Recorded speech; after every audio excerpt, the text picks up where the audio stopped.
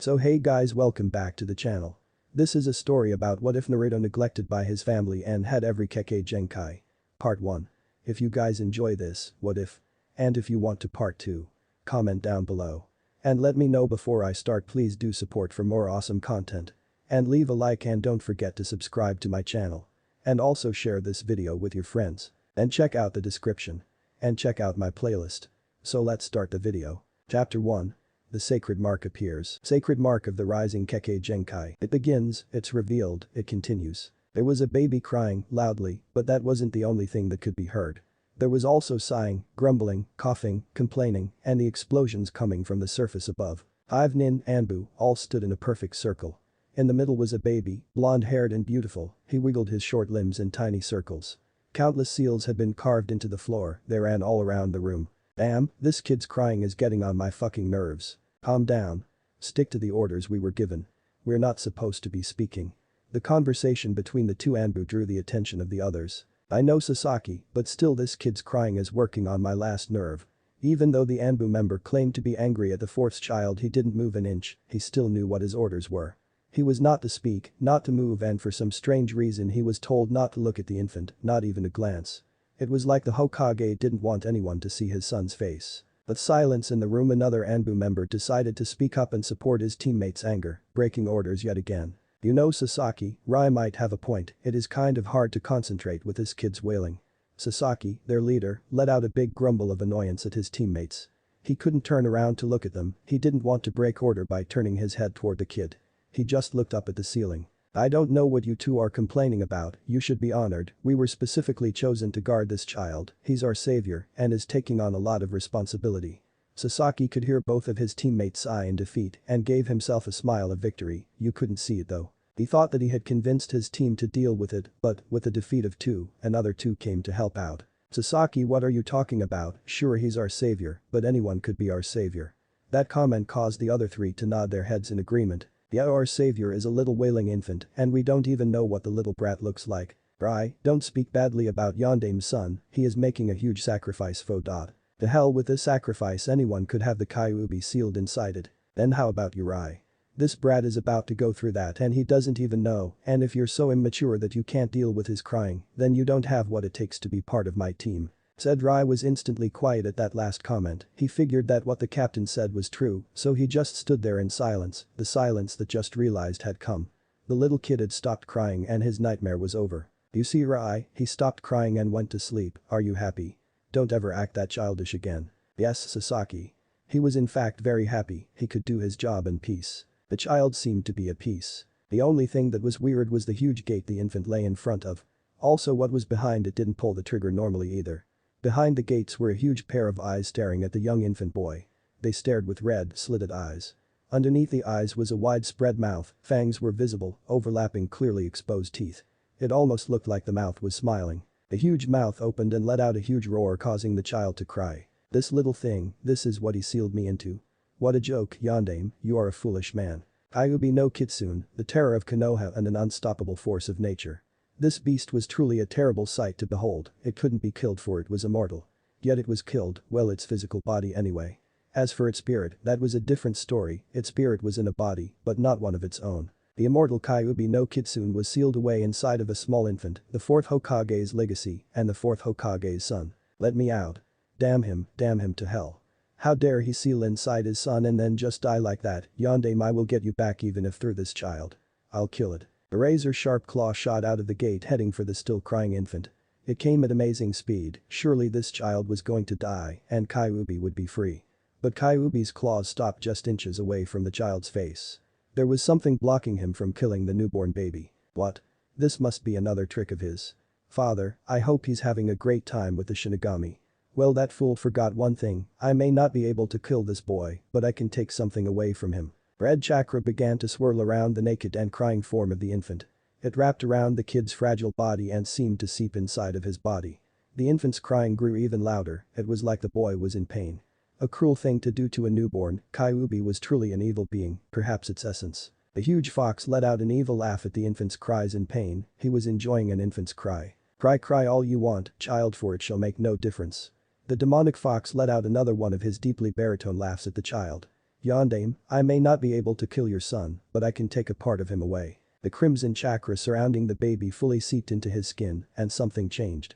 Blonde baby boy seemed to shrink a bit, then his crying subsided, the child was then silent. Have a nice life. Naruto. Fox then started to laugh his demonic laugh again, whatever he did to Naruto was sure to be something of the worst nature. It had to have been.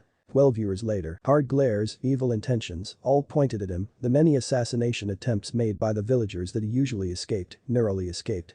Memories of the first time he met that bastard fox inside him and how lonely he was when he got home. Times when he would cry himself to sleep because he didn't have parents to read him a bedtime story and help him sleep. Why was it all happening to him, why? That was the thing he didn't know, why he had no parents, why people tried to kill him, why every time he walked down the streets, the villagers would look at him with that intense hate that he was so used to. He guessed he was just born that way and destined to stay like that. A freak of the world. Although he wouldn't have been so angry if he just knew why it was happening to him, why any of it was. Naruto. Naruto Uzumaki, pay attention. Naruto's eyes popped open, he raised his head to figure where he was. He looked around sleepily and observed his surroundings. Chalkboard, kids his age, Iruka-sensei. The classroom. Naruto, if you don't pay attention you'll never become a ninja. The voice of his sensei and surrogate brother rang through his head, waking him up completely. Iruka had been one of the few people who actually cared for him, whose eyes didn't stare harshly. He was always kind to him, therefore Naruto considered him to be a sort of older brother of sorts. Naruto then heard another voice from across the room. Does it even matter, Iruka-sensei? We all know Naruto's not going to become a real ninja anyway. The whole class erupted into laughter at Naruto, pointing in mocking fashion. He looked down in shame. It really wasn't the fact that everyone was laughing at him, it was the person who said that really got to him. Haruno Sakura, top of the class when it came to Kunoichi and the current subject of his affection, knew he had no chance, but he still tried. He was a fighter. Why yeah I will, just you watch, I'm going to become the Hokage, and I'll show you all. Barely restrained laughter could be heard due to Naruto's comment. Some random kid decided to speak out and further embarrass Naruto. Yeah right Naruto, you can't even do a basic henge, let alone become Hokage. Once again the class erupted in laughter, Naruto gritted his teeth. Settle down. Iruka yelled, bringing all the laughter to a stop, and all eyes were on him. It seemed like every time he yelled everyone stopped what they were doing. Geez, now class, I have to cut class early, I have an urgent assignment. So class was dismissed. Remember to practice your techniques for the graduation final tomorrow. Naruto got up out of his seat and began to walk out the door with the rest of the class. Then Naruto, can I speak with you? Naruto paid him no mind and walked out. Naruto didn't need to talk with Iruka right now, he needed to be away from everyone. A place where he could think, that's one thing a lot of people didn't know about Naruto Uzumaki, he liked to think. On the outside he was a loud, rash, weak little failure, on the inside he was much different. The Hokage faces his getaway from reality. His sanctuary and the closest place he could find to get some peace and quiet. Naruto walked outside the academy and immediately headed for the Hokage faces. In approximately 5 minutes he was there, sitting on the top of Yondaime's head. He sat at the edge looking down on all of Konoha. He then closed his eyes. Kyuubi, you there? Naruto could hear the faint sound of a fox's chuckle. Of course you tweet, I'm always here, I'm inside, you remember? Shut up you stupid fox. What do you want? I'm trying to sleep here. Naruto let out a sigh. I just wanted to talk, what's not allowed in my own head. Talking to yourself is a bad habit of Naruto, but that isn't the real reason why you're talking to me, is it? And no, that is the reason why, I just wanted. Naruto could hear the loud chuckle of the Kyuubi inside his head, he let out another mental sigh. You want to know why you're so weak, don't you? Never mind, I don't want to talk. Then I will. An intense pain went through Naruto's body, red chakra surrounded him, the rock monument depicting Yondaime's head began to crumble away beneath him. The chakra shot out of Naruto's stomach and began to float in the air in front of Naruto. What the hell is this? Ah. The pain grew even more as the huge mass of chakra began to take the form of a giant fox's head. The chakra distorted and first sprang out of it.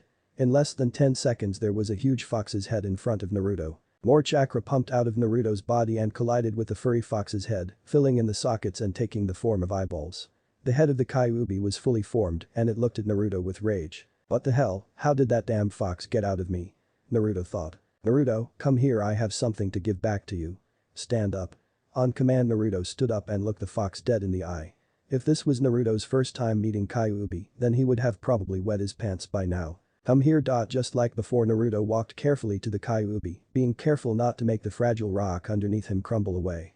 In 5 steps he was right in front of the floating head of Kyuubi. Naruto, you are useful to my plans, and if you are to carry out what it is that I intend for you to do, then you must become a true ninja, and in order to do that I must give it back. Give what back? What the hell are you talking about?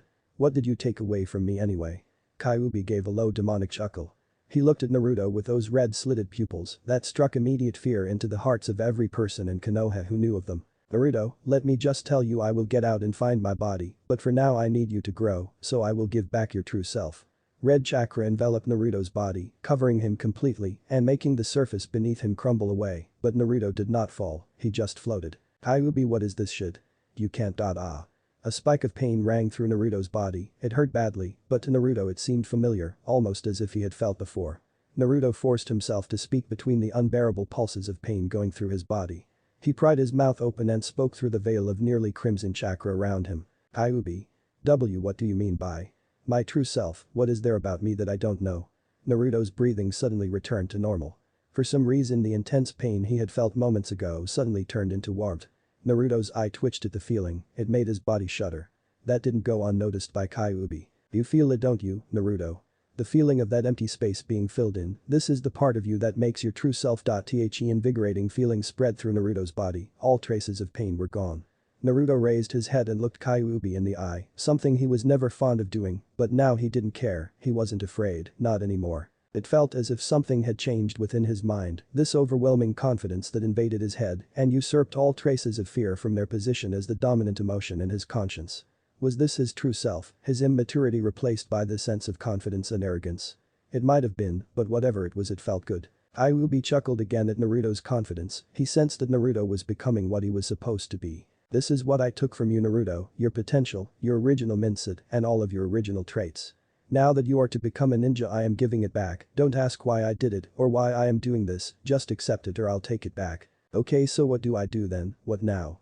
Kyuubi let out a big sigh. I have given back all there is to give, you have changed back, so all there is for you to do now is wake up. What, but I'm already. His eyes then opened again, staring at his apartment ceiling. Awake. Naruto rubbed his head, not even bothering to get out of his bed. It was a dream. But it felt so real. Naruto sat up and placed his feet on the floor. His eyes went wide in shock. His room was a mess, he seriously needed to do some redecorating, but that would have to wait for later. If his memory served, today was the day he was supposed to become a ninja. He stood up and rubbed the sleepiness out of his eyes. Damn, that Kyuubi invaded my dreams, why couldn't he have revealed himself to me 20 years from now or something, stupid fox. He walked to his bathroom and closed the door, turned on the faucet and washed his face. When he brought his face back up to the mirror, he jumped back in shock and let out a large yell. It was probably a yell so loud that it could be heard throughout the entire village. And my eyes, what the hell happened to my eyes? His eyes had made the transition from his normal sapphire blue to a lighter bluish purple. The weird part was the tiny burst of light orange that seemed to emanate from his pupils. They were basically baby blue with an orange tint coming from the middle. So it wasn't a dream after all, Kyuubi really did visit me. Naruto washed more water onto his face. Even though the shock Naruto got was great, it only lasted for a couple of seconds. After he saw his eyes, he wasn't all that surprised, it only lasted for about 5 minutes. Naruto actually thought that his eyes felt normal, they didn't feel weird, they just looked weird. Kyuubi, not that I'm complaining, but what exactly did you do to my eyes? He delved through his mental link and found the demon fox. I already told you, I gave you your true self back, don't you feel it? Naruto shook his head. You will, Naruto. But why are you giving this back to me? You want to kill me, right? Exactly right, but in order for me to get out and kill you in this village, you must become a ninja first. Don't worry, this will all come together soon, that goes for you readers too, but by then there is nothing you will be able to do about it, so live your life to the fullest right now, while it lasts. With that, Kyuubi cut off their mental link. Naruto looked down in grief for a few seconds, then sprung up with renewed vigor. Kyuubi, that's impossible, you yourself told me that it is impossible for you to get out. Dumb fox. Trying to scare me, even if I become a ninja, which I will, there is nothing you can do to get out of me. Kyuubi really did change Naruto, except he just didn't know it. The old Naruto would have hated the fact that the Kyuubi no Kitsune was inside him and couldn't get out, but now he looked at the atrocious concept with a hint of optimism. He saw it more like he was the person chosen to defend the village from his curse. If this was how Naruto was originally intended to turn out, then he liked it. Naruto walked over to his closet and jumped back with disgust. What he saw was a metaphorical battlefield of orange, blue and white. His millions of jumpsuits. They were once sacred to him, now they were the most wretched things in the world. Damn, I can't believe that I actually like to wear this crap. Oh well, I'm going to have to find something else to wear. Naruto frantically started to search through his mountain of former attire. He searched for a few moments until he found a box. Got it. He opened it and found a matching set of black training pants and a tight short-sleeved black jacket used for training. The jacket looked like it came down past one's hips and it could be zipped up. Thank you. He is referring to the third Hokage. If there was ever a better time for that matching training set Naruto got last year from the third Hokage. Wait, there was no better time for it. Naruto ran back into the bathroom and took his bath, determined to earn his hit. Naruto Sakura hated walking to the academy every day like this. She would get up, admire herself in the mirror, wash up, admire some more, dress up, then admire some more. To her that part was okay, but what really got to her was the fact that every morning she would run into her former best friend and all-out rival in love, Yamanaka Ino. Sakura walked down the street timing her blonde competitor's arrival. 3, 2, 1. Right as Sakura was about to pass Ino's house, the blonde stepped out. Sakura let out a big sigh. Right on time, as usual, man, why can't she be late for once? Sakura walked past Ino as she joined her on her walk to the academy. Both of them walked side by side as normal friends would, then again Sakura and Ino weren't exactly known as friends, more like arch-enemies. Getting annoyed by her counterpart's company, Sakura decided to put a little spring in her step and walk a little faster. That action was soon matched by Ino. Sakura and Ino both let out simultaneous grunts of annoyance at each other. Both put in multiple bursts of speed and quickened their paces. In no time they were neck and neck with each other, practically racing down the street. This was the part that Sakura didn't like, she always ended up tired and sweaty, two things that she hated to be, and two things that being a ninja would call for. What are you doing, Ino pig? What do I mean by forehead girl? Both of them were still neck and neck, faces pressed against each other, with big veins bulging out each of their foreheads. Some foreheads were bigger than others. Sakura, that bitch. As both girls sped down the street, both girls came to an abrupt stop when they saw a quick flash of yellow and black. They saw a boy with blonde hair, clad in all black, fly past their faces. He was moving noticeably faster than either of them could ever move. Both Sakura and Ino could have sworn they had seen this boy before, if he wasn't moving so fast they could properly look at his face. Wearing confused faces, both of them looked at each other at the same time. Was it Naruto? It felt great, the wind through his hair, his noticeably better vision, the way he could effortlessly jump 20 feet in the air at will.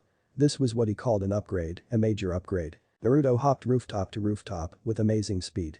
The way he was moving, it was way beyond Genin level, mid-Chunin perhaps. Naruto really didn't care, he just loved it. He could almost thank Kyuubi if he wasn't the reason for Naruto not having this type of speed in the first place. This was something he could get used to, he would have after all, this was who he really is. He paid no mind to some of the villagers yelling at him, his goal was to get to the academy and obtain his hit and become a full-fledged ninja. Damn, this feels good, this is what speed is like, huh? I fucking love this stuff. Naruto's excitement over his recent upgrade was positively through the roof, but the tone of his voice was positively everything but through the roof. It sounded cool and calm. The new Naruto. In a few minutes Naruto made his way to the ninja academy and was walking through the hall to get to his normal classroom. He got a little confused on the way there, every single girl that he passed on the way to his class would either look away from his face or giggle as they passed him.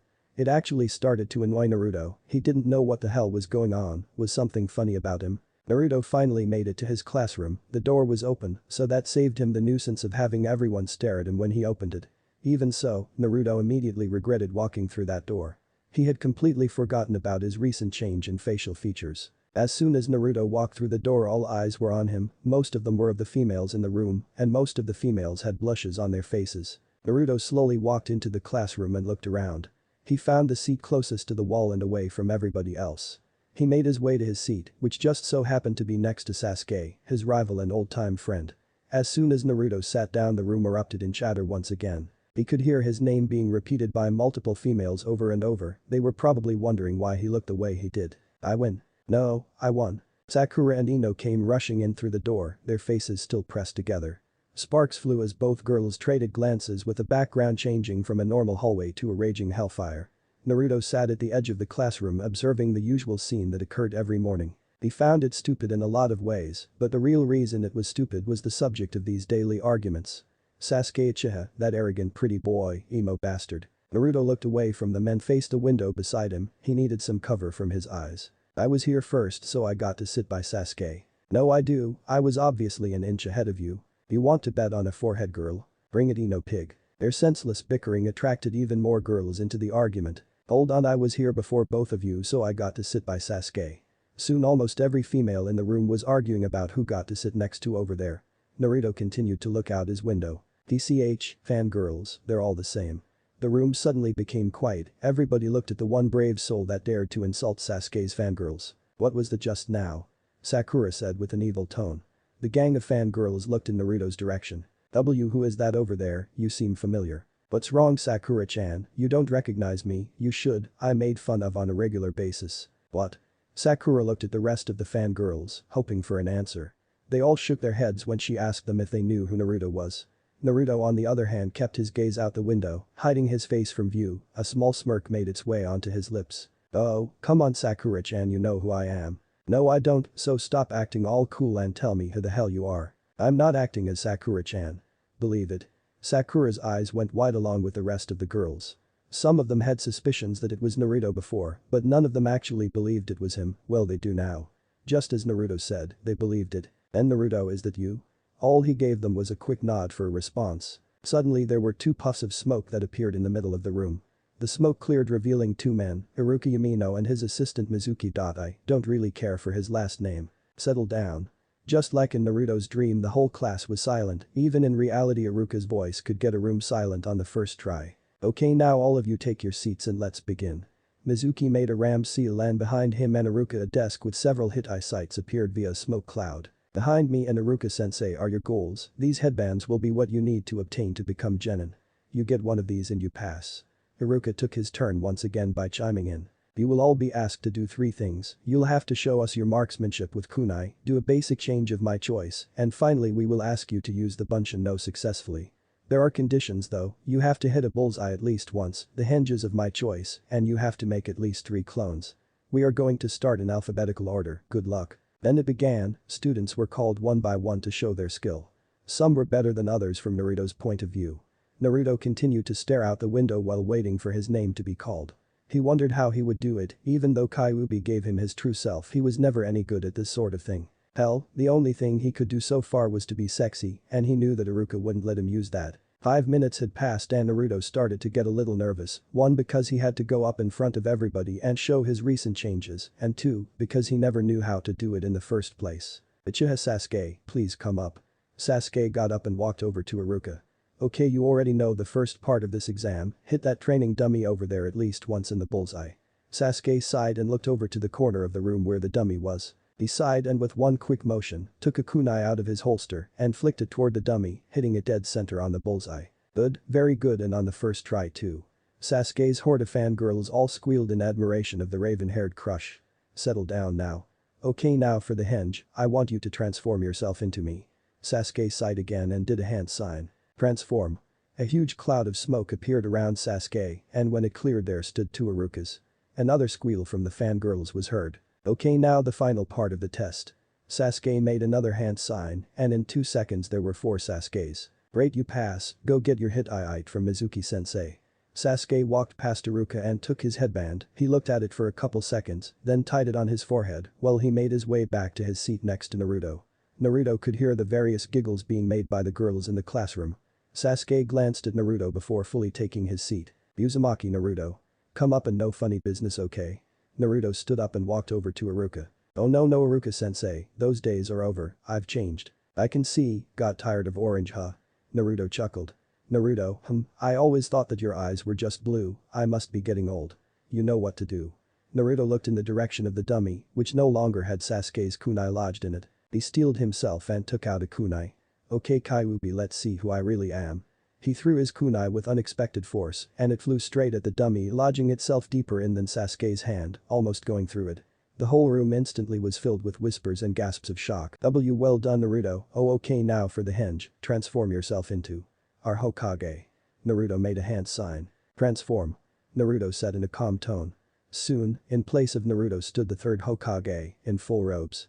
Everyone in the room was wide-eyed, the fact that Naruto could do so easily that most of them had trouble doing was very surprising. More whispers came from the classroom. Oh outstanding Naruto, let's see if you can get this one down. I want you to make at least 3 clones using Bunshin no Jutsu. Naruto did the proper hand sign. This was the moment of truth, everyone was looking at him, if he messed up on this, he would be forced to uphold his reputation as Naruto, the knuckled-headed loser who can't even make a clone. Bunshin no Jutsu? Naruto poured a large amount of chakra into this, his chakra flared, and in a huge plume of smoke, there were 10 Narutos standing in the front of the room. Everyone in the room gasped. Naruto looked around thinking that he had messed up. When he saw 9 other Narutos he was relieved. Hey, amazing, simply amazing Naruto, go on and get your hitty out, you deserve it. The small murmurs and whispers increased even more. Whoa. Since when was Naruto able to do that? Those clothes make him look kind of cool. Naruto savored these comments, they were never for him before. He grabbed his hit-eye and walked back to his seat next to Sasuke, but before sitting down, he gave Sasuke the same glance that Sasuke had given him a few moments ago. Well, I guess that concludes the exam, all of you pass, congratulations. The whole class let out a loud yell of victory, well except Naruto and Sasuke. Okay, now that you've all passed you may have a lunch break. Dismissed. Make sure you come back though this isn't over. Naruto stood up and walked out of the classroom with Sasuke following shortly behind. Everyone watched as the lone Uchiha and the new cooler Uzumaki walked out, followed by a gang of fangirls. Naruto had forgotten to eat breakfast, and he didn't even bring something edible with him. He was so pumped up at the thought of getting his headband, which was now currently tied loosely around his neck, that he had forgotten to eat. Thoughts of what had transpired earlier ran through Naruto's head, that feeling of power that he never once had before, the amount of chakra that flowed through him when he used the Bunshin no Jutsu. That was real power and it was his power. Naruto needed to find a good place to just think, since he had no food with him for lunch.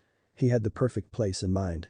That old tree with the swing in the front of the academy, it was another one of his sanctuaries. In less than 5 minutes Naruto was at his own little abode of solitude. He jumped onto a branch sprawling out on it. Man, that was the best. I didn't even know I had that much power. Naruto brought his hand in front of his face and stared at it. I looked so cool back there. Right Naruto, you looked cool. Kyuubi said in a very sarcastic way that Naruto didn't miss. Shut up Kyuubi. By the way, how is it that I have this much power, did you do something? No, you idiot, I already told you this is all your power. When you were a baby I infused your infant body with a minuscule amount of my chakra. In doing this I sealed away part of your chakra reserves, making you virtually weaker. I thought that if you were so weak you would die easier and I could get out, unfortunately for me, if you die I die. I needed to come up with another way, and if you die too early I might not have enough time to figure out a way out, so I unsealed that part of you. Okay, I get that, but why is it that I have this much chakra? Do you remember that feeling you got every time you trained, the feeling that you weren't getting any stronger? Naruto gave Kyuubi a mental nod. Well, you were, it's just that every time you got stronger your new chakra would form in the part of you that was sealed away and kept growing with the rest of your body. And on top of that you were, excluding my chakra, you were born with extremely large chakra reserves, so all of that chakra came together. Naruto stayed silent for a few seconds, he then responded. So the reason I never got any stronger was because of you. Kyuubi, you suck. Naruto heard the faint sound of Kyuubi's chuckle as it faded away and resided back into the depths of his conscience. The next sound Naruto heard was a voice from below, not Kyuubi's though, this voice was human. Hey dope, stop talking to yourself in that tree and get down here. Naruto glanced and recognized the voice, and he didn't really feel like hearing it right now. Naruto stayed in his slouched position on the branch and answered the voice back with a loud sigh. But team, what do you want? I want to ask you something, so get down here. Why don't you come up here and ask me? Naruto then heard the voices of females, those voices didn't sound too happy either. Naruto. Sasuke-kun wants to ask you something, you should be glad that he's even talking to you, so get down here now. This female voice was accompanied by others all wanting to get Naruto from the tree. Not wanting to cause a further ruckus, Naruto slid off the branch and landed right in front of Sasuke. He looked him straight in the eye. Sasuke's eyes widened when he caught a glimpse of Naruto's new upgrade. What the hell is wrong with your eyes, weren't they always just blue? Naruto glared at Sasuke, and Sasuke returned his glare. No, they were always like this, you just didn't look hard enough. Hey, don't you glare at Sasuke-kun like that. Once again Sakura opened her mouth from the sidelines to defend her crush. Naruto took his glare away from Sasuke and directed it at Sakura. He was pleased when he saw her gasp and back away from him, only to shrink into the back of the mob of fangirls. Her gasp wasn't the only one to be heard, it seemed like as soon as Naruto glanced toward their direction, Sasuke's faithful fangirls suddenly got quiet. But the smile Naruto brought his glare back to Sasuke, making him flinch a little as well. So, what do you care about eyes for anyway, what are you gay? Sasuke's expression got really tense at Naruto's rude comment, not to mention the fact that his cheerleaders were basically set on fire when they heard it. With the blushes and the yelling, and the, oh you know what I mean. No Bill Cosby reenactment intended there. Hey, you want to fight Naruto, just because you passed the test doesn't mean that you're better than me. I can still kick your loser ass. Alright, let's go then, I show you who's the real loser, you and your pathetic cheerleading squad over there. Naruto said while pointing to Sasuke's fangirls. He gave them one last glare just to spook them all. Naruto. Sasuke threw a wild right hook. Naruto dodged quite easily, it was almost like his fist was moving in slow motion. He shrunk back and delivered a strong punch to Sasuke's gut, sending him stumbling backwards. Sasuke charged once again, throwing out a flurry of precise punches. Naruto did no better but to dodge them, all except the last one, which caught Naruto in the face, sending him flying into the tree he had once rested on. Team, is that all you got? Sasuke got angry again and charged Naruto again. He jumped up and came down with a hard vertical kick. I can see it. Naruto thought to himself. In a second Sasuke was right above him. Naruto saw everything clearly. You're so slow, team. Naruto caught Sasuke's leg with one hand, he then slammed him into the tree behind him with all his might. He then flung Sasuke 10 feet away from him, putting him in a temporary daze. Sasuke tried to get up but was pushed back down by Naruto's foot on his back. Hey team, just because I seemed weak before doesn't mean that I am. Sasuke turned just far enough to look at Naruto, who had already begun to walk away. Oh yeah, I look so cool, that should teach that bastard a lesson. Naruto thought to himself as he began to walk back into the academy. Naruto, don't you dare underestimate me. Sasuke charged at Naruto for the final time, hoping to catch him off guard, a very desperate move indeed. I didn't, I just overestimated you. Naruto spun around and plowed his fist directly into Sasuke's face, making him thrust backwards into that same tree. Naruto gave one final huff before walking back inside the academy. He could hear the screams of worry and fear coming from the girls as they all rushed to wounds of their raven-haired lover boy. Let's see who's missing. Chiha Sasuke, does anyone know where Sasuke is? Right here. Sasuke walked through the doors of the classroom, limping and bruised. He was followed in by his loyal fangirls who all had empathetic looks on their faces. Right on time.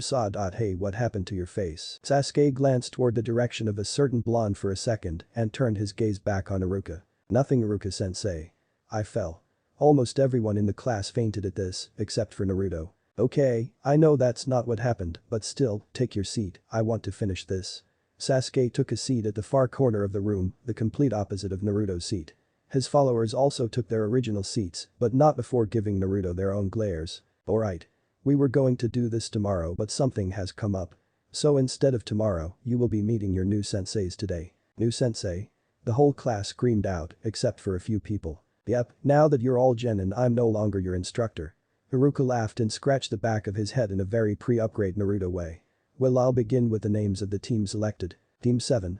Haruno Sakura. Uchiha Sasuke. Sakura jumped up in joy, letting out a loud yes to taunt the other girls in the class who had the misfortune of not being on Sasuke's team. And Uzumaki Naruto. Your instructor is Take Kakashi. Sakura's eyes cracked wide open, her head slouched down in disappointment. No, why do I have to be with him? She said in a defeated tone. Naruto just sighed and Sasuke just brooded. Okay, sit down, Sakura. Teammate. Hyuga Hinata, Aburam Shino and Inizuka Kiba, your Jounin instructor is Yuhi Kurenai. Team 10. Yamanaka Ino, Nara Shikamaru, and Akamichi Chouji, your Jounin is Saratobi Asuma. Now those three teams report to the classroom next door to meet your instructors. Naruto stood up and walked out of the room before anyone else, eager to meet his new instructor. Iruka then continued to name the teams. Where the hell is he? Everyone else got to meet their instructor. What about us? We're sitting in a stupid classroom all by our lonesome. Sakura paced back and forth as she ranted on and on about how their instructor was so late. Naruto had to agree with her, it was really annoying, but then again so was she. Actually, Naruto didn't know why he thought of Sakura as annoying. Before his recent changes, his thoughts about Sakura were anything but annoying. He was practically in love with her, but now he just didn't feel it anymore. Her loud and abusive ways that Naruto thought made her look hot now made her look like a real bitch. Guess he did know after all. Naruto got up and walked over by the window. Sakura noticed this and stopped her ranting. She wasn't going to miss this chance, somehow Naruto had gotten stronger and cooler in her eyes, this was the perfect chance to ask him what happened. Sakura trotted up to Naruto's side. She knew of his crush on her, and if she would have to use that to find out then she would. Naruto-kun, how come you dot? Naruto-kun? Since when am I Naruto-kun? And no, I just wanted to ask how you got so strong and what's with the cool clothes. Sakura-chan, I figured out who I was. Naruto said monotonously. What does that mean? Probably nothing. Naruto turned around and gave her a glare, making her jump back again. He humped and turned around. Well, since you guys are the only one here, I guess you're mine. All three genin turned to face the adult voice. They saw a silver-haired, one-eyed man standing at the door. He wore a mask that only covered his mouth and nose, and his hit eye was slung over his left eye, covering it completely. He wore a standard jounin vest, signifying his rank. Meet me on the roof in 5 minutes. With that the Cyclopean jounin poofed out of the room. Who was that guy? Sakura said. Isn't it obvious, he's our new sensei. Naruto said as he walked past her. He was soon followed by Sasuke, and wherever Sasuke went Sakura was sure to follow. 5 minutes later, Naruto, Sakura and Sasuke all sat in front of their new sensei. They looked at him perplexed by his weird appearance. Alright, first introductions. Tell me some things about you, you know what you like, what you hate, and your goals for the future, things like that. How about you demonstrate so we know what to do? Sakura said. Okay, my name is Kakashi, I like a lot of things, I don't really hate a lot of things either, and as for future goals. I don't really feel like telling you that. Now you go. All we found out was your name. Yup, now you try Pinky. Okay, my name is Haruno Sakura, which I like. I mean who I like is. Sakura cut herself off with a series of giggles and glances at Sasuke. My goals for the future are. Again she cut herself off. Who I hate is Naruto. She gave him an angry glare. Naruto just shrugged his shoulders and flicked her off. Okay, you're in the middle. My name is Uchiha Sasuke. What I want is revenge. I hate a lot of things, and my future goal is to gain power in hopes of killing a certain someone. Sakura stared at him with a look that said he's so hot. Okay, you blondie, tell me about yourself. Naruto began. I'm Uzumaki Naruto. I like it. Naruto paused for a moment after his recent change, he really didn't know what it was that he liked anymore. To train. I hate people who treat others badly without knowledge of that person, and my goal is to gain enough power to show everyone in this village who I truly am. Kakashi scratched his chin. So if I'm correct I got a fangirl, an avenger, and I don't know what to call you, you're sort of an enigma. Great. Anyway, it's time for your first assignment, meet me on the training grounds tomorrow at daybreak, come prepared with all your ninja gear, you'll need it. Oh, and tomorrow, don't eat breakfast or you might puke. But that Kakashi poofed out of vision, leaving the 3 rookie genin to contemplate on what he meant. Finally done. You know I'm so pissed off. After this file got accidentally deleted, I had to write it again, but guess what? It gets deleted again. What the hell?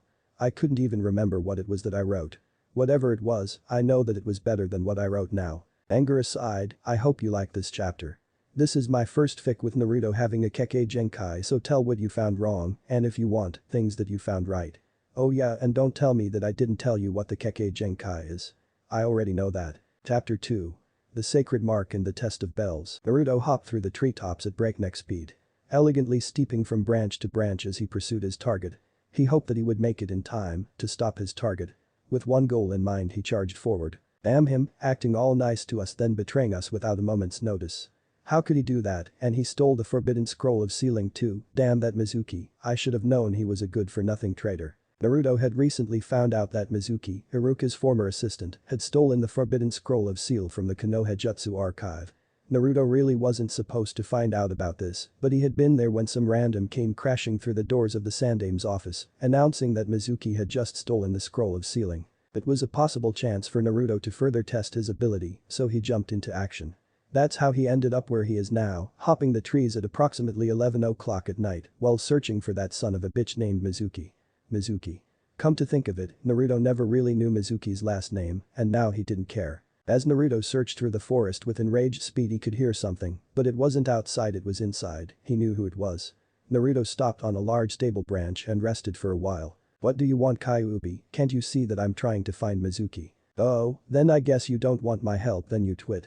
Naruto scoffed at the idea of getting help from a fox, even if it was a gigantic demon lord. What help are you going to give me? Kyuubi chuckled that chuckle that always rattled the inside of Naruto's head. There we go, now what I want to show is a basic technique. It is used by many hunter ninjas. All it is the minor application of chakra to enhance the body's senses. Go try it, pump a little chakra to your ears. Naruto did as he was told and sent a surge of chakra to his ears. He reeled back in an instant, the sudden enhancement of his hearing overwhelmed him, he nearly fell off of the branch he was on. Everything just went from normal to like triple surround sound. I told you only a little chakra was needed to lessen up your flow. With that Kyuubi's voice died out in Naruto's head. He lessened his chakra flow to his ears and suddenly the triple surround sound just became slightly amplified.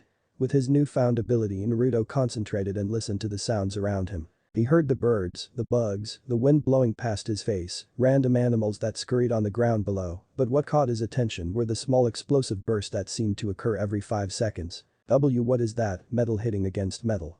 Kunai, maybe, sounds like a battle is going on. Naruto stood up on the branch and set a course for the location of the battle. Naruto once again started traveling at the pace he was going at once before. After 5 minutes of fast-paced tree hopping, the sounds grew louder. He was definitely sure that there was a fight going on, and by what he could hear there were only two people fighting. One of them had to be Mizuki, the other he wasn't too sure of. Where the hell is that bastard? Wait, what the hell? Naruto saw two men, one of them was on a tree branch with a scroll in his hand, Mizuki. The other one was on the forest floor and he was bloody. Naruto's eyes widened when he realized who he was. His former teacher and surrogate father, Iruka Yamino. Live it up, Iruka, you can't beat me, I'm stronger than you. I'm going to take this scroll. Mizuki gave a sinister chuckle that sent a chill through Iruka's heavily damaged spine, which currently had a shuriken sticking out of it. Why Mizuki, why are you doing this? Betraying Konoha will only come back to hurt you in the end. Ha! Iruka, how stupid can you be? Do you really think that I give a rat's ass about this village? There's only one thing that I want in this world and that is power, and there's no here who can stop me from attaining it. Do you mind saying that again? Mizuki's neck hair stood on end, that voice just came out of nowhere and scared the crap out of him. He was confused as to who the hell it was. Who said that? Mizuki continued to look around for any signs of the unknown voice, but whoever it was, they sounded like a kid. Show yourself. Mizuki commanded. Fine. Mizuki could only duck as he sensed two kunai being thrown from behind. He narrowly escaped the attack as he could feel the cold metal of a kunai brush his head, cutting a little hair in the process. If you want me, you got me, Mizuki-sensei. Mizuki turned and was face to face with a familiar blonde, but what he wasn't familiar with was his fist hitting his face. Naruto delivered a full power punch to Mizuki's face, sending him flying, but before he could finish his diagonal descent, Naruto grabbed the last of Mizuki's shuriken from his back and with a vertical thrust, threw the giant weapon at Mizuki, pinning him to a tree trunk below. Naruto-kun, what are you doing here? Said a badly damaged Iruka. Naruto jumped down from the branch and landed in front of Iruka. He was currently holding the scroll Mizuki was holding before he decked him. Isn't it obvious I'm here to stop Mizuki and to help you? But how did it go? You. Element of surprise is Iruka-sensei, that's how I beat him so easily. Iruka-sensei looked at Naruto with pride, he was proud of how much the boy had grown, he was even able to take on him with no problem at all. Naruto looked in the direction that Mizuki was. He walked over to the currently immobilized and looked him dead in the eye. His head swayed limply and Naruto saw no movement in him, he presumed that he was dead. Naruto turned to walk back over to Iruka but was stopped when he felt a hand grab the back of his jacket. You son of a bitch, I'll kill you. Naruto turned his head to find Mizuki's arm clinging onto his jacket. HMPH, are you still alive? I thought you were dead. Mizuki growled and coughed up some blood mid-growl. His grip loosened allowing Naruto to smack his hand away from his new clothes. Don't touch, these are new. Mizuki snarled through clenched teeth. Curse you, demon.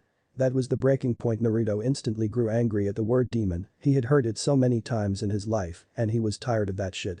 Naruto decided that he was going to toy with the traitor for a while, play dumb. Demon? Did you just call me a demon? Mizuki spit up another round of blood. That's right, you little brat, you're a demon. Naruto could hear Iruka's breathing grow heavy in the background, which he had anticipated. Mizuki, no, he's too young for that. Iruka yelled. Shut up, you fool, I don't care. Naruto, do you know the reason you were always looked upon with hate? Naruto kept his innocent boy charade and slowly shook his head no. Do you remember the nine-tailed fox that attacked Konoha 12 years ago? Naruto shook his head yes. Well Naruto, the reason everybody hates you is because. No Mizuki, don't do it. The Kyuubi no Kitsune was sealed inside of you. Naruto faked a shocked expression and began to shrink back. How's it feel, Naruto, to know that the most hated natural being is inside of you? Mizuki wore a psychotic smile of satisfaction, but it soon faded away when he saw Naruto smile. He heard the young genin start to snicker. What the hell is so funny, you're a demon and you think that's funny. Naruto hung his head down, his eyes covered by his unruly bushy-called hair. How stupid do you think I am, Mizuki-sensei? I'm not the same oblivious boy that I was before, I never was. Naruto raised his head and looked Mizuki straight in the eye. That's old news, Mizuki. Guess what, I've known about the fox since I was 6 years old. Actually, I don't really mind him residing within me, as long as he doesn't try anything that is. Not a chance for Naruto. Shut up, Kyuubi. Naruto saw the expression on Mizuki's face, simply priceless. He saw Iruka's expression, it was almost as rich as Mizuki's. Naruto-kun, how did you know? Iruka asked in a shocked tone. Well, let's just say that the minds of the innocent wonder way too much. Naruto said with a smile. His smile faded as he turned back to Mizuki. Now is there anything else you want to say, Mizuki? Mizuki just growled in defeat. Damn you, you demon br. Ugh. Mizuki passed out when Naruto gave him a solid jab to the gut, being careful not to stab his hand on the shuriken protruding from his stomach. You're the real demon here, Mizuki, and Oni only betrays his kind. Naruto walked away from Mizuki and went to Iruka's aid. Naruto-kun, how did you get so strong? Training, I guess. An obvious lie on his part, but not so much a lie that it wasn't true. Iruka-sensei, can I ask a favor of you? Iruka gave him a weak nod. Good, Iruka, can you not tell anyone of this little episode we had here? If they asked what happened, just tell them that you beat Mizuki, but if they ask for the scroll, tell them that you gave it to a jounin to return back to the archives, and he said he would send for help. Iruka raised his eyebrow in confusion.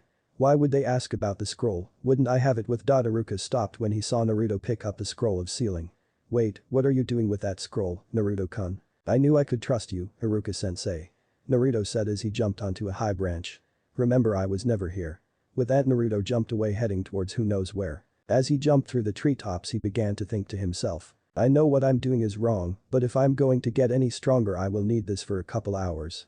Besides, I don't even have any good sleeves. Naruto unraveled the scroll in front of him while tree hopping and began to search for any useful thing he could find. What's this? Kage Bunshin, no, this could be a long night. Sarutobi started with pride at his crystal ball. The young genin who he had just seen take down Mizuki made him smile constantly. It made him so proud that he didn't even seem to care that the young boy was looking at a scroll filled up with techniques that were level at the least. Naruto, you have done well, very well indeed. Sarutobi waved his hand over the crystal ball twice, and the sight of Naruto jumping through the trees while reading the scroll faded away. The old then walked away. Naruto woke up with a reluctant groan. He rubbed his eyes and yawned. He looked at his surroundings. What he expected to see was his bedroom ceiling. What he did see were the trees and the sky. Birds flew above and bugs all over the place. He leaned over to his left, but his eyes widened when he felt nothing underneath his left shoulder holding him up. He slipped and careened down to the floor. He hit the soft forest soil with a dull thump. Oh Kami, damn it. Naruto got up, now in a bad mood from falling off a branch 30 feet in the air. He stood up while rubbing his sore left shoulder. Damn, this is going to hurt for a while. Naruto looked up at the canopy for a few seconds and took in a deep breath. He closed his eyes. They snapped back open immediately. Oh crap, that's right, the training grounds. I was supposed to be there at daybreak. Naruto looked up at the sky. He presumed that it was around 8:50, judging by the sun's position. I'm going to be late, damn. Naruto hopped back on the same branch he fell off of. Put his foot on the tree trunk and began to walk up the tree. I bet you didn't know that Naruto could do that. What did you think he was doing in the woods with that scroll? Naruto spent most of the night learning new from the scroll of sealing. Tree climbing was just another skill that came with it. Come to think of it, where was the damn scroll? Naruto really didn't care. Naruto walked to the top of the tree, which just so happened to be taller than all the others, and looked around. After a few seconds of searching, he found the big green patch of land that was the training grounds. Wow, that scroll really helped. Without it, I wouldn't even know how to do this handy tree climbing crap. Naruto jumped off the treetop and onto a lower branch. He then began hopping from branch to branch in the direction of the training grounds. Hey Kyuubi, why didn't you wake me up? Well, you were up all night learning from that stupid scroll. What the hell do you think I'm here for? An alarm clock, which you obviously can't be. Shut up, you're lucky I can't come out there and kill you. Naruto's body seemed to go on autopilot. He was still tree hopping, but his attention was brought fully on Kyuubi. Kyuubi, I have a question to ask. How is it that I'm able to learn all this stuff so easily? I mean, I learned those techniques in the scroll overnight like it was nothing. Naruto paused and waited for Kyuubi to respond. Naruto, I told you that when you were an infant I sealed away part of your chakra, the unnaturally large amount of chakra you were born with. As you put your body through extreme training to increase your strength, the seal I gave you took some of that power away. That's why you didn't see any results. Well, you grew, the restrictions of your seal grew as well. Plus, the fact of the seal putting so many restrictions on your body was so great that your body naturally adjusted to the hindrances of the seal.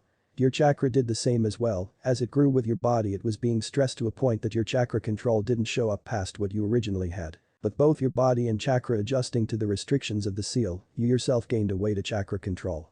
Since your body was way too used to constantly adjusting to the seal, things such as controlling your chakra after I took the seal off became virtually effortless to you. So something like learning how to climb a tree would only take an hour or two. If you keep training, the seal will eventually fully go away. So basically what you said is that I was born awesome, and when you put the seal on me, my awesome body worked around it, making my body and chakra even more awesome than they already were. Naruto mentally chuckled when he didn't hear Kyuubi's response. Naruto took his body off of autopilot and resumed control. He noticed that he had just come out of the forest and onto the training grounds. He sighed from the relief of not having to jump through all those branches. He looked over to a large tree in the middle of the grounds and noticed that his team was under it. He thought that it would be funny to trick them. With his crazy speed he made a break for the tree and without so much as a sound, he jumped into the tree and landed in a branch a little bit above Sasuke's head. Am I too late? Sasuke jumped up and away from the tree he was under. He looked completely freaked out like he had just seen a ghost. What the hell was that? Who's in that tree? Naruto fell backwards and hung upside down from the branch he was on. Don't you recognize my voice, Sasuke? Nah. Ru. 2. Sakura, who was behind Sasuke and looked equally as freaked out, frowned at Naruto. Naruto, don't you go scaring people like that. You almost scared Sasuke to death. Naruto. I thought I was Naruto-kun yesterday. Sakura's facial expression went from angry to ashamed in seconds. She remembered how she tried to sweet-talk Naruto into telling her about his changes the day before. Never mind. Sakura said in a low tone. Naruto turned his attention once again to Sasuke, who had walked right up to his face and was currently a few inches apart from. Sasuke's eyes narrowed in anger. What the hell is your problem, Naruto? You're becoming really annoying, you know. Naruto stared Sasuke right back in the face. What's my problem? What the hell is your problem? Then Naruto remembered something. Oh, I see, you're still mad about losing to me. Naruto said arrogantly, causing Sasuke to growl and grab Naruto by his jacket collar out of anger. That was lucky, Naruto. Next time we fight I'm going to kick your ass. Oh, and is that a promise, Sasuke? Cause I can show you right here and right now whose ass is going to get kicked, or do you prefer to fight in private now? You know I don't want you to look bad in front of your fangirl over there. Naruto said while throwing a quick glance at Sakura, making her flinch. Naruto. Sasuke's voice had now elevated to the point of yelling. If you want to fight me again then let's go right here, right now, dope. Ah, don't act like you can win, team. Naruto responded with an ever-stoic tone that made Sasuke's blood boil. Now let go of the jacket, it's new. Naruto smacked Sasuke's hand away from his collar. That'll be enough from the both of you. Sasuke and Sakura jumped at the familiar voice. Naruto just stayed as he was. They all turned to face the man who spoke. Get down from that tree, Naruto, it's time to begin. What, Kakashi-sensei, when did you get here? And you're 4 hours late, by the way. Sakura's tone was nothing but happy. If there was one thing she hated more than Naruto it was waiting, and now she couldn't stand Naruto. Oh, sorry, I'm late, a black cat crossed my path so I took the long way here. That's a terrible excuse, Kakashi. Anyway, today I told you to meet me here and be fully prepared for a battle. The reason I told you this is because I want to test you all. Kakashi-sensei, we already took the test to become genin, so what else is there to take? Sakura asked. Right, you are Sakura, but this is the real test on whether or not you guys become actual genin. If you fail this you will be sent back to the academy and will have to do a whole year of the same thing just to get back to where you are now. Sakura's mouth gaped and Sasuke's eye twitched. Naruto dropped down from his tree and landed on his feet. So you're saying this test is a pass or fail? Exactly, Naruto, you get it, now let me explain the gist of this test. Kakashi pulled out 2 bells. These bells are your goals, you are to get these bells away from me in the time allotted. You have until noon to get them. He then took out a book and, that seemed a little mature for someone of Naruto's age, and began to read. He reached into his pocket once more and pulled out a buzz timer, winded it and set it to ring at noon, then brought his attention back to his porn. He looked up from his trusty porn and said, oh, and one more thing, after I say begin you better come at me with the intent to kill or you'll never pass this test, which only has a 30% chance of success. Kakashi then placed the timer on the ground. Begin. With that Sasuke and Sakura jumped into the tree for cover. Naruto on the other hand stayed in his original position. Taking a jounin alone, do you really think that you can get these bells from me? No. Naruto stood for a second, and a second later Naruto took out a kunai and flung it at Kakashi, which he caught with ease. But it doesn't hurt to try. Naruto sped off to the left and came into Kakashi. He is fast. Even though Kakashi didn't have any trouble keeping up with Naruto's sudden movement, he had to admit the kid did catch him off guard. Naruto ran in and threw a punch Kakashi's way. He blocked it with one hand and used his other to defend his paradise novel. Kakashi grabbed onto the blonde genin's fist and flung him up in the air. Naruto retorted with several spins into an axe kick from the sky. Kakashi grabbed his foot and flung him several feet away from him. Naruto, is that the best you can do? Kakashi teased. Naruto flipped and landed on his feet. I guess it's time to pull this one out. Naruto took out another kunai and tossed it at Kakashi, who caught it once again. This time Kakashi's eyes widened when he realized that the kunai had an explosive note on it. Damn, I let my guard down.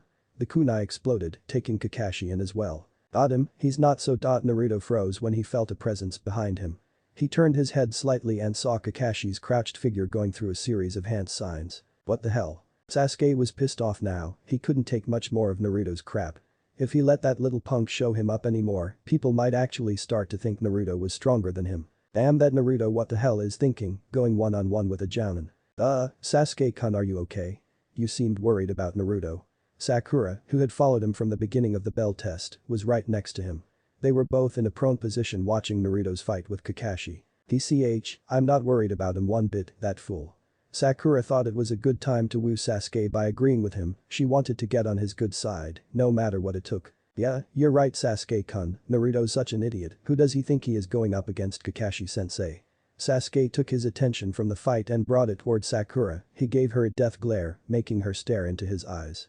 That would have been good for Sakura if Sasuke's eyes hadn't been so cold. You don't know anything about Sakura.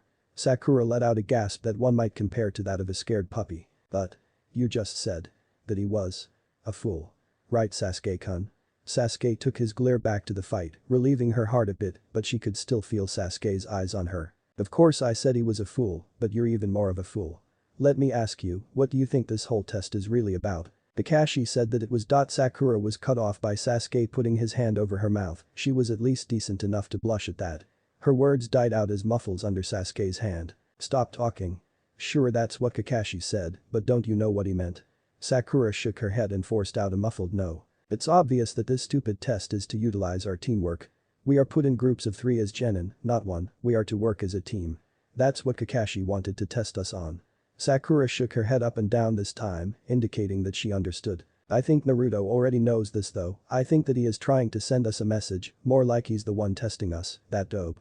That fool wants to send us silent messages, then I say fuck him, he should learn to talk. That asshole. Sasuke got up from his prone position and crouched, just enough that he could remain upright but still be hidden in the underbrush. As he watched, Sasuke's eyes widened at what Kakashi was doing. What the hell, those hand seals. T-Tiger, that hand seal is only used for that can kill a person. Sakura pulled Sasuke's hand away from her mouth. Wait, Kakashi's going to kill Naruto, I don't like him either, but killing him's taking it too far. Sakura looked in Sasuke's direction. Sasuke-kun, where are you going? Stupid, I'm going out there to help that fool. Sasuke reared up and jumped up into a tree. What the hell? Naruto said as he looked at his sensei, finished going through hand seals. Naruto, you shouldn't be so cocky, you know. Naruto smirked. I'd me Kakashi-sensei. I'd rather do this. Ultimate technique, ninja art. 1000 years of death. Kakashi kept his both hands in the tiger seal formation and thrusted them both forward, aimed at Naruto's ass. Shit. Naruto said. You finished. Kakashi-sensei. Kakashi looked up as he heard a certain baritone voice from above. He saw a flash of blue, that was all he could see before he had to jump back to avoid a hard heel drop aimed at his head. Kakashi's eyes smiled when he saw who it was. Sasuke-kun, you're here too. Are you just as reckless as Naruto, or do you actually have something up your sleeve? Sasuke, who had just jumped out of the tree to block Naruto from a very unmasculine death. Naruto turned and faced both Kakashi and Sasuke. Seems like you understood what I was trying to say, maybe we can work together. Sasuke turned and faced Naruto. Not a chance, dope. Like I needed it, it's not like I was in trouble or anything. That's not what it looked like to me, dope. Naruto's eyes got serious all of a sudden, he took his eyes off Sasuke and put them back on Kakashi. Enough talk, if you want to help me then help. With that Naruto ran past Sasuke, passing the Uchiha without him ever knowing. Sasuke felt a sudden gust of wind and before he knew it, Naruto had already ran past him and was headed for Kakashi. Kakashi waited as Naruto came in, he was fast, but to Kakashi, he seemed to be moving at the normal speed a genin would possess. Naruto took out a kunai and flung it at Kakashi's head, which Kakashi dodged by moving his head to the side. The second Naruto was on him, the blonde boy attempted a right hook to Kakashi's face, but failed when Kakashi jumped back to avoid it. Naruto followed by a low spinning sweep kick, when Kakashi jumped over that Naruto rose a little, making it a reverse roundhouse to Kakashi's face. Kakashi blocked and grabbed Naruto's leg and flung him into the air like he did before, right above his head. That won't cut it this time, Kakashi-sensei. Naruto reached into his pouch and pulled out several shuriken which he flung at Kakashi below. Kakashi pulled out a kunai and blocked them all as soon as they came. Amazing, Kakashi-sensei, but you shouldn't worry about my shuriken. What? Kakashi said as he looked down from Naruto and turned his vision on in front of him. All he saw was Sasuke's foot coming at his face. He blocked his kick but was surprised when Sasuke spun around and made a grab for his bells. Not today. Kakashi said as he punched Sasuke in his stomach, properly knocking the wind out of him for a second. Kakashi fully spun around and was now behind Sasuke. He was about to strike, but stopped when he saw something flashing in front of Naruto. It looked like metal coming his way. Or kunai, how academy student like. Kakashi's eyes widened though when he saw who threw it. He was expecting it to be Sakura. He got a big surprise. He saw Naruto standing upside down on a tree branch, smiling. "The clone?" Kakashi said. "The shadow clone, to be exact," yelled the Naruto who was in the air. Kakashi's eyes widened. He was stupefied at the fact that a mere genin could use a jounin level technique. But how can you use such a "don't forget about me"? Kakashi snapped back to reality when saw Sasuke, who at some point in time caught the kunai thrown by Naruto, turn around and slash him with the kunai. He even managed to draw a little bit of blood. Kakashi jumped back to avoid any further damage. "Go to hell, Kakashi." Kakashi looked up again and saw the real Naruto's black clothing coming down at him. Kakashi did another back jump to escape a deadly elbow from the sky. He was known far behind both Naruto and Sasuke. "These kids are really keeping me on my toes. It seems like they get the point of this test. Well, except for Sakura, it is so sad what love can do to a girl." At that moment when Kakashi was in mid-jump he heard a voice that sounded particularly feminine. "I got you." Kakashi turned around only to be greeted by Sakura's leg in his gut. "I spoke too soon. Damn, this girl is strong." Kakashi was sent flying back in the direction of Naruto and Sasuke. Sasuke decided to take action. Naruto moved out of the way. He said as he began to make hand seals. Naruto jumped away to the side making the same hand seal as Sasuke. "I wasn't expecting you, Sakura-chan, but thanks." Sakura just smiled and waved, but she looked slightly scared for some reason. "Naruto, how do you dod?" "Don't ask." Naruto said as he cut Sasuke off. With that they both turned their attention to Kakashi. They both breathed in, and their hand seals both ended with the tiger seal. And together they yelled, "Pain! Kakaku no Jutsu! Fire release! Great fireball technique." Crap was all Kakashi could say before he was hit by two torrents of flames. The bigger flame was obviously Naruto's. The blast from the two colliding with each other scattered smoke and dust everywhere on the training grounds. Naruto, Sasuke and Sakura stayed in their positions as the dust cleared. The impact of the left a huge crater at the point of impact. Through the smoke they could see a faint outline of a body lying inside of the crater. "We got him." Sakura yelled while jumping up and down. Her inner self was screaming cha-cha. To no end inside her head. Sasuke just put his hands in his pockets and tried to act all cool. "Whatever," he said with a nonchalant tone. "Wait. Sasuke and Sakura both snapped their heads.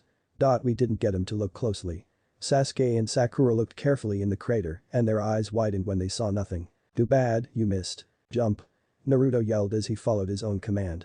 It was too late for Sasuke and Sakura though, as a pair of hands sprouted out from beneath both of them and pulled them into the ground just up to their heads. Kakashi popped out of the ground underneath Naruto and came after Naruto in the air. "You're not the only one who can use clones, Naruto," Kakashi said as he punched Naruto in the stomach, followed by a double-fisted downward thrust to the ground. Naruto hit the ground, making several cracks in it. Naruto felt the piercing sensation the impact of hitting the ground left him with. It felt sharp and pulsing. He ignored the pain and still stood up. "Come on, Kakashi, let me show you what clones are." Kage Bunshin no. Two other Narutos appeared at the real Naruto's side. They both ran at Kakashi with that above genin speed. Naruto on the right charged in first and jumped over Kakashi's head. The Naruto on the left came in with a hard roundhouse, which was blocked by Kakashi. "Don't forget him," Naruto said as he pointed to the first clone in the air. "I didn't forget you, Naruto," Kakashi said as a clone of Kakashi erupted from the ground behind him and gave the Naruto clone in the air a clean uppercut, making him poof out of existence. The Kakashi clone then landed on the real one's shoulders and thrust it off of him. He then hit the Naruto in clone in front of him with fast knee to the face, making him disappear as well. "You see, Naruto, rushing into everything isn't the way to go. How about you think this over before come up with a plan first?" Kakashi said as his clone disappeared. "Naruto, I'm going to strike first now, it's the only time I will do this, so pay attention." Kakashi ran at Naruto with amazing speed. He grabbed Naruto's by his collar and brought him up to eye level. "What are you looking at, you creep?" Kakashi continued to look at Naruto with his one-eyed gaze. "Your eyes, they bring back memories. What the hell is that supposed to mean? How the hell could you have memories of me? I don't even know you that well." "It's nothing, Naruto, just nothing." Naruto was confused at the fact that Kakashi was so engrossed in his eyes. He knew that his eyes were weird, but did they really attract people's attention that much? Both Naruto and Kakashi were broken from their thoughts when they heard a loud buzz. "Time is up, you failed to get the bells." Naruto could hear the sad cries of Sakura coming from her location in the dirt. "We failed, no, she said. "Damn it," Sasuke said. Kakashi put Naruto down and walked away from him and over to Sasuke and Sakura. Yes, time's up, you all failed to get the bells from me in the time I gave you. Kakashi scratched the back of his head, sheepishly. Don't get sad over this though, honestly I didn't expect you guys to put up this much of a fight, I'm impressed. Hey Kakashi-sensei. Kakashi looked back at Naruto to see what he wanted. His eyes widened when he saw what Naruto had in his hand. When did you? Naruto let out a loud chuckle, for what he held in his hands was what he was aiming for the whole time. Wow Kakashi-sensei, that was harder than I thought, getting these bells caused me to actually work with those two. He said pointing at Sakura and Sasuke. What's that supposed to mean, dope? Nothing team, now get yourself out of the dirt, you look stupid the both of you. Kakashi made a ram seal and the ground around Sakura and Sasuke widened and they both climbed out of their manholes. Kakashi sighed and put his hands in his pockets, Naruto had gotten him, he was fooled by a genin. He knew if word got out about this the other jounin wouldn't let him live this down. This was the first time a group of genin had passed his bell test, Kakashi was caught off guard and he had to accept it. Good job, but tell me when did you do it Naruto? Naruto, who had taken to walking over to Kakashi and the rest of his team, stuck his index finger out. Right after Sakura kicked you and right before Sasuke and I hit you with R. Kakashi scratched his chin trying to remember what happened before he went underground to escape the Gakakyu no. Explain. Kakashi said. Naruto waited until Sakura and Sasuke finished dusting themselves off and walked over to him and Kakashi before continuing. Remember that clone I had thrown a kunai towards Sasuke? Kakashi nodded and smiled when he realized what Naruto had done. He started to laugh. What's so funny Kakashi-sensei, what did Naruto do? Sakura asked. He rubbed the back of his head and turned to Sakura. I sent my clone to get them right before Kakashi dug underground. This guy over there. Naruto pointed to a tree and a clone of him jumped out. I told him to swipe the bells right after Kakashi got hit by Sakura-chan. Sakura honestly couldn't figure it out, she never saw a thing, all she saw was Kakashi go flying into the fire. Wow, I didn't see a thing, I never knew that Naruto was this strong, he actually seemed pretty cool when he was fighting with Sasuke, but no matter, Sasuke's my man. Okay well since Naruto got the bells from me, I guess you all pass. Let me ask you something though, do any of you know the actual meaning of this test? Teamwork. Naruto said. Wow you guys really did know, okay then you all pass, tomorrow we start our first mission. This test was an all-out success. Kakashi gave a big thumbs up to everyone.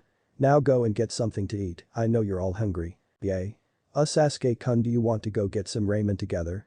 Sakura asked with a blush. No. Sasuke said immediately as he walked away soon to be followed by Sakura. Naruto shook his head at Sakura's played-out attempt at getting a date with Sasuke. Just asking was never the way to go with a guy like Sasuke, then again he was Sasuke. Naruto, can you come with me for a second? I need to talk with you and the Hokage. Naruto turned to Kakashi. Whatever Kakashi-sensei. Naruto and Kakashi both stood in front of the Sandaime Hokage. They were in his office, and both Naruto and Sarutobi wore confused faces. Kakashi-sensei, why do I have to keep my eyes closed? This is really starting to piss me off. Now bear with it Naruto. Honestly Kakashi-sen I don't see the point in holding Naruto-kun's eyes closed. You'll see. Naruto opens your eyes. Naruto opened his eyes and rubbed them a couple times. Naruto looked at his surrogate grandfather.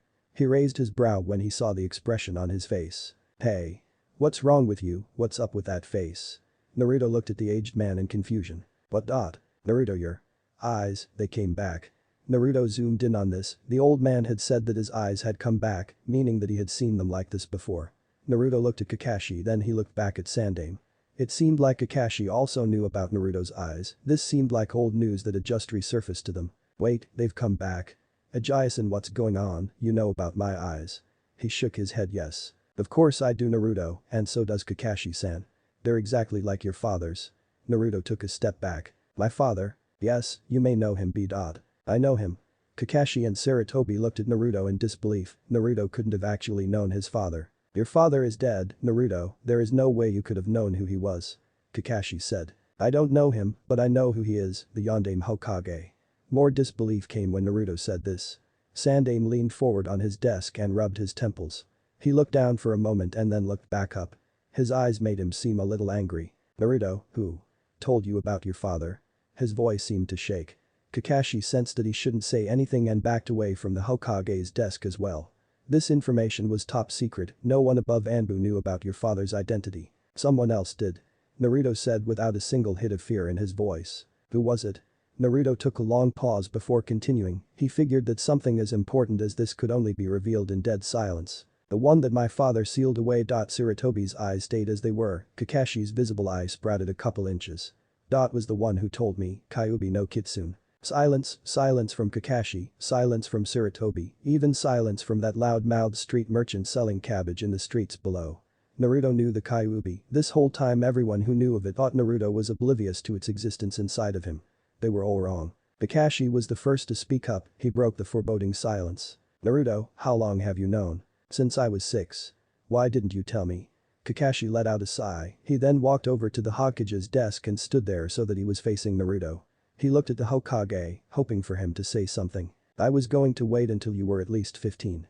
Kakashi let out a sigh of relief. It's too late for that now. I suppose you're right, Kakashi-san. I'm afraid that I'm going to have to ask you to leave. Kakashi sighed and shrugged his shoulders. But I thought that. Sarutobi's eyes suddenly became very serious. Kakashi let out another one of those lazy sighs. I guess it can't be helped then.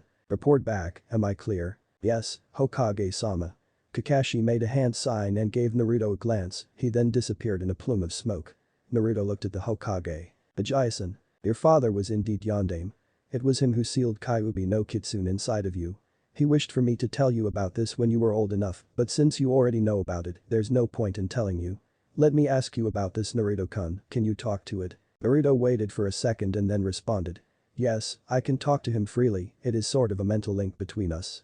Sarutobi shook his head in an understanding way. I see, well seeing as you can do that I suppose there is no use hiding it from you any longer. Naruto raised his brow. Keeping what from me? The truth. The truth about Kyuubi and your father's legacy. Sit.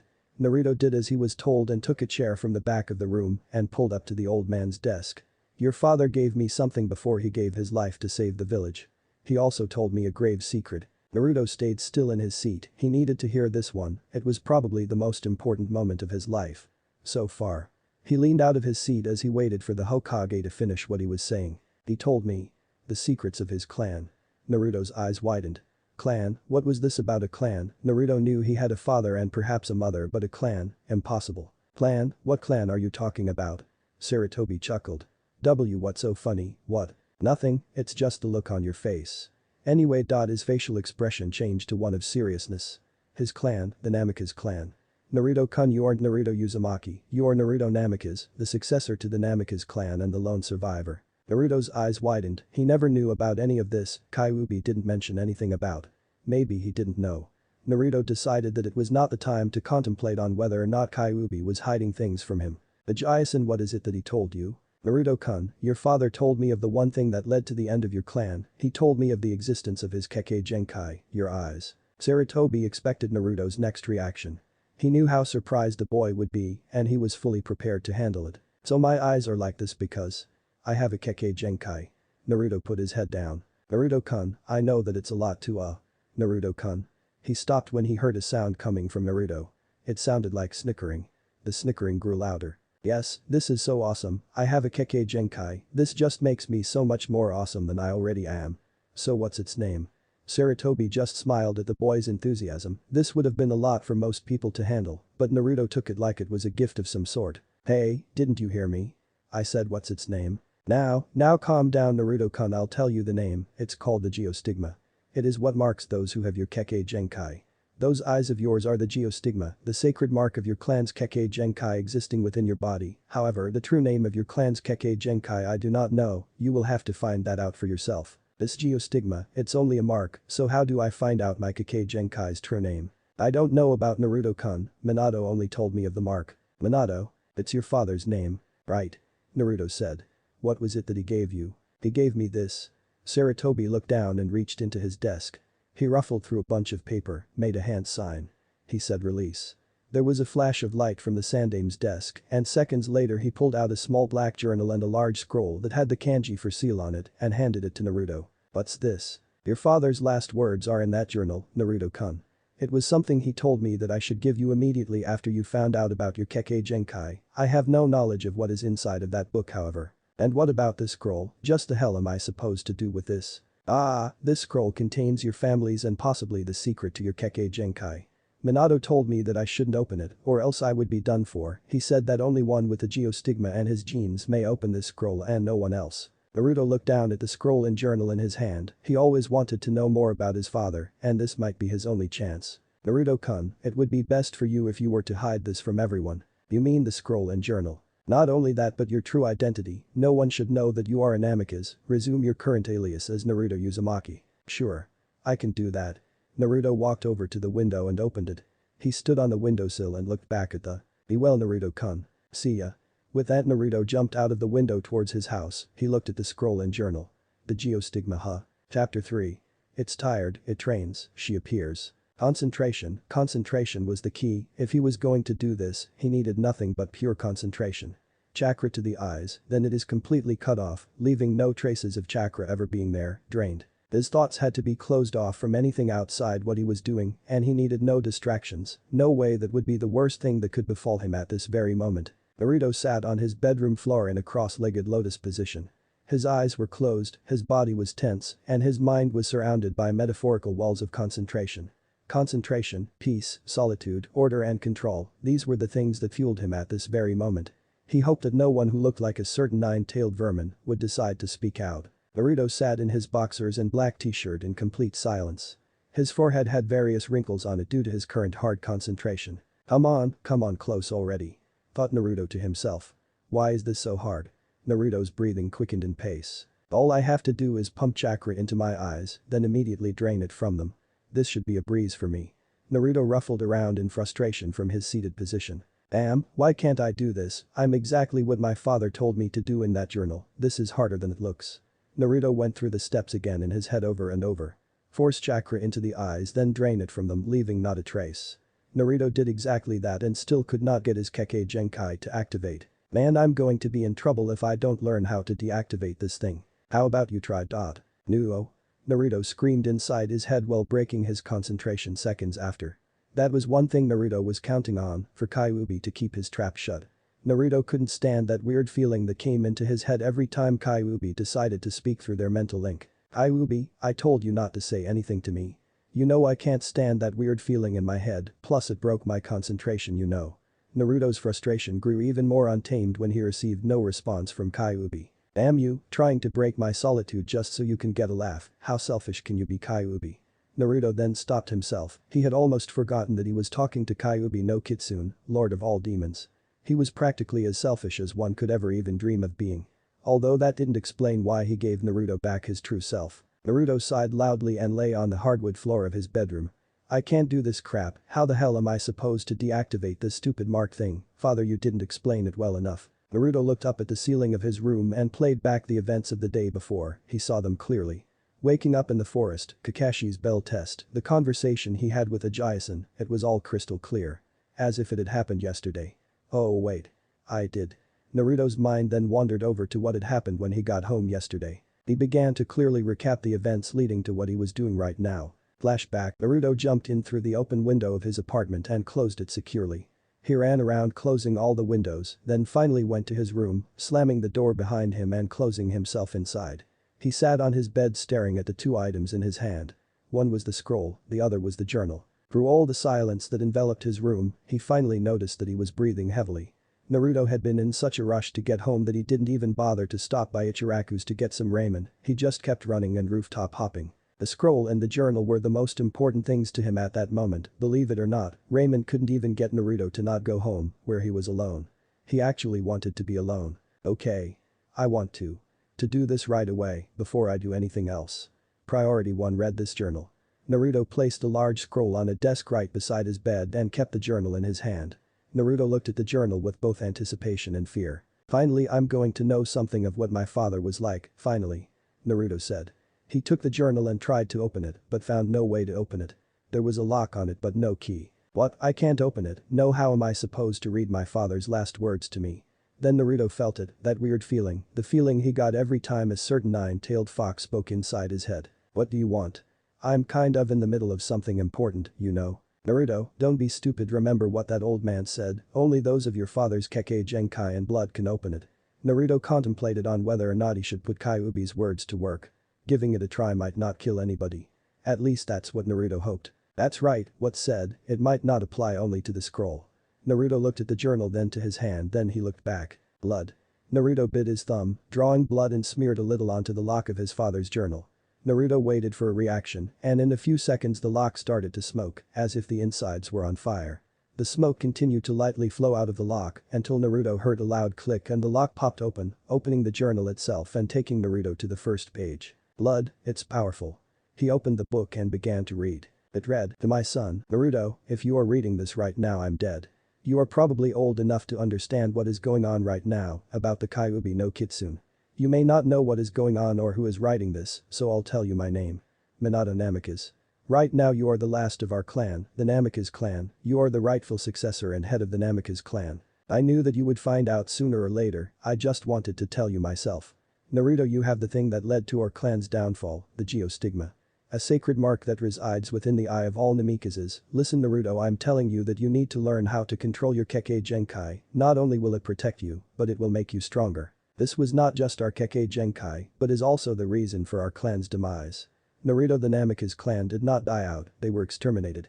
For 20 years our clan was hunted in secrecy by a group of ancient deities. Because the geostigma was such a powerful Kekkei, it was highly coveted among these collectors. They were called the Psyche Bill collectors, a group of extremely powerful and otherworldly collectors of all things powerful.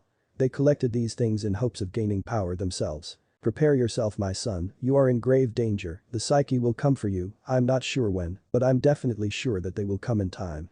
So I'm giving you this warning, learn how to use your Kekkei Genkai, and all will be well. Oh and Naruto, I'm sorry about Kyuubi, I had no other choice but to do it, the circumstances were very dire at the time. You don't have to believe me, but all I want you to know is that I love you Naruto Namikaze. You remember that my hopes for you were that you be treated like a hero. Oh and in order for you to open that scroll, you need to learn how to deactivate the geostigma, the key is to force chakra into the eyes, then instantly drain it from them, leaving no traces of chakra even being there. I'm leaving you in charge of rebuilding our clan, remember you are my son. Sincerely your father, Minato Namikaze. Naruto sat at the edge of his bed, he looked toward the direction of the scroll, then looked back at the black book that was still open in his hands. Kyuubi, let me ask you something. Did you know about these psyche things, if you do tell me? Naruto felt that weird feeling he always got in the back of his head, but accepted it willingly. He needed to hear Kyuubi out, anything he had was good enough. Well I don't know a lot, but all I can tell you is that they have some sort of unbreakable connection with the Shinigami. The only time I got information about them was when I got it through rumors from other demons. So practically I can only tell you one thing.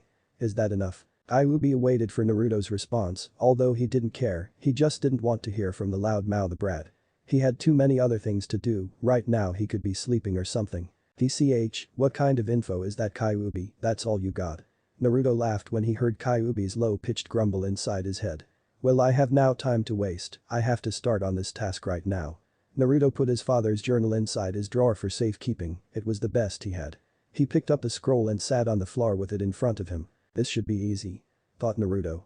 Well he thought. End of flashback, stupid scroll why won't it open, stupid eyes, why can't I make this stupid geo thing disappear?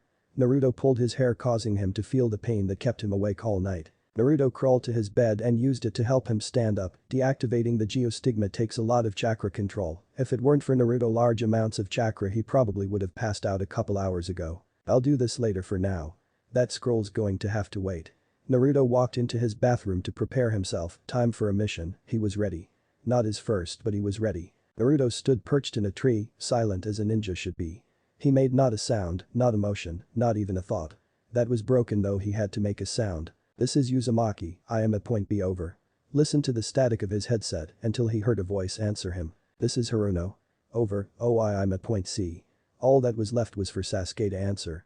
Naruto waited through the static until it stopped. I'm at point C Sasuke said in a frank tone. Kakashi we're all in position, what should we do? Is the target in sight? Kakashi answered back. Naruto responded with a short yeah. Naruto kept his eyes on the target and awaited his sensei's response, he was ready for anything. On my mark approach the target, but use extreme caution, the target is extremely fragile. Geez. Naruto said. It's just a cat Kakashi sensei, don't you think extreme caution is going a little overboard? Well yeah, but this is the cat that's owned by Daimyo's wife after all. Naruto stayed silent, he had seen Daimyo's wife before, she was huge. That was one lady he didn't want to get mad, she probably had the lungs of a banshee.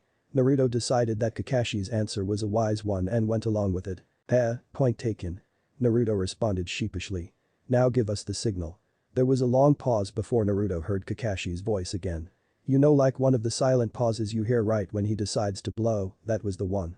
The pause came and left, and with that Kakashi's voice ensued. Now. Naruto, Sakura and Sasuke jumped out of their respective hiding spots and quickly approached their fragile target. Sakura and Sasuke dived for the cat but failed when it jumped out of the way, resulting in them crashing heads. Naruto however pounced straight on it, his approach from above was the best choice out of the three. Naruto stood up holding the cat upside down by its hind legs, he sighed when he saw both Sasuke and Sakura rubbing their heads from the pain. Honestly, his teammates could help him catch the great Kakashi haddock guard, but they couldn't catch a cat by themselves. Useless. Naruto tapped his headset twice and fixed a mouthpiece before speaking into it. He turned away from his two teammates. Kakashi-sensei, the stupid cat has been captured and confirmed, there's a red ribbon on its right ear, this is definitely the stupid cat. He ignored the sound of the cat's hissing when he called it stupid, which he thought it was. He heard Kakashi's distinct voice ring in his ear. Okay, mission accomplished, return to the starting point so that I can report to the Hokage. Naruto responded with a short whatever. He turned around to Sasuke and Sakura. Bet up I know the headbang didn't hurt that badly so. Then Naruto stopped, then he thought about it, Sakura's forehead must have weighed at least a good 20 pounds, poor unfortunate Sasuke. Never mind. Naruto then hopped into a tree and looked back at them. Catch up. He yelled. He then brought the cat he was holding to eye level. Next time you run away you'd better be careful, I'll kill you next time. Naruto smiled in satisfaction when he heard the cat's hiss go down to something close to a dog's whimper. HMPH, maybe you're not so stupid after all. With that Naruto jumped off the branch and to his starting point. Naruto, Sakura and Sasuke stood inside the Hokage's office, all in a line with Kakashi in front of them. He stood facing the Hokage. Hokage-sama, the mission was a success, Lady Daimyo's cat was captured and is safely back in her possession. The old man responded with a nod. Okay, dismissed, Team 7 has no more missions for the day, you can all relax.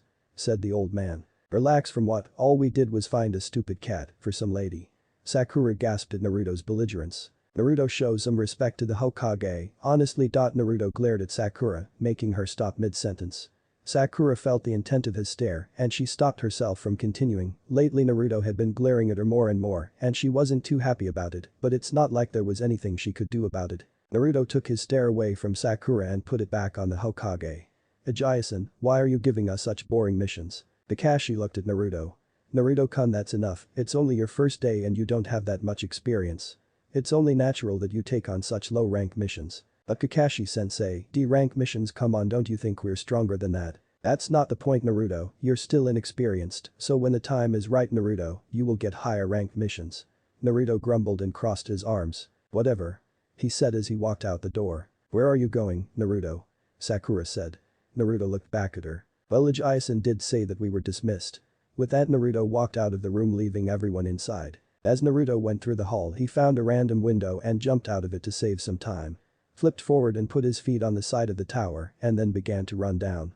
It took Naruto a couple of seconds to run down the whole Hokage tower, but for some reason it seemed longer to him. These missions suck. Naruto yelled inside of his head as he made his way from the side of the tower and onto the actual street. Maybe some ramen would calm me down. That was one thing about Naruto that definitely didn't change, his love for ramen, that would probably never go away, no matter how much he changed. That was a fact. While Naruto walked along the streets towards the ramen bar, he saw the villagers glancing at him. If it had been 7 years back, Naruto still wouldn't have known why the villagers would stare at him like that. He was fully aware of the fact that they hated him because of his curse and blessing, Kyuubi no Kitsune. Before, the way they looked at him would usually make him cry, but now he didn't care when the villagers called him names and glared at him, he sometimes liked the looks of fear in their eyes. It made him feel powerful. That wasn't the kind of power that he wanted though, nonetheless he came to accept it. Hey look, it's the random villager stopped dead in his tracks when he saw Naruto stare at him. Loser, brat, trash, poor, the worst, he could take people calling him that, but the demon was one thing that he couldn't take, Kyuubi was the demon here, not him, he was just the container. A smile came to his face as his nose welcomed the familiar smell that always overwhelmed him every time he smelled it. The air smelled of miso pork ramen, his favorite. If the air smelled nice then he must have been close to the ramen bar. Naruto. What? Naruto said, ignoring the glares from the villagers and switching his attention to Kyuubi. What is it? You know, if you don't like these missions, how about you train? What, but I train all the time, how is that going to help? I've been training to prepare myself for these missions for like a week now and I have not even been on one that's worthwhile. Naruto heard the deep rumbling Kyuubi chuckle that Kyuubi would always do, he was obviously missing something. What? The training that I'm talking about is different, this type of training requires you to be completely alone, you will be training with me from now on. Understood. I never agreed to this training Kyuubi. But I'll go along with it, after all it's not every day that you get to train with a giant immortal fox. Good, that's what I wanted to hear. Naruto made a little nod before cutting off the connection between him and Kyuubi. Now was not the time to talk about training or anything else, all there was ramen. Time to eat. Said Naruto as he walked into the Ichiraku ramen bar. Tenten couldn't stand ramen, it was so common. Everyone ate ramen, ninjas, villagers, even the Hokage ate it. She wanted something original and out of the ordinary, ramen just didn't make the cut, it was for everyone. Fancy platters with decorative silverware, that was her, a 5-star girl or maybe even a 6-star. Still in all her yearning for top-class food, Tenten ate it with her team all the time. She didn't like it, but if it made her team happy then she was all up for it. Tenten, the weapons master, a born prodigy and now currently sitting at the front bar of the Ichiraku ramen bar. She sat there slowly eating her chicken-flavored ramen, while her teammates Neji and Lee had an eating contest of miso. She let herself a small smile at her teammates' rivalry. Guys, don't you think that you slow down guys? Neji and Lee stopped their repeated slurping and looked at Tenten. Now wait Tenten, this ramen is my nourishment, the preservation of my youth depends on it. Neji, being too preserved to even say something like that, just nodded in agreement. Both boys looked at each other for a quick second before going back to their bowls. Tenten could have sworn that she saw actual sparks fly between their eyes. Seeing that it was of no use Tenten went back to her bowl. She rested her head on her hand while lazily poking around her bowl for who knows what. Naruto-kun, nice to see you again. No, nice to see you Am-chan. Tenten and her teammates looked at who the waitress was talking to. A short boy with unruly blonde hair stood at the far edge of the bar. He looked to be a genin and was very familiar. It looked like Neji and Lee were even trying to figure out who he was, as they had stopped eating. One order of miso Am-chan. He sat down. Coming right up. Am answered. Tenten continued to stare at the boy, hoping that he wouldn't notice, she stared and stared until she felt something on her shoulder. It was Lee tapping her. She turned to him. What is it Lee? She said in a barely audible tone. Tenten isn't that kid a genin? Neji also leaned into the conversation. Yeah, what about? Well that's Uzumaki Naruto, he's supposed to be the bane of Konoha, the worst of the worst, he's supposedly so weak that his skills don't even pass for that of an academy student. Neji tuned in also. I wonder how he got that headband. Neji said. Nobody that is as weak as you say he is should be able to become a genin. He should still be in the academy. Really? Tenten said in a low whisper, then looking over to Naruto. Her eyes widened when she saw that he wasn't there. Tenten frowned. You see guys he probably heard you, now he left. Not quite. Tenten, Lee and Neji froze when they heard Naruto's voice behind them. When she turned around she came eye to eye with Naruto, his blue and orange toward her dark brown. Tenten jumped back a little, with a blush on her face. Naruto was leaning directly into her face, after a few seconds though he leaned back. Neji and Lee turned around and saw Naruto standing there with a bowl of piping hot miso ramen in his hand. The only thought that went through each of their heads was fast. You're right, my name's Uzumaki Naruto and I'm a genin, and by the looks of it, so are you guys. Let me just ask you something, is there any reason why you guys are talking about me? There's no Neji cut Tenten off, no doubt he saved her there. Like my teammate said there's not really that much of a reason, we just wanted to know why it is that you have that hits are on your head. Because I'm a genin obviously. Naruto said in an annoyed voice. He noticed that Tenten no longer had her eyes on him, they looked at the ground as if she was trying to avoid him. Well, by what I've heard you don't have that much of an honorable reputation.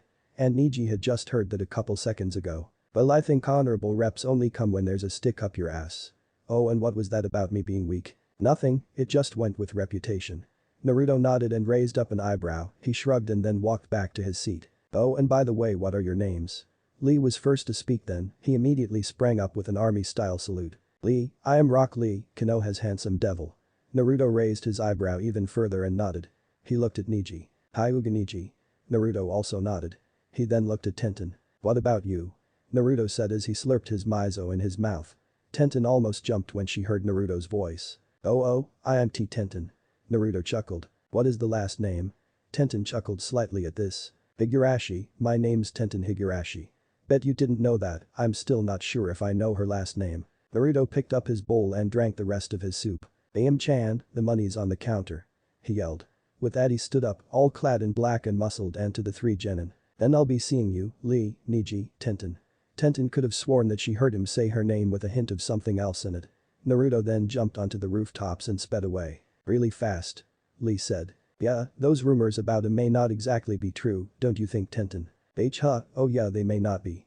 She said as she turned back toward her common food. Ramen, oh the food of the plebeian and boring, definitely not her type of food. Naruto hopped into his apartment's window with ease. He closed the window and threw his pack on his bed. Naruto threw a glance at the scroll that he still wasn't able to open. He still needed to train and oh then Naruto remembered, training with Kyuubi, he could still do that. He laid on his bed and closed his eyes, opening up the mental link between them. In his mind he spoke. Kyuubi, is it too early to start that training that you were talking about? Naruto got that weird feeling again, he never liked it when Kyuubi did that to him. No, we can start now. Great. Naruto said while opening his eyes. Let's get started right now, as soon as possible. No, not here, this isn't the right place for your training, somewhere wide but secluded. Is that all Kyuubi? Naruto felt Kyuubi's mental nod. He hopped off his bed not wanting to waste any time and made a beak for his window, he stopped and then ran back to get his clan scroll. Then he hopped out the window as fast as he had come into it. Very secluded area. Naruto stood in a wide open plain that was miles away from Konoha. It was sectioned off by a ring of trees that hid its presence. He stood in the middle of the plain and observed his surroundings. Perfect, now what's first? Naruto said through his mental link. Naruto, the key to getting stronger is knowing what you can do. Training comes easier if you know what to train first, that is why I will tell you about elemental affinities. What are dot? Don't cut me off, like I was saying all humans are born with something called an elemental affinity, it is a natural connection to nature's elements that all humans have, some connections are stronger than others. There are 5 elements, wind, fire, water, earth, and lightning. You should have a connection to one of them, how strong it is depends on the odds. So what is my elemental affinity? Let's find out then. Red chakra began to swirl around Naruto's body, at first it took him by surprise, but after a few seconds he calmed down. He raised his hands up to his face and observed the veil of crimson energy that surrounded them, it was almost as if the red energy was like a second skin. Naruto closed his eyes enjoying the warm feeling that came from the red chakra. The trees gently blew with the rising breeze. Naruto could feel everything. What is this stuff? Is this mine, this chakra, is it all for me? No, it's my chakra and it's yours only if I will it to be. Oh. Naruto said in his fantastic state of semi-euphoria, the feeling that was somewhat close to that of ecstasy. So what are you doing to me? Naruto said as the glorious warmth spread through his body like a wildfire being pushed on by gale force winds. Naruto could feel it, the power, the extrasensory, the feeling of invincibility. I just finished analyzing you. Then the feeling went away, in a split second it was gone as fast as it came. The winds died down, the trees no longer swayed with a non-existent breeze, Naruto returned from his state of semi-consciousness. It just left, much to the displeasure of Naruto. What happened, why did you take the power away? Like I said, I finished analyzing you for your elemental affinities. Naruto, this is peculiar, normally someone of your age should not have this much of a connection with nature. You have more than one elemental connection. Is that bad? Kyuubi mentally shook his head. No, that astounding, you actually have 3 elemental affinities, most don't even have that many. Naruto felt proud, getting praise from the great Kyuubi no Kitsune was a hard task, but Naruto got it by just being him. 1 element was what he expected but 3, that was phenomenal, according to what Kyuubi was saying. So what are they? Wind, fire, and water. That is an extremely rare combination, for one you have wind, which is rare by itself, but then you also have connection to the 2 polar opposites fire and water, very rare indeed. Consider yourself lucky even if some of the most powerful shinobi do not have a connection to these 3 natures at the same time, it's a sure sign that you are destined to defy great odds. So basically what you are saying is that I'm awesome and can't be stopped. Naruto laughed when Kyuubi made a deep sigh. So what's next? Naruto asked while opening up his eyes, pupils dilated from the harsh light that entered without warning. Teach me something. He said. Well, since you are already adept in controlling chakra I will skip that part. We need to work on adapting your chakra according to nature. For example, when you think about wind, what do you see? Naruto closed his eyes and envisioned what the wind would look like to him. It looks sharp, yet free. Small but fast. Now try to make your chakra sharp and fast. Naruto did as he was told, he relaxed himself and took hold of his chakra. His chakra feet wide and spread out, but he concentrated to make it smaller and more accurate. A faint glow made its way around Naruto's body, it didn't move at all, it stood still, no tiny wiggle, just still. Sharp. Can you feel it? Naruto nodded. He had felt his chakra before, but this new feeling was great, the feeling of being on point, accurate, fast, sharp. But now I have it for you, something that I learned a couple decades back. It is purely wind-natured. I want you to hit the tree behind you with it. What's its name? I'll tell you but you have to hear it for yourself. At first Naruto was confused, but in a split second he understood what the fox meant. With an intake of breath Naruto concentrated, cleared his mind and focused his chakra to a point. He opened his eyes and spun around, yelling out. Butin. Hira Repu no, wind release. Gale palm technique, a huge blast of chakra erupted from Naruto's palm, taking the form of gale force wind, hitting the tree behind him and ripping it out of its roots and off the ground. 2 other trees were caught in the crossfire, but they did not fly off, they only leaned to the side a bit. Whoa, that's the power of wind. Yeah, do you feel it? Can you do it again? Are adept at it, if not will you be? Naruto answered a simple yes. Then prove it to me, look up. Naruto looked up and saw a bunch of leaves gently descending to the ground. Cut 3 of those before they hit the ground. Easy. He concentrated, the wind picked up, his chakra acquitted itself, he extended his palm upward, and in no time what used to be 3 leaves was now 9. Is that enough? But you understand, but let me tell you I shall not teach any more based on wind. You have to figure it out for yourself, remember to keep your chakra sharp and clean. On to your second affinity, fire, you already know but I shall teach you one more, but first you need to know how to adapt your chakra to be in sync with the element fire. Flare your chakra, make it fierce and wild, let it run rampant. A small faint glow around Naruto began to grow brighter, the sharp field transformed itself into a wild, fierce, and powerful. Flaring his chakra even more, Naruto brought his hands out in front of him and smirked. You mean like this right? Kyuubi responded positively. In order to do this you will have to gather chakra into your hand. And flare, but immediately contain it. It's a close-range fire style. Here it is, I want you to hit the ground with it, let it explode on contact. Naruto ran and jumped in the air and set his eyes on the ground below him. He gathered chakra into his right fist, making it erupt in a swirl of red flames. Naruto pivoted into a free-falling position and dropped towards the ground. His inferno at hand grew even more violent. Pain. Kabushi Dai no Jutsu. Fire release. Great palm technique. Almost there. He further compacted his chakra in his hand so that it looked like his whole arm might explode at any second. He was now yards from the ground, he struck. Now. He let all of his compacted chakra go loose on impact with the floor. The result was a huge 20-foot crater, he was in the middle of the huge scorched crater. He smelled of smoke and had burned his left hand. Ow, my hand but Naruto stopped when his hand immediately began to heal itself. Never mind. He said. What else do you have? Finally I have a water style for you. Unlike the other 2, this one actually requires hand signs, so it may be harder to execute than the other 2. By what you've read in the scroll of sealing, I suppose that you know the hand signs to the water fang projectile. Yeah, I do. Naruto began to understand what Kyuubi was saying, but then he got confused. How the hell was he supposed to do a water drill when there wasn't any water? Maybe. Naruto began to rapidly make hand signs. Sugaden. Water release.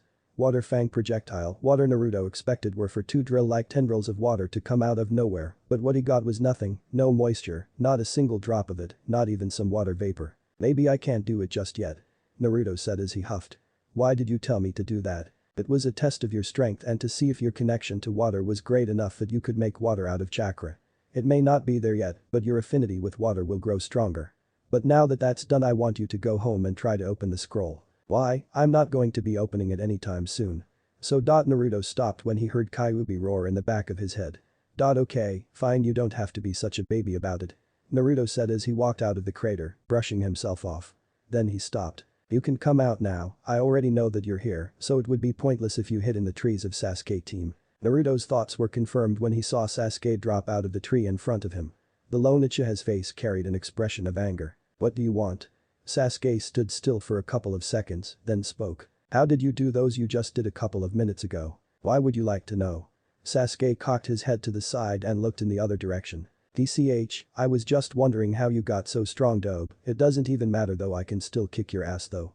Sasuke smirked, it was like he wanted to fight. Really is that what you think, or did I give you some form of amnesia when I punched you in the face a week ago? Naruto said while pointing to his nose.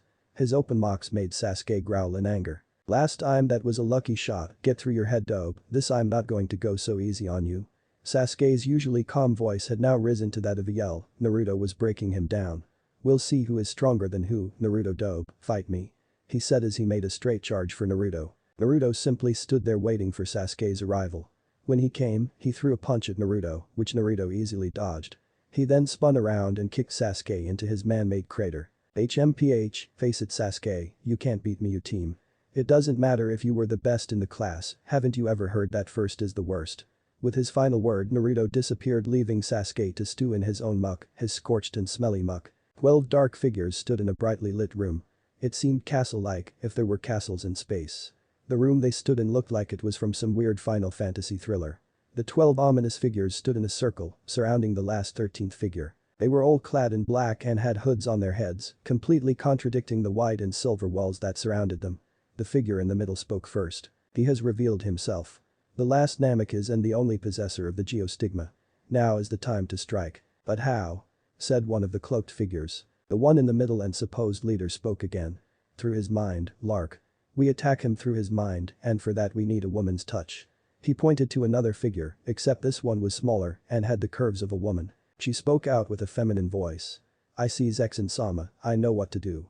But are you sure that that is all you want to be done to the child? Yes, Larkseen, that is all. I would rather not resort to violence, but rather negotiate with the boy, see if he will come quietly, who knows, he might even survive. The other cloaked figures all nodded their heads in agreement with their leader's plan. He spoke up again. The mission is almost complete, all we need is the power of the last Namekas, then we, the psyche will be immortal. Zexin raised his hands up as if praising something. A new age of immortality is coming, we will rise once again and gain our rightful positions as demigods. He put his hands down. Larkseen, the savage nymph, you are to approach the Namekas in secrecy, do not alert anyone else beside our target about your existence. Larkseen stepped up to Zexin and knelt down. She looked up, you would have seen her face, but her hood obscured such sights. May I know the location of Zexin-sama? I know Kuni, more specifically Kanehagakure no Sado. You are to go as soon as possible, which would be now. Understood? Yes. Larkseen said as she disappeared in a flash of speed. Another figure stepped up to Zexin. Her speed is indeed impressive. Yes, indeed it is. Zexin said. What's your point, Roland? Nothing, Zexin-sama, I was just saying. Roland said as he stepped back into the circle that was now reduced to 11 members instead of 12. Good. Zexin said. Dismissed. All of the cloaked figures. The psyche all bowed at once and walked away in their separate directions, leaving Zexin alone inside the bright room. He looked out of a very large window behind him, observing the moon. In time, Naruto Namekas, in time. With that, Zexin stuck his finger into thin air and opened up what seemed to be like a portal of dark chakra. It was roughly square and there were tiny sparks coming from its sides. With that, Zexin walked into the portal.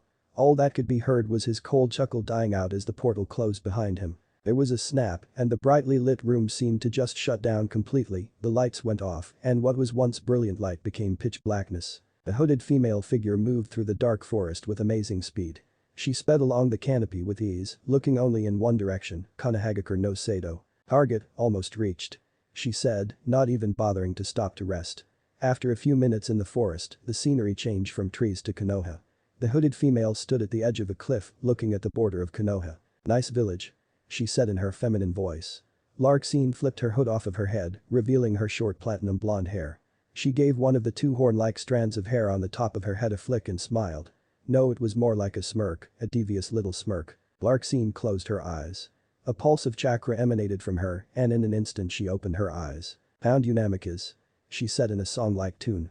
Found you. Chapter 4. She visits, she infiltrates, he figured it out. She looked at him with lust on the mind.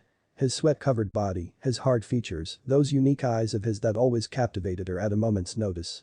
He played with her hair as she did him, over and over, then they'd switch. When it was over they would lay down and stare at each other, trading words such as I love you and you're so beautiful. She lay her head on his hard chest and he sighed with the tingling touch of her dark hair. He would hold her body in a tight embrace and whisper that he loved her and she would sigh from his warm breath on her earlobe. I love you. He would say. I love you too. She would say, in her sweet feminine voice that always turned him on, it was the same reaction she gave him whenever he spoke with his masculine one. They would sit there after what seemed like an eternity and then go at it again and again and again until they were fully satisfied. Staring at each other's eyes was enough for them after that, that's all they wanted to do at that point. Just stop and stare and when their eyes met, they would intertwine their hands. Talking with such low voices that not even a person who was in the room with them would hear their conversation, it was just the two of them in their own little world called the bedroom. His blue and orange eyes locked onto her white ones, and vice versa. He called her perfect in every way and she would giggle at his flattering comments and then reward him with a kiss, one that they both won. Turn-ons, the thing that usually led to their overnight love sessions, always a crowd pleasure for them. She would hold onto him tight as he crawled out of the bed, saying that he would be back in a few minutes. Then she would watch him go out of her room and into the bathroom, being epitome of her perfect man. Strong, handsome, optimistic, a believer.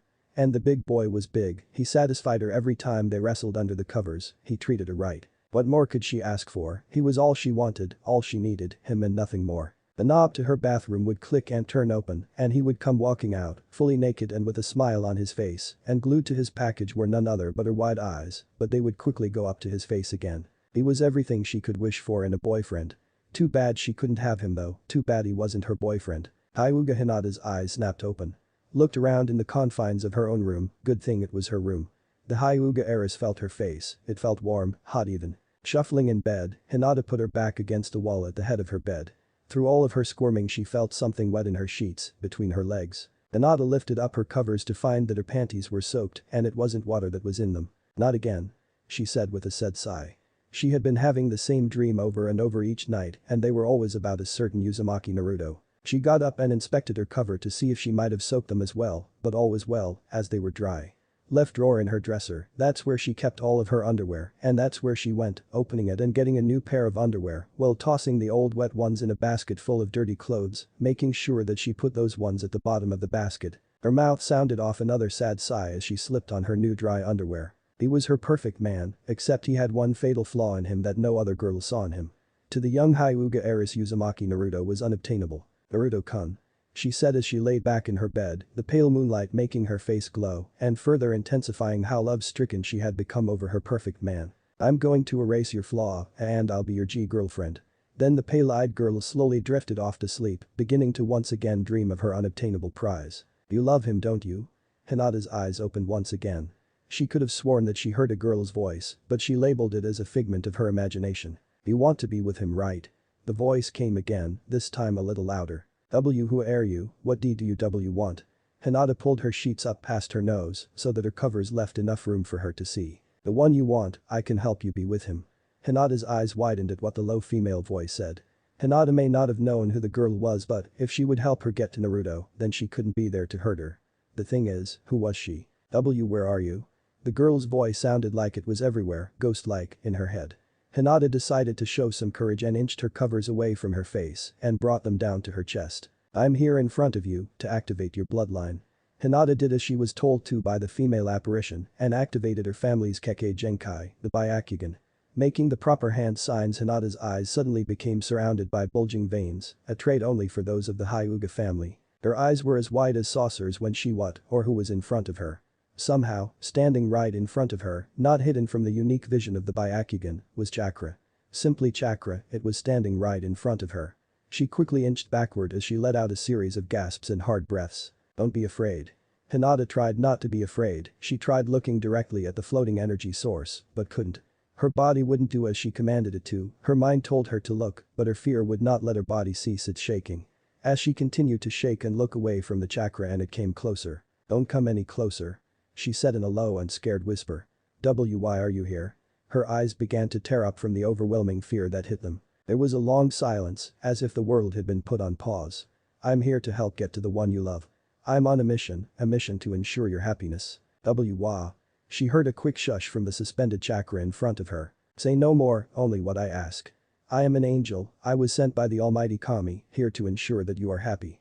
He has noticed something in you, your everlasting love for a certain boy, even though he was shunned by society, and yet you try to acknowledge him, that is something Kami feels should not go on unrewarded. Knowing that she had just been visited by a divine being, Hinata still could not stop shaking. She knew that angels never meant any harm, they were pure beings, but for some reason Hinata couldn't stop being afraid. So you're going to help me? Yes. Oh okay, I'll accept it then. Thank you, young child. But before I said you tell your name first and who you love. Hinata wiped the tears from her face and found the courage to look directly at the angel. After a few sniffles of relief she spoke. Hyuga Hinata, and I love you Uzumaki and Naruto. Good. The angel of chakras said. Now, hold out your hand. Hinata reluctantly stuck out her hand to the female force of chakra. Touch me. Hinata did as she was told and touched the chakra, and in what seemed like an instant the angel was gone in a vibrant flash of light. Hinata rubbed her eyes and blinked several times in confusion. The angel Sama, where are you? In here. She said in her graceful voice. Inside of you, I will not do everything for you, I'm only here to guide you, Hinata-chan. Hinata nodded and laid back in her bed. Angel Sama, is there anything that you would like for me to call you while you are here? Angel is perfect for now, as I cannot tell you my real name. Oh, and Hinata-chan, don't tell anyone about my existence. Hinata nodded once again before she closed her eyes and went on to resume her previously interrupted fantasies of her perfect man. The activation, it seemed impossible, in Naruto's eyes. It simply couldn't be done for some reason. That's what the blonde nin seemed to think, well before he actually did it. It was something that he thought that he would never do, but a giant nine-tailed fox's training would always help a person through their troubles if they accepted it. The feeling of pride raced through Naruto every being as he stared at his reflection in the mirror. It was great to be back, but if Naruto had to be honest, he liked his original eyes better. They were more unique, orange and blue eyes suited him better than just regular old blue ones.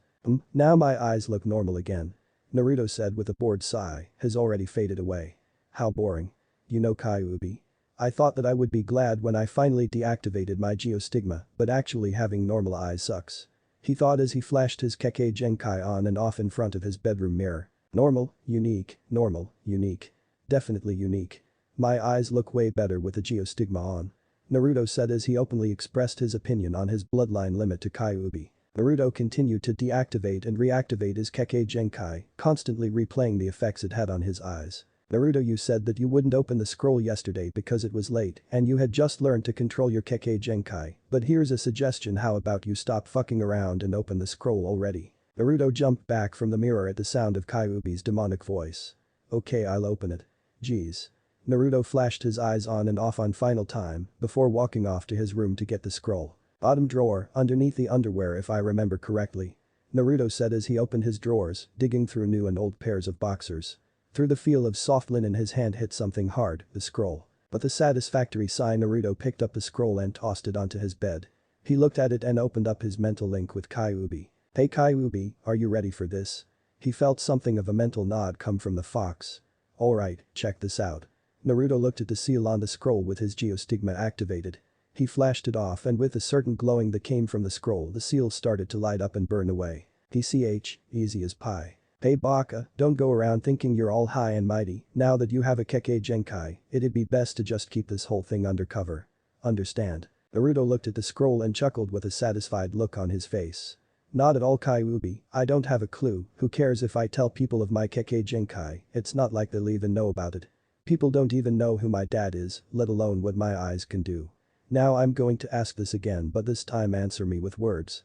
Are you ready for this? There was a long silence, it seemed like an angry silence. Yeah, I'm ready for this. Brad. Good thing too, I probably wouldn't have opened it without you anyway. The seal fully burned away and Naruto slipped his finger underneath the frail paper of the old scroll.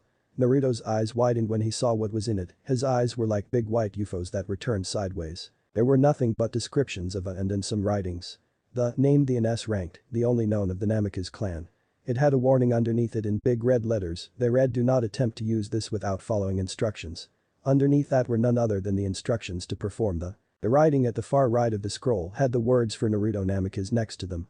He began to read. It read, Naruto, I don't have much time left, so I'm leaving you this one, the technique of my creation, one of my best I have ever made.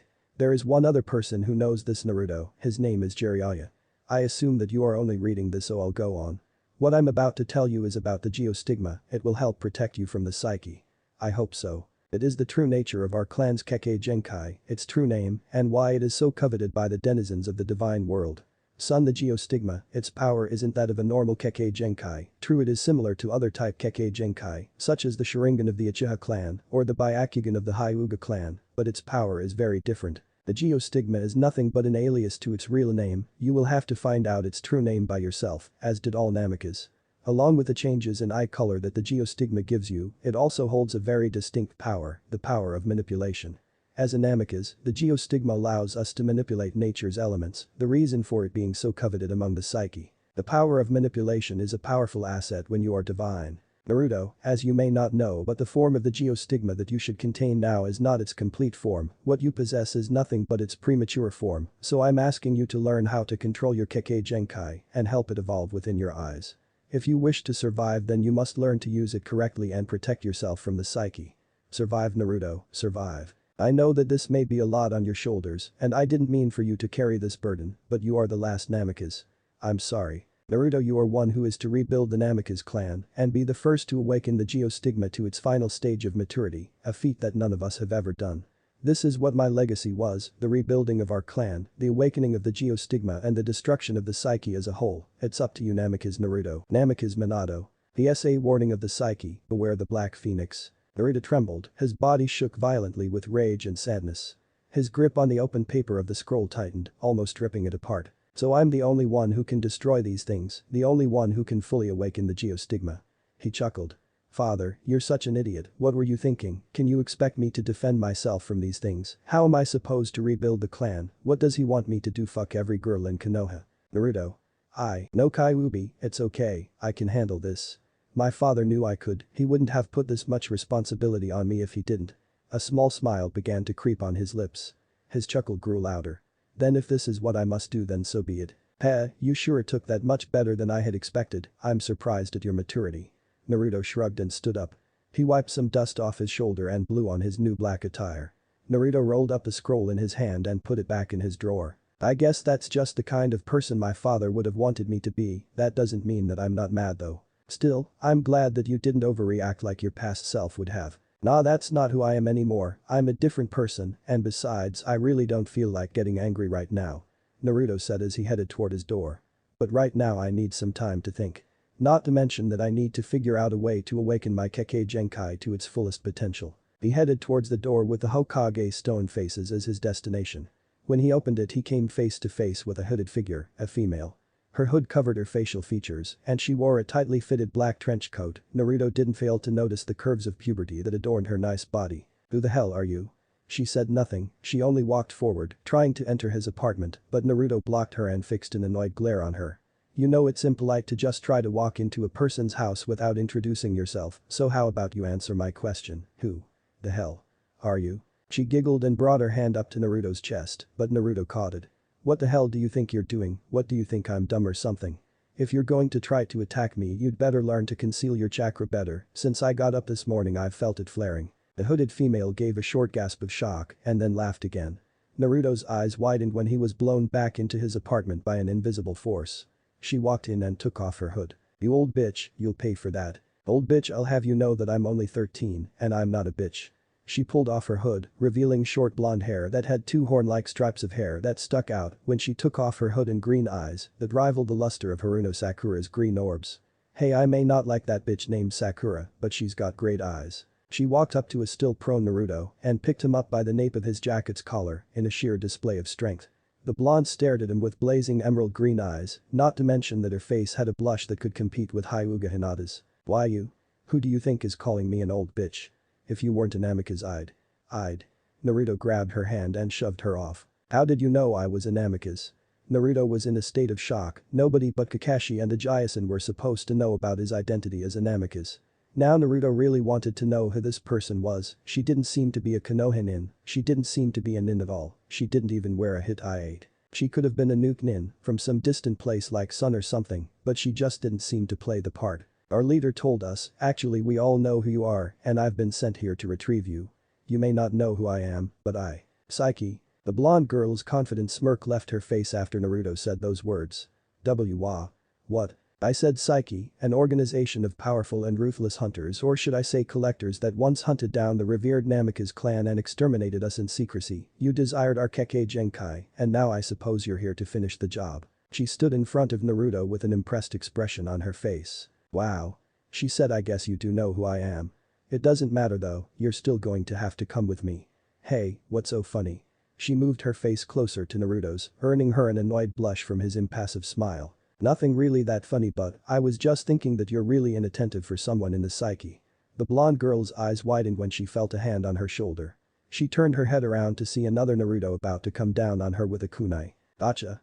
He said, but before the Naruto clone could make contact with her she disappeared, throwing him off balance and making him almost hit the real Naruto.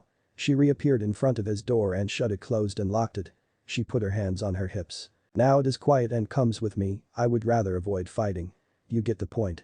Naruto smirked while his shadow clone dispersed. You may not want to fight but I do. He stuck his hand out and gathered his chakra.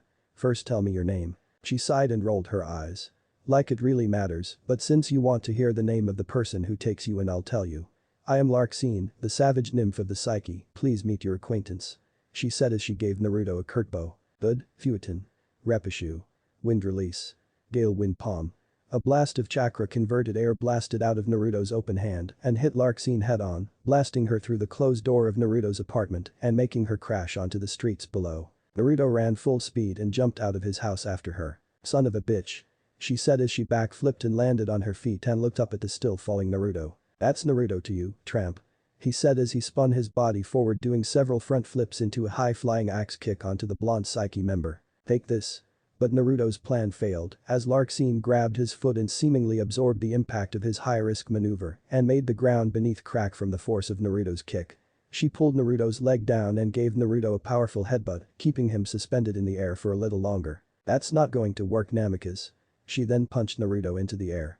She then disappeared and kicked him back down into the ground. "Damn you," Naruto said as he spit up blood. Watched Larxene hit the ground with grace.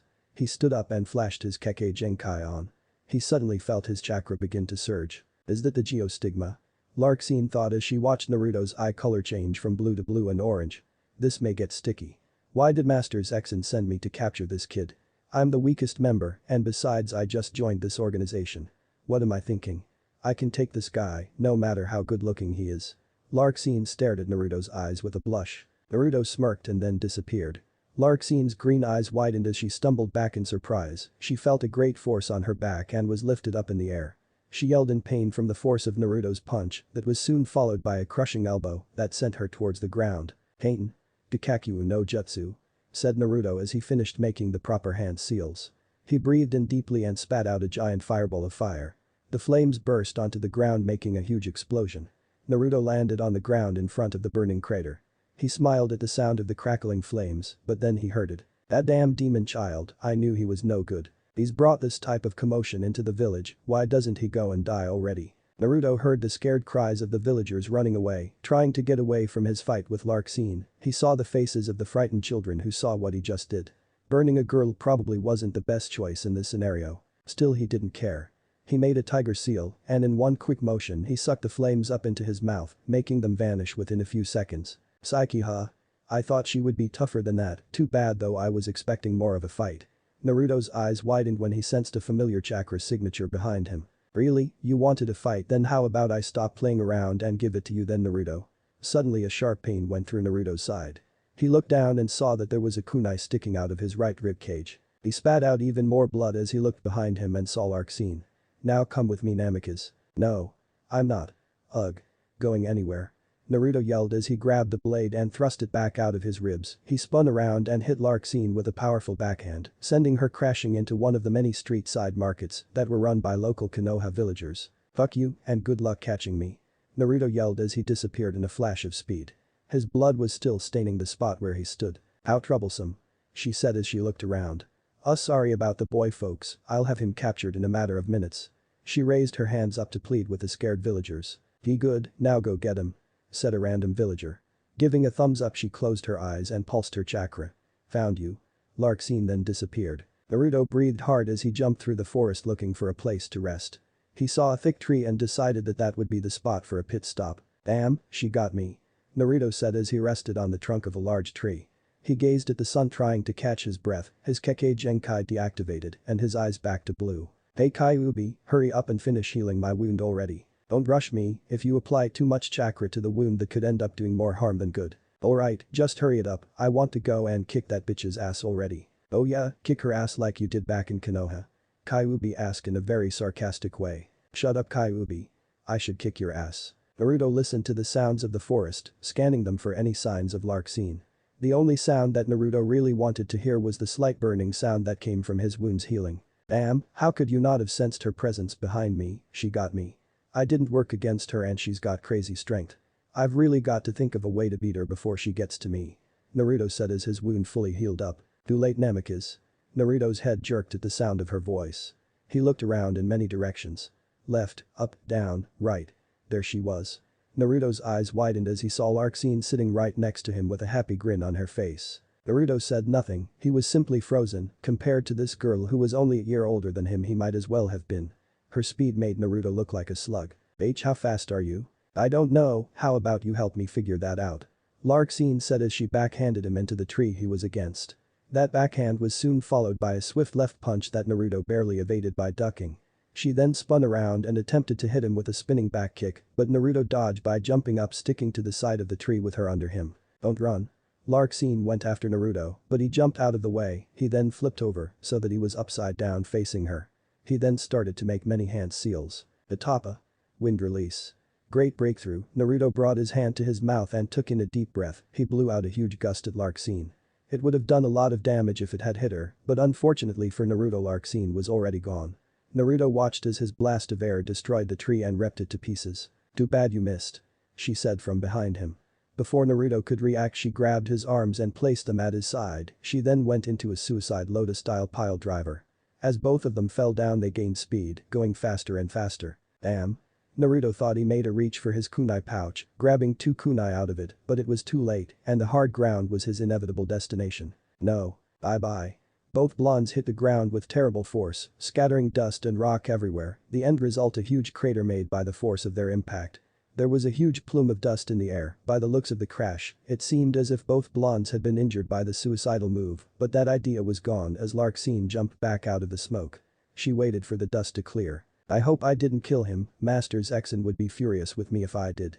She held her breath in hopes of Naruto not being dead, but when the dust settled, her eyebrows rose in shock when she saw Naruto seemingly floating in the air inches above the ground. He held onto a thin piece of string in both of his hands. It looked like he was hanging by something invisible.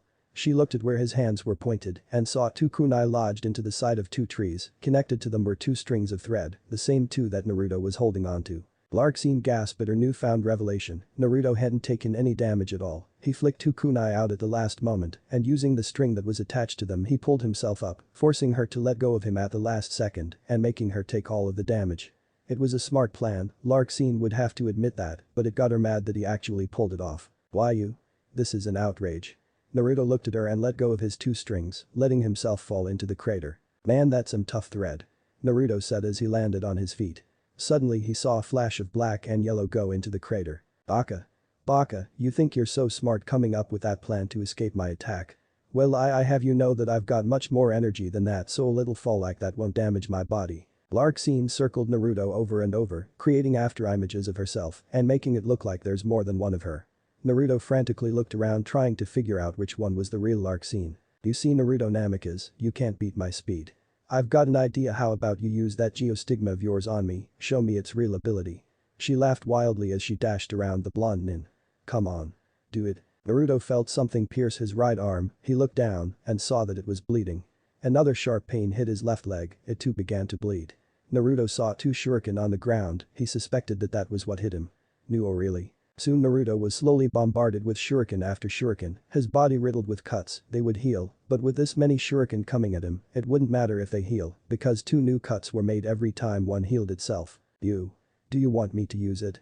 Naruto said. Yes. Yes, use it, Namikaze, use before I cut up that nice face of yours. Well. Naruto had to switch between talking and receiving the pain from the numerous shuriken that hacked away at his body. I can't really use it that much, I don't even know what it does. When I use it gives me a boost in chakra, but other than that I have no idea what to do with it. Larksin stopped circling Naruto and stopped right in front of him. She grabbed him by his collar and picked him up like before. What do you mean that you can't use it? Then what's the point of you being an Namikaze? Naruto stared into the eyes of his female opponent, then he remembered what that letter had said, the true nature of the geostigma, manipulators. That's what the Namikaze were, manipulators of elements. The Namikaze and their ability to manipulate nature in every aspect and form. He looked down at the ground and moved his hand while flashing his Kekkei Genkai on. What are you doing? Larksin asked, not aware of what was about to happen to her. He moved his finger upward and a tiny segment of the ground moved with it. His eyes began to move, the orange tint that came from his pupil became an orange ring that circled his entire pupil. Not failing to notice this, Larksin let go of him and backed away cautiously. Answer me, what are you doing with those eyes? Her voice was shaky, afraid. Naruto saw this and smiled. I said that I didn't know what these eyes of mine did. Well, guess what? I just found out.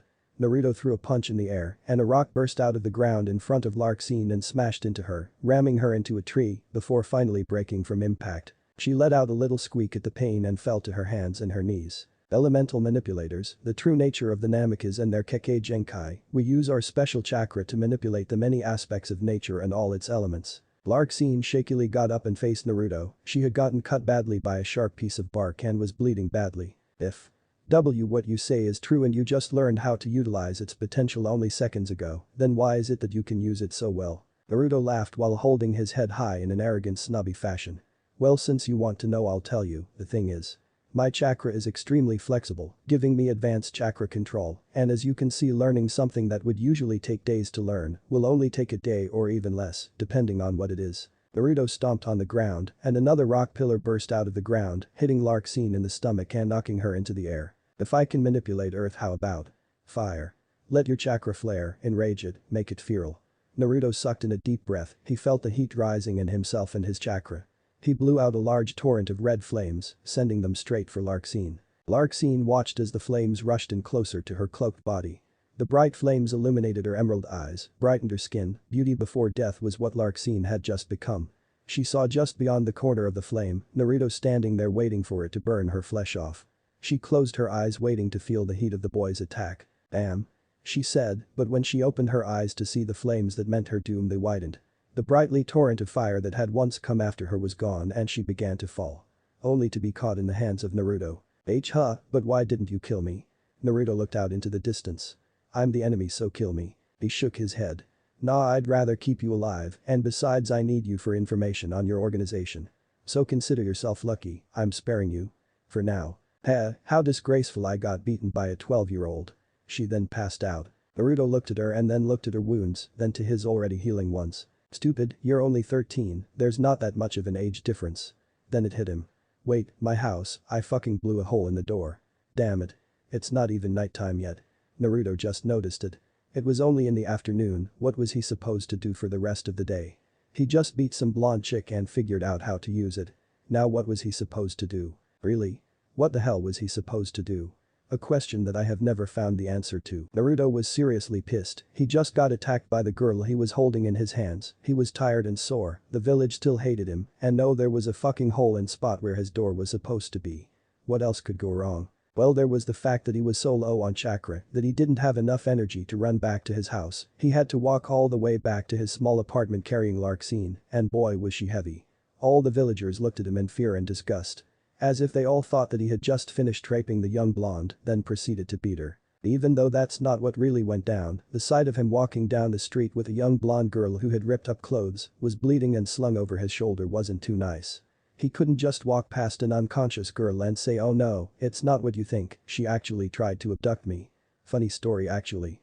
You see, insert alibi that no one will believe here. Yeah, that wasn't something Naruto was used to explaining. Finally he got to the second-story floor that was supposed to hold his front door, instead there was a giant hole courtesy of Naruto, in place of it. Naruto stood in front of the unsightly damage done to his door and simply observed. Observed with twitching eyes and a throbbing vein popping out of his head. This fucking sucks. He looked down at the still unconscious Larxene, shrugged and walked through the door. He went into his room, one of the few undamaged parts of the apartment, and placed her on his bed. It was kind of stupid to put the enemy on your own bed, but it was what he could do at the time. He walked back to his broken door and grumbled. This is all her fault. He said. Now all Naruto needed to do was interrogate Larxene about the psyche, and he could let her go or kill her if he felt like it. Plus he also had a plus-sized hole where his door was supposed to be. Yeah. He would have to figure out what to do about that later, but that girl came first. He came back to his room where Larxene was still sleeping soundly on his bed.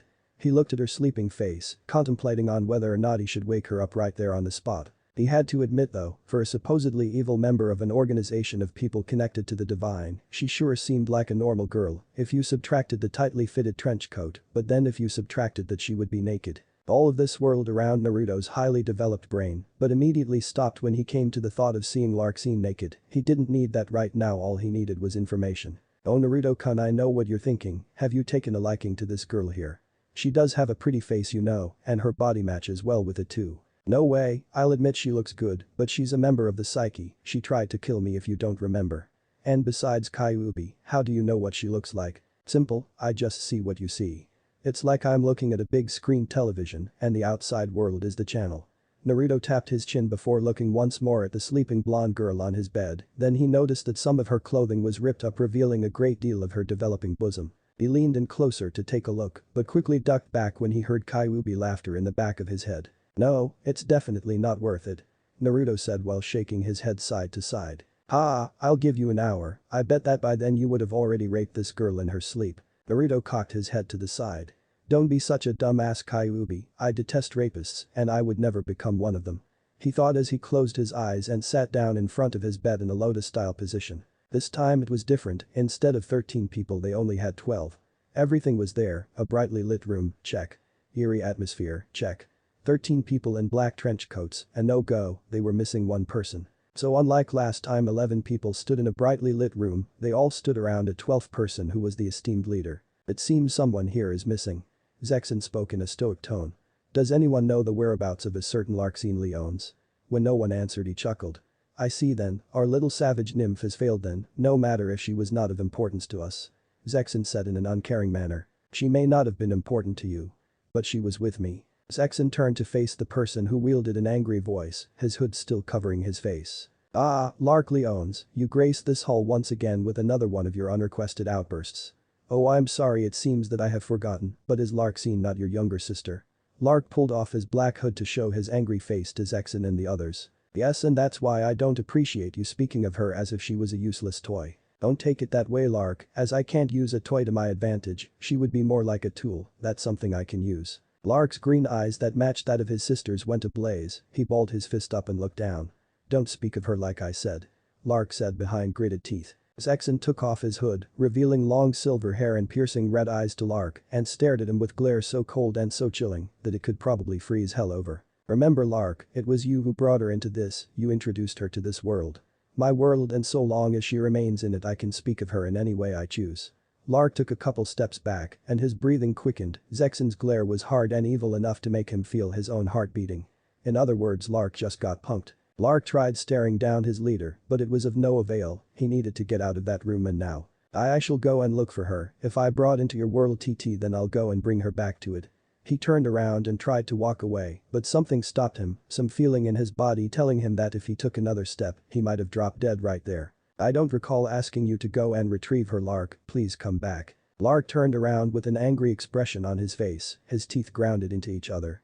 He wanted to tell his leader to piss off right then and there, but he couldn't bring himself up to do so. So he just stood there, hoping that Zexin would let him go and find his little sister. Too bad Zexin wasn't the type of man to let anything go. Lark, you still didn't take your initial position, and that would make me very unhappy if you did not follow orders. The Lark felt it again, that feeling like he was staring death in the face, but this time he felt a great deal of it, more like he was staring the Shinigami in the face. Yes, Zexin-sama. Good, Lark-kun. He was nothing compared to Zexin, when it came to power he had Lark beaten. But driving was a different thing, when it came to driving Lark was number one. His drive to protect his sister was greater than Zexin's unknown personal drive. He would have to find a way to sneak out and save Larxene without Zexin catching him, and he would do it by any means necessary. But he had to give it to Zexin, really he should thank him, Zexin made him feel something that the 24-year-old Lark had not felt in a long time. Fear. Thanks, he almost forgot what it felt like. But that wouldn't stop Lark Leones from reaching his sister. Chapter 5. Interrogation. He investigates, will she confess, he goes on a mission. Larxene woke up to the sound of light snoring. She opened her eyes, looking only to see Naruto's face to her side. The snoring was coming from him, he sat in a cross-legged lotus-style position with his hands on his knees. She looked at Naruto's face then back at the ceiling in which she woke up looking at. Her sides ached and she was still short of breath, Naruto had dealt more damage to her body than she thought. She made one more glance at Naruto before sighing loudly. Still looking at his face she spoke to his sleeping face. You blind bastard, you beat me but don't worry, I'll come back and kill you myself. Larxene hoisted herself up with a little strength that she still had left in her petite body. She moved in the bed. It creaked. Naruto twitched slightly. Then it hit her, Larxene looked down at her black trench coat, which was now decorated with tiny cuts and fairly sized tears in the fabric. Her attire was pretty beat up and had quite a few tears in the upper abdomen region, which did nothing but reveal part of her bust to Naruto. With a blush she quickly shuffled around and covered her chest with the available material in the room, her hands. But the speed as slow could get she threw another quick look at Naruto. She sighed, he was still sleeping. Good. He's asleep, still asleep. She didn't even know why she cared though, he was her target, her mission was to kill him, and it shouldn't have mattered. Yet she still cared whether or not he saw anything. Maybe it was her just being insecure, maybe. She knew that she couldn't stay here, if the rest of the organization found out about her being saved by the enemy, then they would probably have her head on a silver, fully decorated platter. Well, everyone but her brother. Lark was his name. the name of her brother and the name of the reason why she was even part of the organization called Psyche. Mental images of her brother flowed through her mind as she stared out the window and into the moon. It was full this time, not like that night. Not like the night she and Lark pledged their loyalty to the Psyche. The first time she was introduced to Masters X and Larkine was only 9 years old, she with her brother and the moon had been new. It was his fault that she was in this position being trapped in the enemy's home, if this old broken excuse of an apartment could be called a home. Another loud sigh crawled out of her mouth. Naruto twitched again.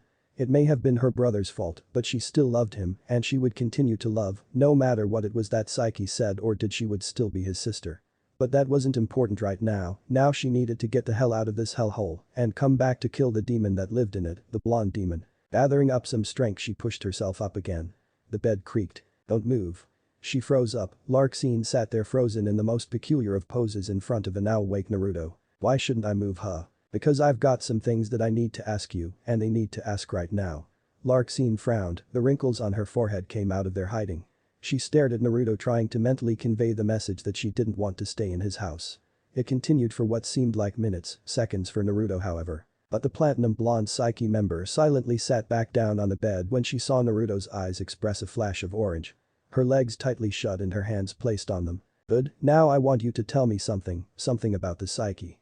Naruto noticed that her body physically tensed when he mentioned the word Psyche, he would be sure to store it away in his mind and save it as his trump card. Seeing her reaction to the word Psyche, Naruto stayed silent and looked at her, or looked at the top of her head anyway, for Larkine hung her head down low, not showing her face.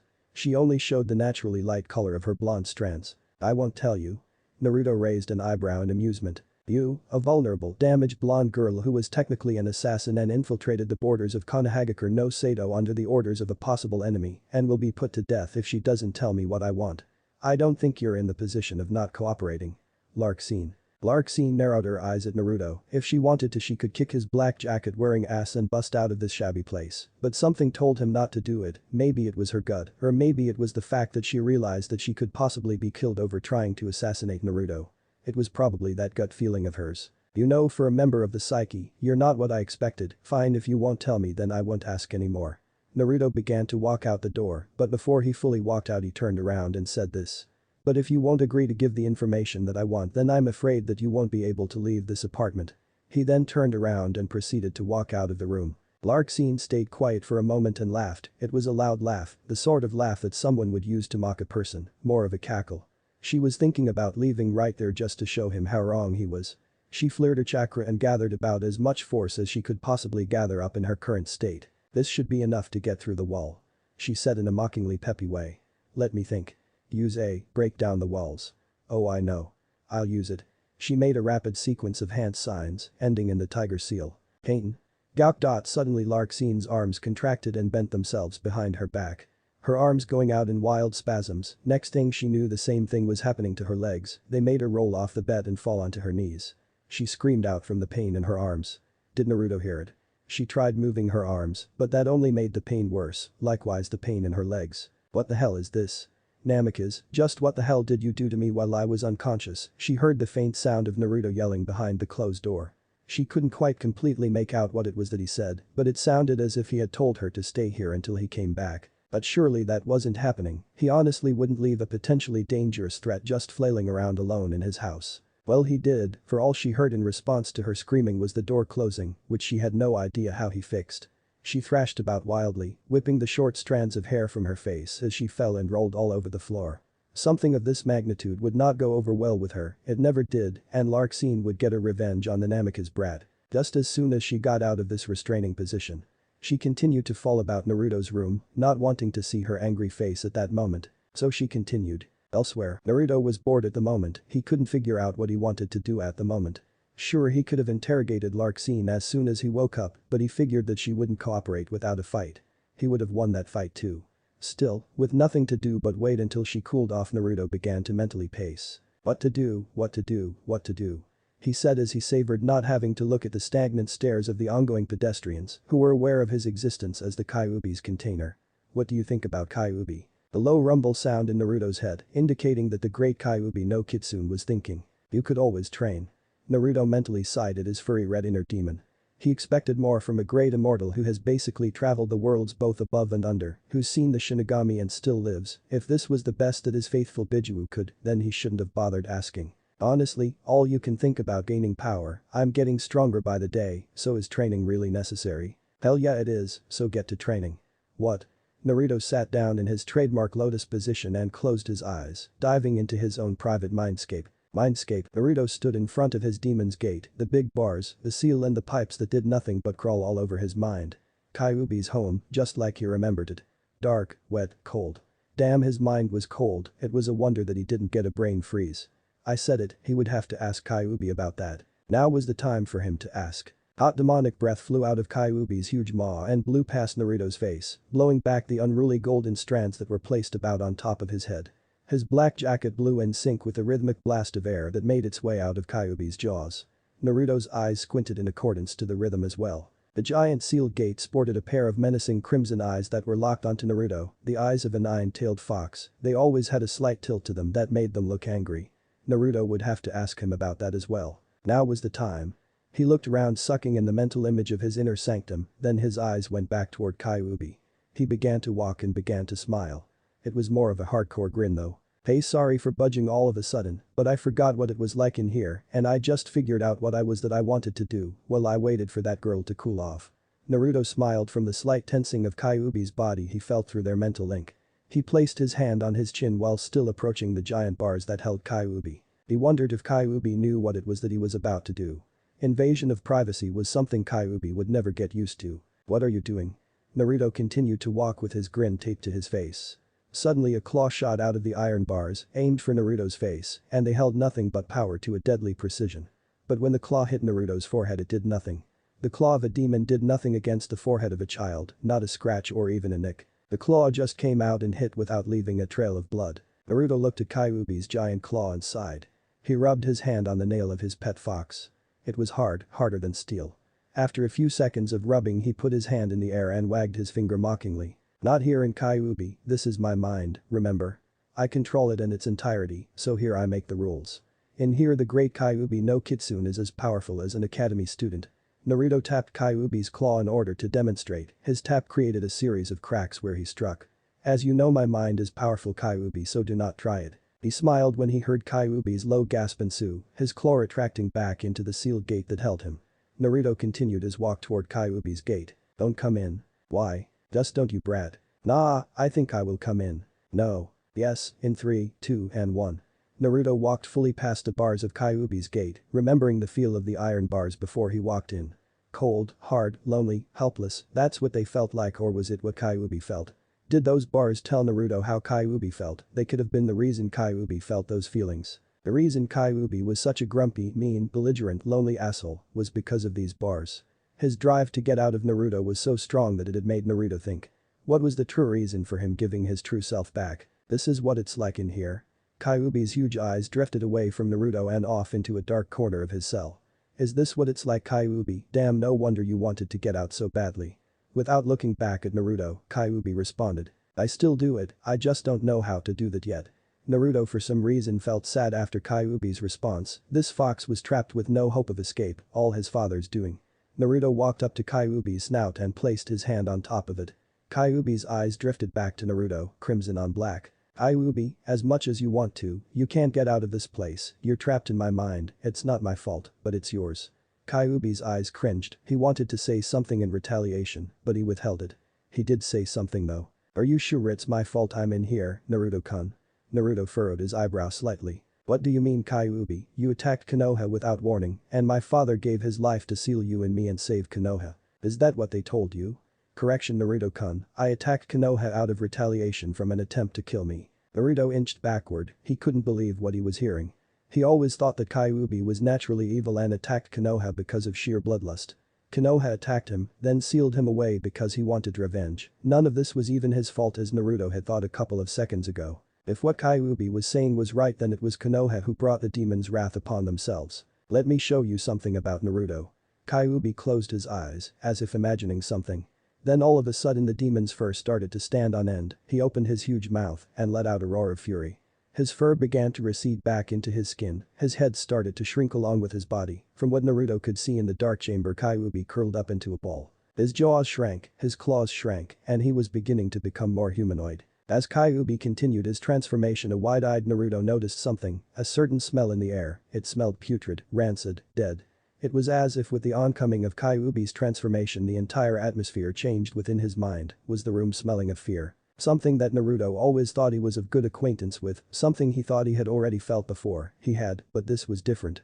This fear was a type of fear he had never felt and thought existed. Naruto was feeling fear in its most primal stage. The smell grew stronger and forced Naruto to close his eyes to keep them from feeling the burning sensation in the air. He covered his nose with his hands to block out the smell. His body went numb from the massive amount of fear he was feeling. He could only taste and hear at the moment. Tasting wouldn't do anything, but he could still hear the shifting and shuffling of Kyuubi's fur as he continued his transformation.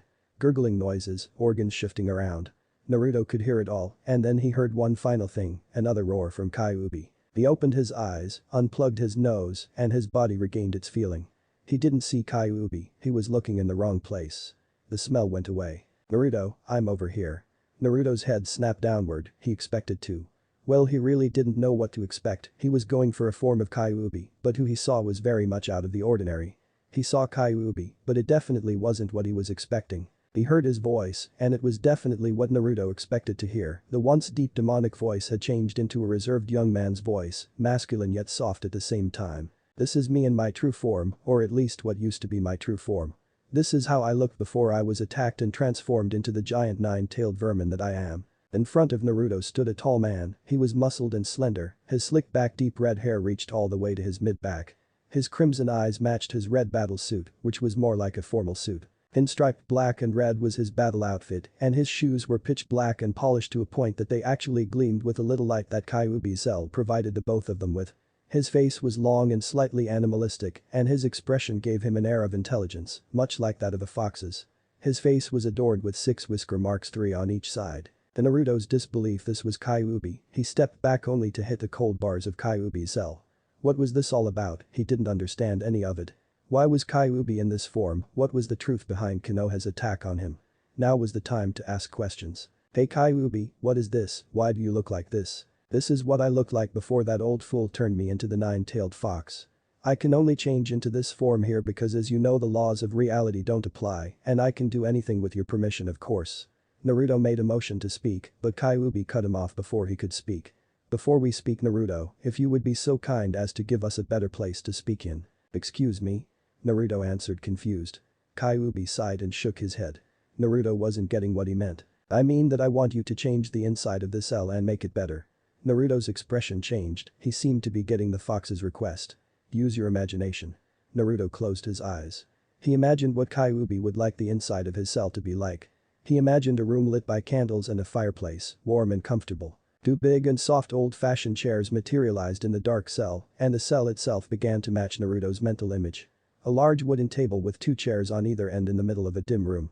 In the far corner, a mini-bar formed itself, already filled with the normal necessities. A piano formed on the opposite end of the bar, and a king-sized bed made its way into the room near the north corner of the huge room. Naruto opened his eyes, the mental image in his mind sprang to life in front of him.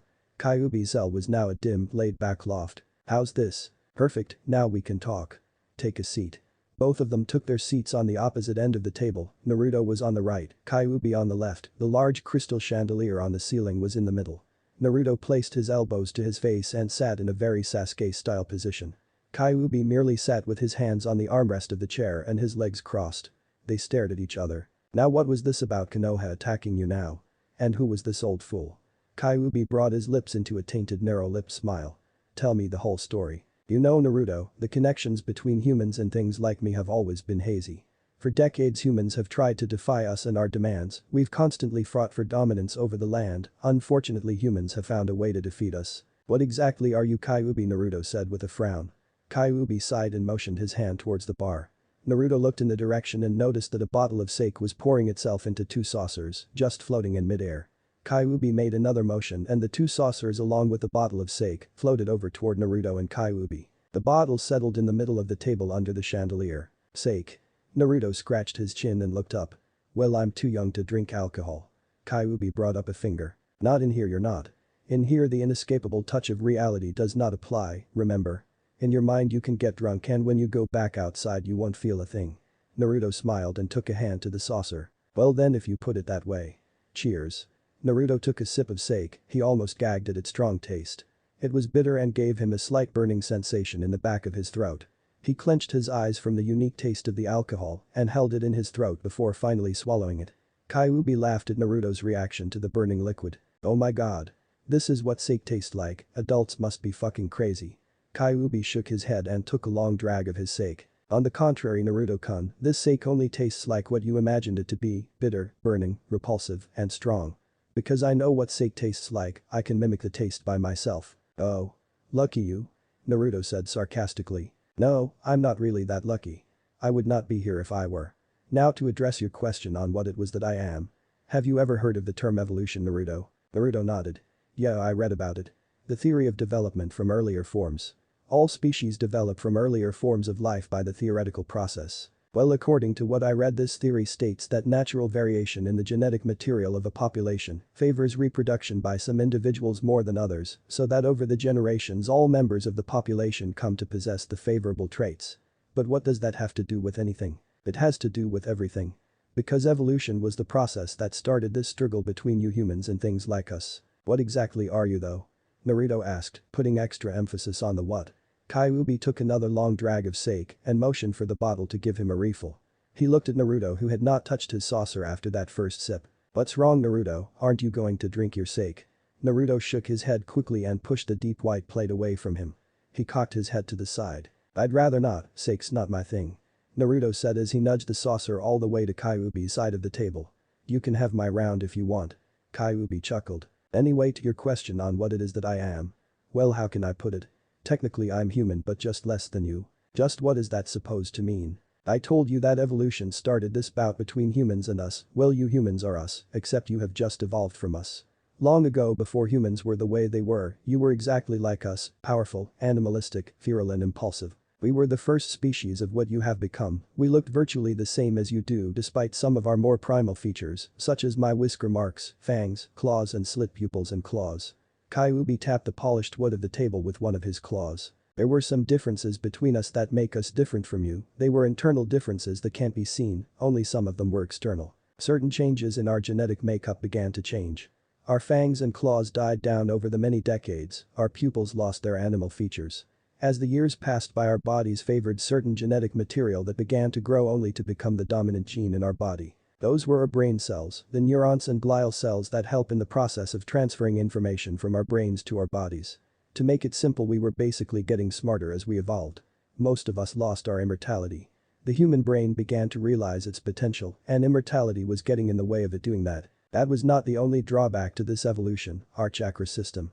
We have immense amounts of chakra, but for some odd reason as our brains grew our chakra coils became weaker, it's the reason normal humans don't have as much chakra as me. So as you got smarter you got weaker. Damn, that sucks for you. So wait, here's the thing I don't understand.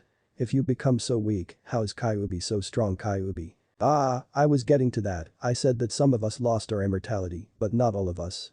Example. Me.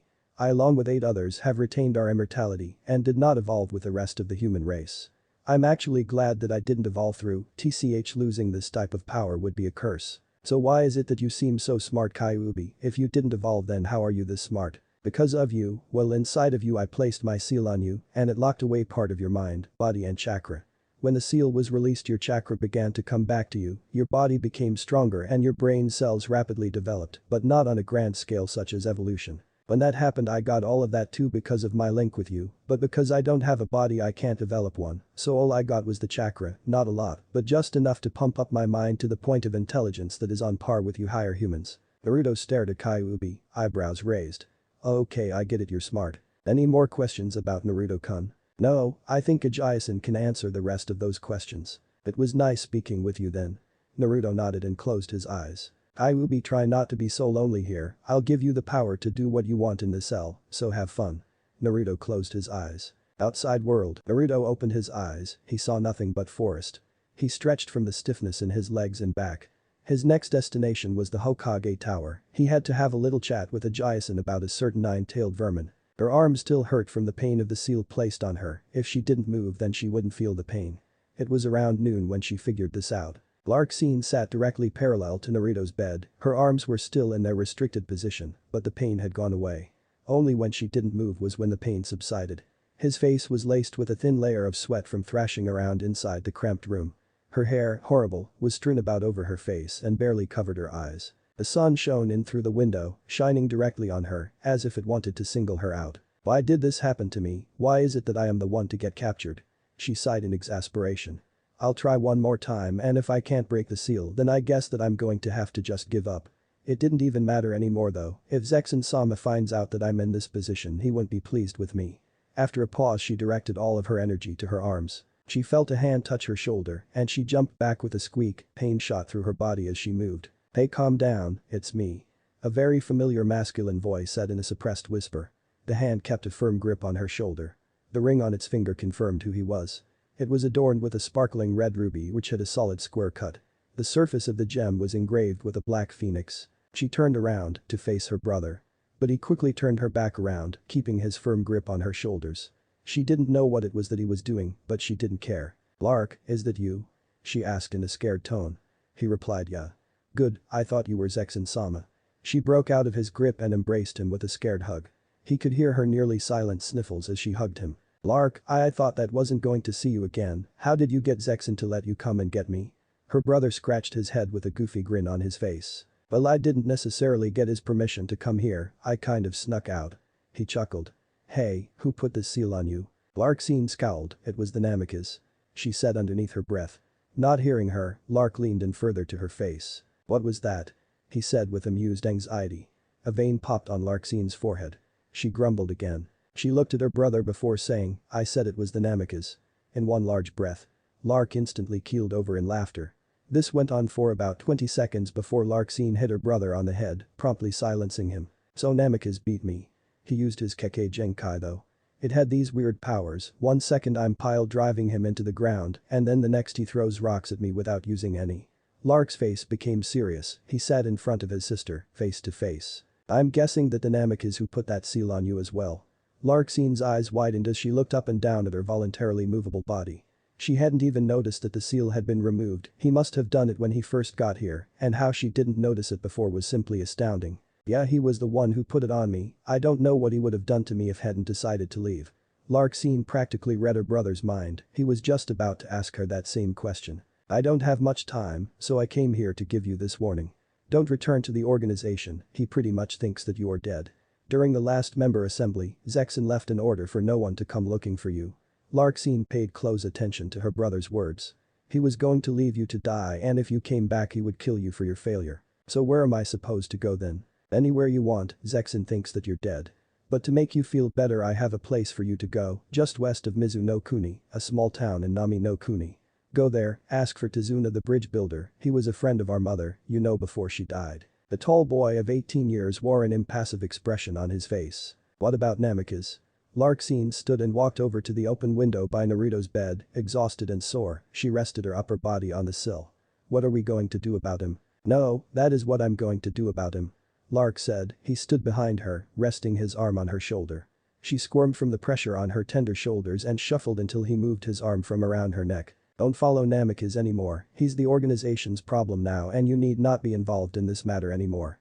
I'm giving you a chance to live a normal life, so take it, okay? There was a long pause before Larxene finally nodded and looked back at her brother. He spoke up first. You have to leave now, I can get you to the border of Hai no Kuni, but you'll have to fend for yourself from then on. He looked past her face, his gaze directed into the distance that was Konoha. Let's go. Larxene nodded.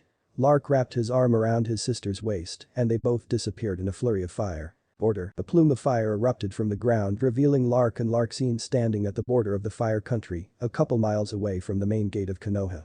The same way Larxene had made her way in. Am I ever going to see you again? Lark nodded. I'll come to visit you soon so don't worry. He placed his hand on her head and ruffled the blonde hair that matched his own. He saw a tear drop down Larxene's face and slid down, threatening to drip off her chin. See you soon. He said as he hugged his sister one last time before disappearing from in front of her. Slowly she began to walk down the long dusty road leading to the village hidden in the mist. She knew that her brother told her to, but she couldn't give up. To her this was all the Namikaze's doing, and she wanted her revenge. The instant she recovered in Nami she would be back here to hunt Naruto down. Naruto walked through the halls leading to the Hokage's office. Naruto saw the door leading to his grandfather. With a thrust of fury Naruto swung the door open, causing it to slam against the wall, bringing with it a loud boom. Those inside the office all turned around to see an enraged Naruto. He walked in slowly, eyes locked on the shock of Sandaime Hokage. He was first to speak. "Naruto-kun, what is the meaning of this?" Naruto didn't say a word, he just continued to look at the old man. Only after a few seconds did Naruto notice the two others in the room. Both of them stared at him with a look that the rest of the villagers gave him. A man and a woman, both of them old, looked to be around 60 plus. These two, along with the Hokage, were the leaders of the village council. The man had gray hair and glasses. He wore long white and black robes that draped down to his feet. His black sandals barely covered the unpleasant appendages he called feet. He wore a constant scowl on his face and looked as if he was mad at something. Apparently he was mad all the time, for the few times Naruto had actually seen this man he always looked like this. His name was Midakata. The woman directly parallel to him was dressed in pretty much the same attire.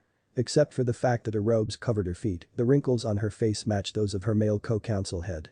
The look on her face, however, was different from hers. She didn't look mad or happy, her facial expression was completely impassive. Her name was Kaheru, the slightly less important leader when put into comparison with the Hokage and Midakata. "Sarutobi, I do hope that you have a reasonable explanation for this boy's intrusion," Midakata said with a gruff and aged voice. Both him and Kaheru turned around and faced Naruto. Naruto kept his eyes on Sarutobi, who he could see in between them. Naruto answered my question, "Why are you here?" "I have business with the council right now, whatever you need will have to wait." Naruto stood up straight. "I'll tell you why I'm here." He spat while extending his finger directly at Sarutobi. "I'm here for answers, about Uzumaki Naruto, do you have a reason to be here? If you don't I suggest that you leave. As of now you are interrupting council affairs and if you do not leave then you will be forced to leave." He ignored the old man's warning and growled under his breath. He approached Sarutobi's desk and slammed his hands on the polished wood, scattering the already messy pile of papers that decorated its surface. "Vijay-san, why hell didn't you tell me?" Sarutobi's eyes narrowed. He brought his hands up to chin and leaned in closer to Naruto's own face. "Why didn't I know this before?" Naruto thought. "Naruto-kun, what didn't I tell you about?" "Uzumaki-san, please leave now." Midakata spat out. Naruto spun around and faced the old man. "I won't leave before I get answers, how about you tell me?" "You probably know of this too, both of you old geezers probably know this." Both council leaders gasped at Naruto's insult.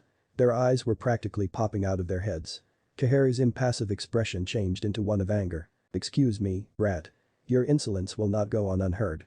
Trust me, the council will have you jailed for your disrespect." The old woman eyed Naruto with hate in her eyes. "Children like you should not act so belligerent, especially one with your situation." "My situation?" Naruto yelled. Now she crossed the line. He knew exactly what she meant by situation. "Oh, that situation?" Naruto didn't, Sarutobi said, which caused both council heads to eye him with suspicion. "Don't what, Sarutobi?" Midakata said. "Hear what he has to say." Naruto's eyes were set ablaze. "Oh, you mean that little situation, the one with 9 tails, am I right?" Midakata and Kaheru both took a step back. Sarutobi sighed in exasperation and slapped his forehead. "How do you know of that demon?" Naruto chuckled in a creepy way that seemed slightly crazed. He sat on the polished cherry wood desk. It's actually funny, I thought that I was that demon, you know that demon that you attacked years ago." "Naruto, I said don't say a word, that's enough," Sarutobi said, causing Naruto to turn his enraged gaze onto him. He looked at the blonde boy with a disarming smile in an attempt to calm him down. It worked, for Naruto's furrowed and angled eyebrows settled down into their straight and calm position. "Good. I'm going to have to ask you to leave. We'll talk about this later, Naruto-kun." He looked at his surrogate grandson with eyes fueled by compassion. The same disarming smile returned to his face when he saw Naruto nod. He was a very stubborn person, but when it came to Sarutobi Naruto would always listen. "Fine," Naruto said with a scowl. He jammed his hands into the pockets of his black. "I think that we need to have a talk with all of us, I mean me, Kaheru and the rest of the council." With that both of them walked out. In sync, like freaking twins. It was weird. Sarutobi rubbed his temples. "I'm getting way too old for this crap," he said. He pressed a button activating the intercom system. "Kaori-chan." There was a long pause, there seemed to be a lot of those lately.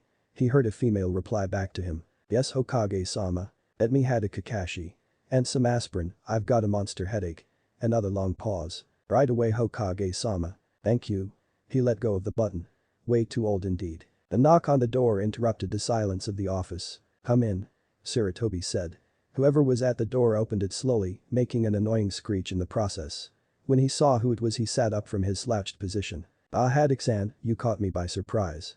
I expected you to just poof in here like you always do. I figured that I should get some exercise every once in a while," the Cyclopean Jounin said with a one-eyed smile. Sarutobi rested his head on his hands, a signal that matters were now serious. Kakashi responded horribly to the signal, he just kept smiling. He figured it out though. "Well, since you came so quickly I am guessing that you know why you're here." Kakashi stood up straight and nodded. "Do you have a mission for me?" Sarutobi closed his eyes before shaking his head. "No, I have a mission for you and your team. I'm calling you here to introduce you to your client." He pressed the intercom button again. "Kaori-chan, send him upstairs now." "Yes, Hokage-sama." After about 1 minute a gruff-looking man walked through the door. His gaze was lazy, his clothes wrinkled and dirty. He was holding a bottle in his hand, he held it with a loose grip and it wobbled in between his dry fingers. "Haddock-san, this is Tazuna.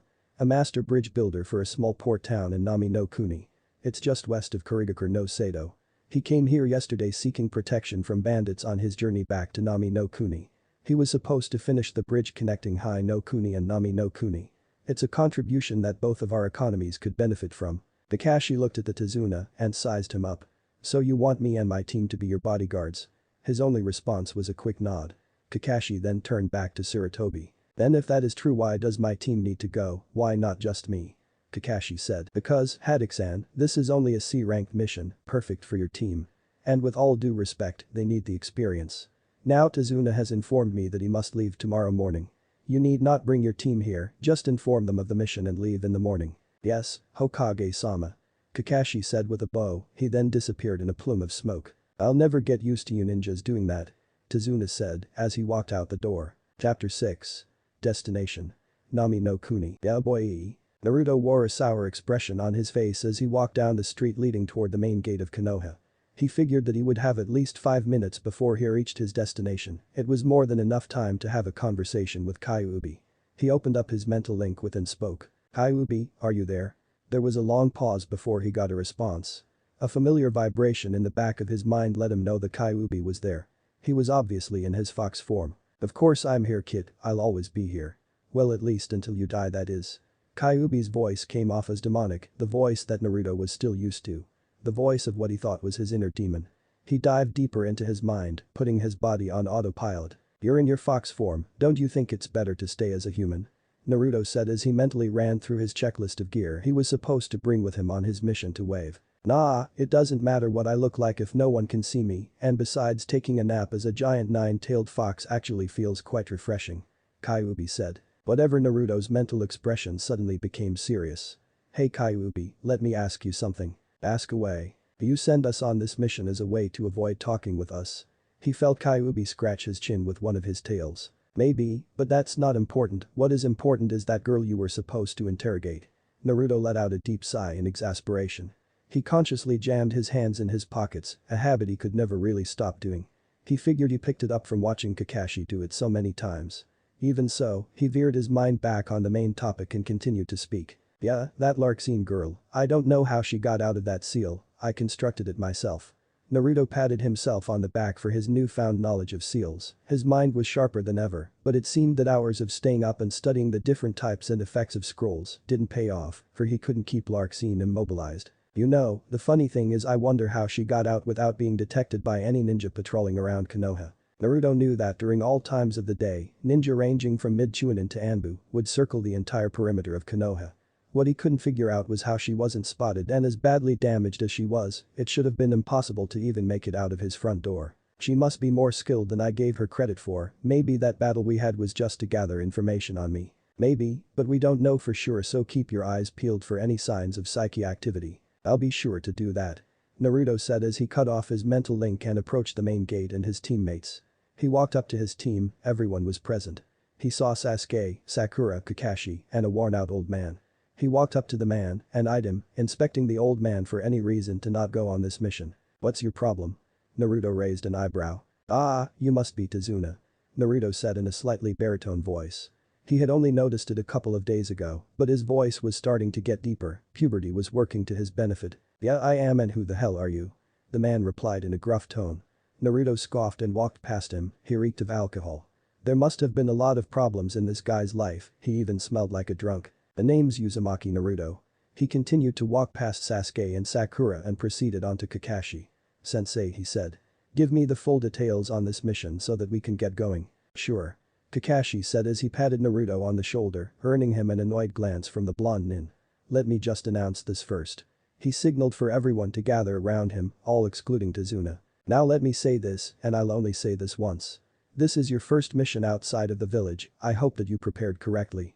There should be no room in your pack for unnecessary items, such as any personal items used for recreation, any miscellaneous items, say tools used for makeup are also unacceptable. Also, there is no need for overpacking. You shouldn't need that many pairs of clothing. If you fit any of these wrong conditions I suggest that you go back home and repack. You have 10 minutes. Kakashi locked his eyes on Sakura. Only then did she inch away and dash off in the direction of her house. She's so predictable. He said, shaking his head in a disappointed manner. With that everyone went off to their respective spaces. Sasuke leaned against the gate wall, Tazuna stood where he was, and Kakashi walked over to a small tree, leaned on it, and motioned for Naruto to follow him. Both of them stood under the tree's shade, not saying a word, taking a few moments to savor its branches that shielded them from the blistering heat. Kakashi spoke. I know you didn't want to talk about mission specs with Naruto-kun, so what's the deal? He spoke in a low, inaudible voice, a voice so low that it was almost silent. If you weren't under that tree you wouldn't hear a word. You found me out. What I really wanted to do was ask you something.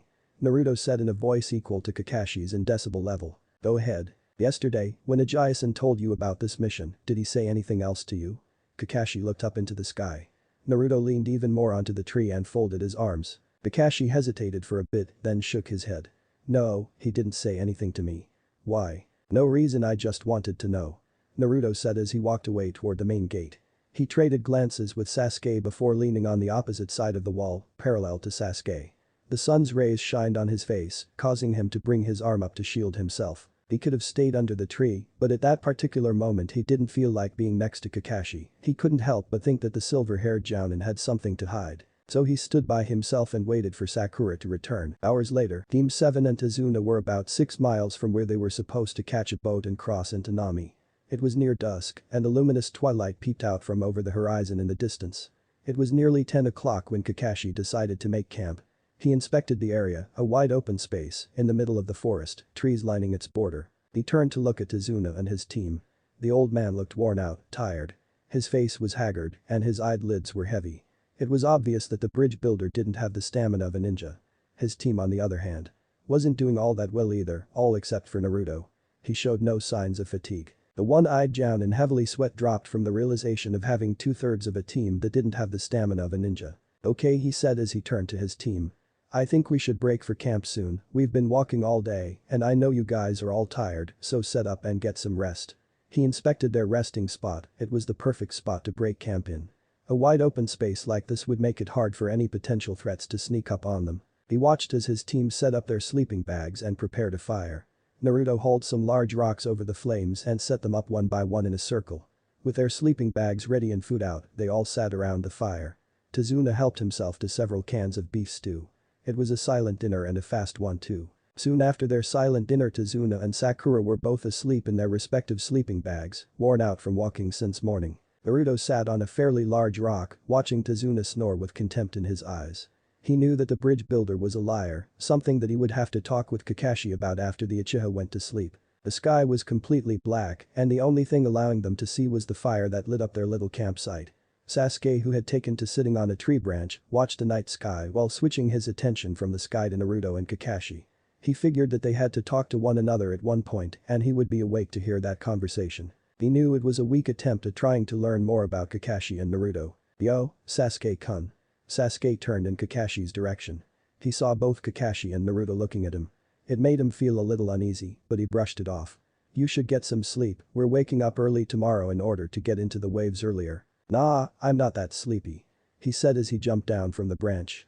He would have landed square on his feet if it weren't for the intense stares his sensei and teammate were giving him. One of them sent a large wave of killing intent with his stare.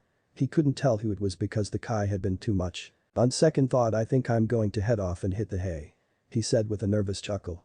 He went to his already unrolled sleeping bag and crawled in, grumbling about how something wasn't fair. He didn't want to admit it, but he was very tired. Dobe was the last word he said before sleep took over and forced his eyes shut, throwing him into deep slumber. Both Kakashi and Naruto waited in silence until they heard a light snore come from Sasuke's direction. Good, now that Princess Uchiha is asleep we need to talk about some things. Like what? Kakashi replied. Like how Tazuna-san isn't telling us something about this mission. Ah, you've noticed it too. I thought I was the only one, I'm surprised by Naruto-kun. Thanks, but getting back on topic, he said that he was in desperate need of protection, and I find it suspicious that we haven't come across a single threat. Not even a bandit. Yeah, I know. I'll address him about it later when the time is right. Naruto shrugged and took to a tree branch. Whatever sensei, it doesn't really matter to me, I just hope that we come across somebody powerful and soon. Kakashi chuckled at the boy's eagerness to fight. Just get some sleep, Naruto-kun.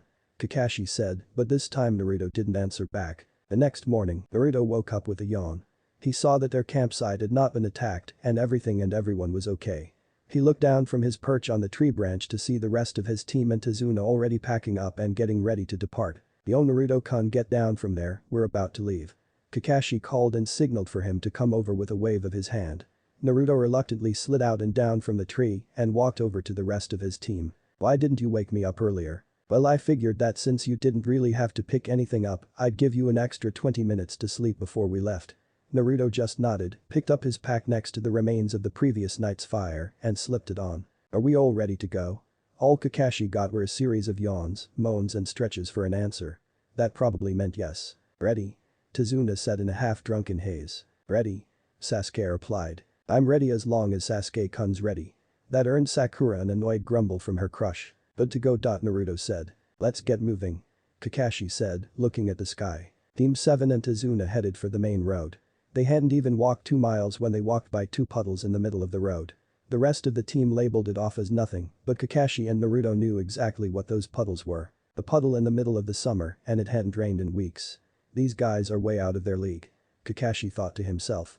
He was sure Naruto was thinking the same thing. He looked up at Naruto, who was in the front of the line, leading the pack, and then to Tazuna, who was almost directly behind him. His vision turned back to Naruto, who now had his hand placed behind, moving his fingers in a fork-like way. Kakashi understood Naruto's subtle movements. They were special hand signs for identifying the number of enemies in the area without being heard. The one Naruto was using translated as 2. South Carolina, how does he know about silent communication? Naruto-kun, you continue to astound me every time I see you. Kakashi responded with his own round of South Carolina. 2 enemies inside of the puddle. I'm aware. Should we act now? No, wait and see what they do before we act. Understood. Naruto continued to walk as if his 5-second conversation with Kakashi had never happened. Meanwhile, 2 sets of eyes peeked to Team 7 throwing veils of false water. They waited for them to gain a little distance before making their move. Once the distance was set between them, 2 nin slowly dragged themselves out of the puddles. They wore black cloaks and matching gas masks. What was even more noticeable though were the 2 clawed gauntlets they garnered on the opposite arm. They were linked together by interlocking chains. Their Hita-8s had the symbol for the Hidden Mist Village. The only thing different was that they both had a slash going through the symbol. 2 Nuke-nin from Kurigakure no Sato, the Oni brothers. One sat on the other's arm as a parrot would appeared. In deft movement, the one on the other's arm was flung into the air by his brother, heading straight for Kakashi with little to no sound at all. Sakura, Sasuke and Tazuna barely had any time to react before they saw a figure cloaked in black fly towards them and rip the sensei to bloody shreds with deadly spiked chains. Sakura screamed at the sight of the bloody chunks of flesh that was now Kakashi. Sasuke almost gagged but did a solid job at maintaining his cool guy visage. Tazuna would have screamed too if not for the empty beer bottle in his hand. He probably didn't know what was going on. All but Naruto were in panic. He stood there and watched the 2 brothers who had just ripped Kakashi apart. They stood laughing in the middle of the road. 1 down, 4 to go. One of them said and then locked eyes with Naruto. You? One of them said as they both locked onto Naruto. With a burst of speed the both of them ran at Naruto, gauntlets out. They spread out so that the same chain that killed Kakashi would soon taste Naruto's blood. Naruto had at least 5 seconds to react. He took 2 of those seconds to look over at his teammates. Sakura, who had just finished screaming, stood petrified with fear, Tazuna the same. But he could see that Sasuke was no longer next to the 2 of them. Oh, so that's his plan, not Badicha. Naruto said as he pointed up in the sky, then quickly flipped over the chain that could have killed him. Both men stopped to see what Naruto was pointing at, only to see a kunai thrown by Sasuke whiz past them and pin their interlock chain onto a tree. What the fuck is this kid, do you really think that this would stop us? With a loud hissing sound their chains detached allowing them to freely go anywhere they pleased. Now you mind. What the? Said Nukenin was stopped dead in his sentence when Sasuke appeared out of nowhere, squatting on both their gauntlets. He reared back and landed a solid drop kick to both of the Nukenin's faces, sending them both flying toward the ground. We're gonna kill you, kid. They both said in unison. Sasuke replied with a typical cool guy smirk. Naruto. He thought as he slid into his taijutsu stance. It was not only until the two cloaked men were about 20 yards away did they hear a voice from the ground. Aiden. Doryuden. Earth style. Earth dragon projectile. What the hell is that? Sasuke said as he took a step back. A swirl of mud spawned itself in front of him, taking the form of a dragon's head. It opened its mouth and spit out tons of hardened mud shots towards the two Nukenin. They reacted by swiftly dodging, ducking and slashing at the hardened lumps of earth. Sasuke looked to his far right to see Naruto standing while maintaining a ram seal. The blonde boy's body tensed even more as he applied more chakra to his. How does he know such a high level, thought Sasuke as he looked on in disbelief at his comrade's astounding chakra capacity. Naruto made a loud grunt as he increased the power on his earth. The dragon's eyes flashed an iridescent yellow right before it increased its rate of fire and in turn spewing out double the amount of mud than it started with. Ah, what the dot, said one of the gauntlet-wielding Nukenins before him and his partner were thoroughly buried inside of a pile of solid earth. Whoa. Was all that, Tazuna said. Sakura seconded his notion by leaving her mouth open to droop down in awe. Suddenly she felt something, a sense of admiration for Naruto, sort of how she admired Sasuke. The sight of him taking down two dangerous ninja was amazing. You did it. Sakura suddenly yelled out to Naruto. He looked back at her with a freaked out expression. Her wide smile died out, perhaps stating the obvious didn't make her seem all that bright. But she quickly forgot about her amazement at Naruto and went to her crush's aid. Have you hurt Sasuke-kun?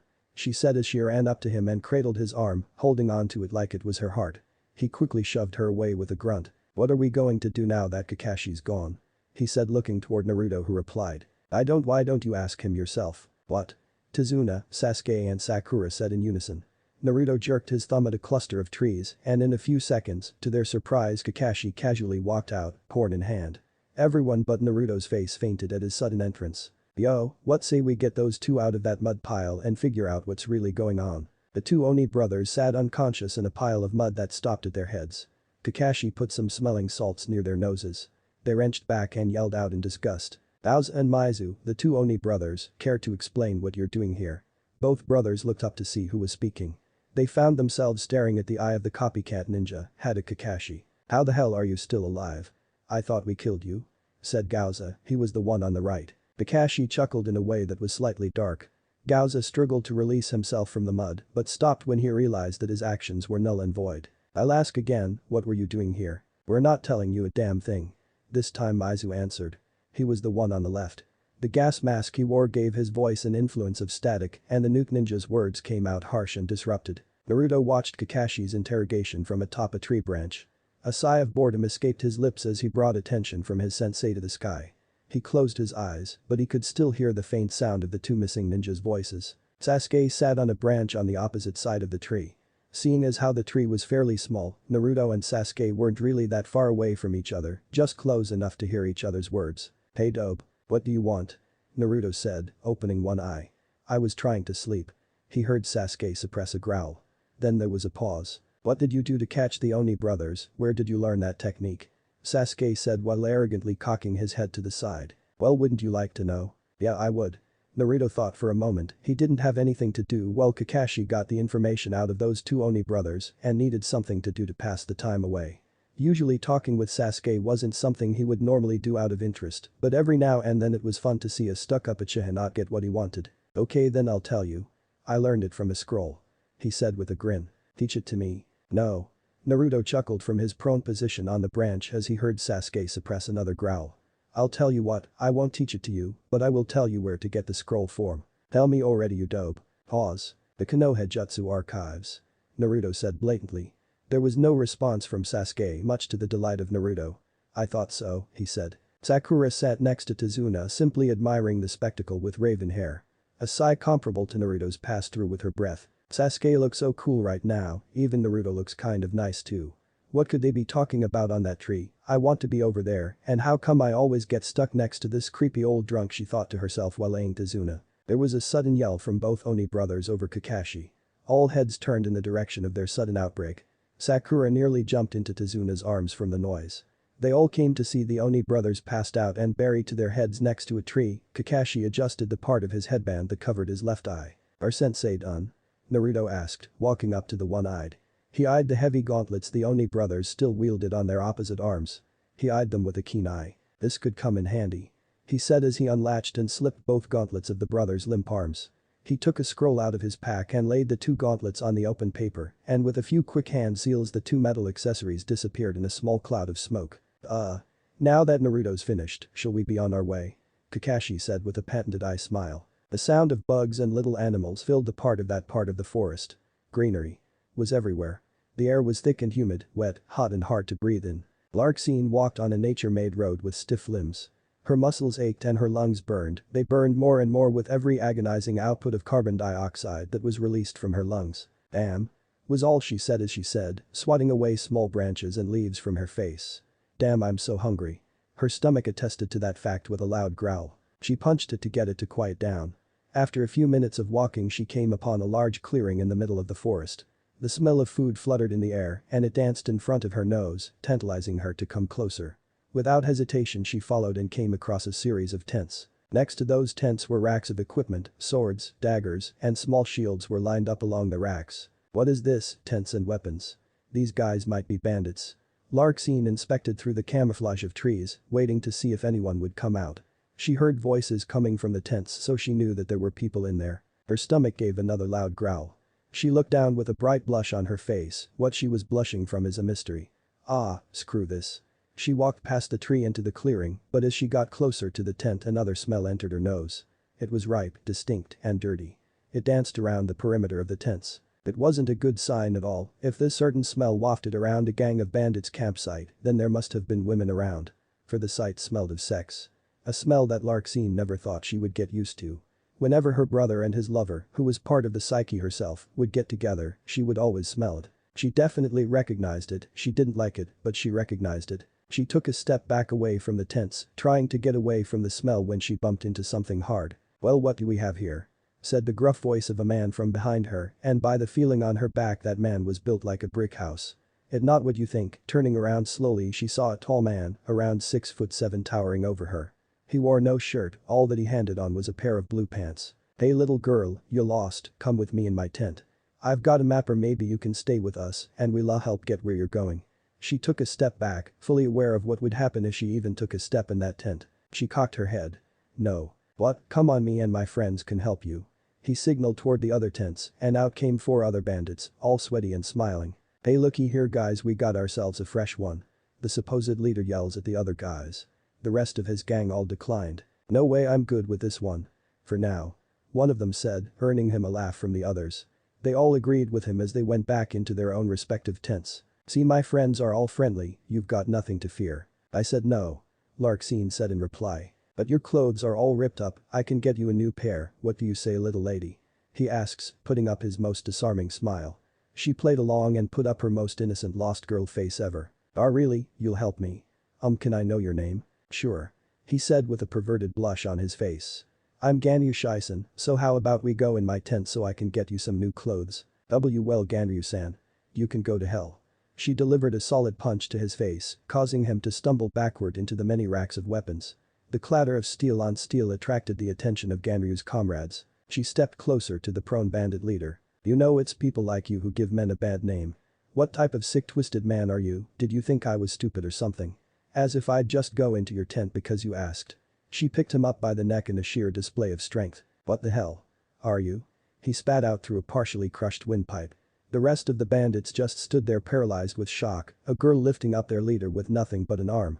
A few words could be heard through his countless gags and gasps for air. Are you doing? Don't just stand. Do. So. Thing." They got the message and rushed back into the tents to get their weapons. They all came out with various daggers and swords. "Let him go, you little bitch." That struck a nerve. Bitch, she hated to be called a bitch. These men would have to pay. Her gaze shifted past the man in her arm and locked onto the one who called her that certain word. "What did you say?" "You heard me, I said bye." Before he could finish his sentence a needle was plunged deep into throat, a tiny deformity on the back of his neck marked where the needle could have pierced through. Her hand stuck out in a post-row position. He fell to the ground gurgling from the blood pouring down his throat, dead. Anyone else? Fear gripped their ugly faces, she had just begun to notice her arms start to strain from holding up her burden. She eyed the Ganryu who was still in her clutches. Man, you're bothering me. Go away. She spun and with a heavy grunt, threw him head first into a tree, causing him to instantly die from the impact. The blood from his head traveled in a quick little stream all the way to the back of her shoes. She took a step closer, 3 men took 2 steps back. She smiled. It was time for the savage nymph to come out and play a little bit. That's the reason why. Yes, that's the truth. Tazuna said shamefully. It had been at least an hour since they captured the Oni brothers, who were probably still in that hardened pile of mud. Apparently Tazuna had lied about the gravity of his situation. He was supposed to get to Nami no Kuni, but he said he needed protection from bandits, something like that was a standard in basic C-ranked mission, it wasn't anything that was too important. But in reality Tazuna withheld information from them, he said nothing about the bounty he had on his head that made him a prime target for Shinobi and Nuke Nin. Protection from these kinds of threats would always come out as a B-ranked mission. So, because you didn't have the money you didn't tell us the full story because you knew that the price would come to be too much for you. So, I guess you guys should turn back then, seeing as how this mission was a false one. The now sober man said. Kakashi shook his head. No, we've already accepted this mission, and as Konohinin we will finish what we started. But it's good that you told us this information Tazuna-san. Thank you Haddock-san. Tazuna said. The one-eyed waved a finger in the air. No, it's Kakashi. Ah, then thank you Kakashi. Team 7 and Tazuna were still on the same path they were taking before they were attacked by the Oni. They copied the same formation they used before. Naruto was in front, then Sasuke and Sakura, Kakashi was behind Tazuna this time though. The air was crisp and became arid from the summer heat. Naruto took in a few useful parts of it and gagged. He hated fresh air. I wonder what they're talking about. He pumped a little chakra into his ears and almost instantly everything got louder. He centered his attention on Tazuna and Kakashi's conversation. At first he heard small transmissions of idle chit-chat between the men, but then something caught his attention. What he heard was this. Zabuza Mamachi, he's the leader of those 2 assassins earlier. How do you know the Kakashi? Tazuana asked. I'm a former Anbu. There isn't a lot that I don't know about Tazuna-san. Really Anbu, now I feel really safe. Get on with it. Naruto thought to himself and immediately as if on cue, Kakashi continued. Anyway, like I said, Zabuza Mamachi is an ex-ninja of Kiri. He defected about 5 years ago, and ever since his name has been spreading like wildfire. I can't imagine what he would want to do with you. Is there any crime that you've committed? No, but it might be for the bounty on my head. Tell me more. Naruto decided to cut off the chakra flow from there, he would find this out later. They continued to walk in silence, except for the constant pleas from Sakura, trying to get Sasuke to notice her. It was about noon and they didn't have that much of a distance to walk before they could be done with this mission. He closed his eyes and put his hands behind his head. So bored, what to do, what to do. He stopped thinking when something caught his eye. Something glimmering headed toward them. Everyone get down. Kakashi ordered. Naruto immediately followed orders and ducked, and it was not a second too late, as soon as he moved a giant spinning Zanbanto came sailing over his head, barely missing his head and splitting a few hairs. Naruto could feel the wind that came with the deadly metal. The sword lodged itself into a tree, and standing on its long hilt was a pale man. He stood with his back toward them and wore his slashed Kiri headband to the side. His attire consisted of a pair of black and white camo arm warmers, his leg warmers matched. His torso was bare except for the cross strap that served as a holster for his sword. His stark laugh weaved its way towards them. Naruto turned to see Tazuna and his teammate stricken with fear. Kakashi's expression, however, was suppressed. He showed no sign of fear or even anger, he just looked calm and collected. He spoke out. Mamachi Zabuza, ex-nin of Kurigakure no Sato, after your failed assassination attempt on the Mizukage you fled with your 2 lackeys, the Oni brothers. I figured that you would show up here sooner or later, considering how they were defeated so soundly. He turned and sat on the hilt of his sword, carefully aimed Team 7. Is that so? Well, I didn't expect to see you here Kakashi, the copy ninja. It doesn't matter though, I came here for one thing and for one thing only, and that is for the old bridge builder. Copy ninja, what's he talking about? Sakura asked with fear in her voice. You'll find out later. He said. Now get behind me. They did as they were told, including Naruto, and waited for Zabuza to attack. The only sound that could be heard was the sound of the resident animals and the sound of thinking, dead silence. The air gained a sudden chill to it, soon Naruto was able to see his own breath. What is this? He thought to himself.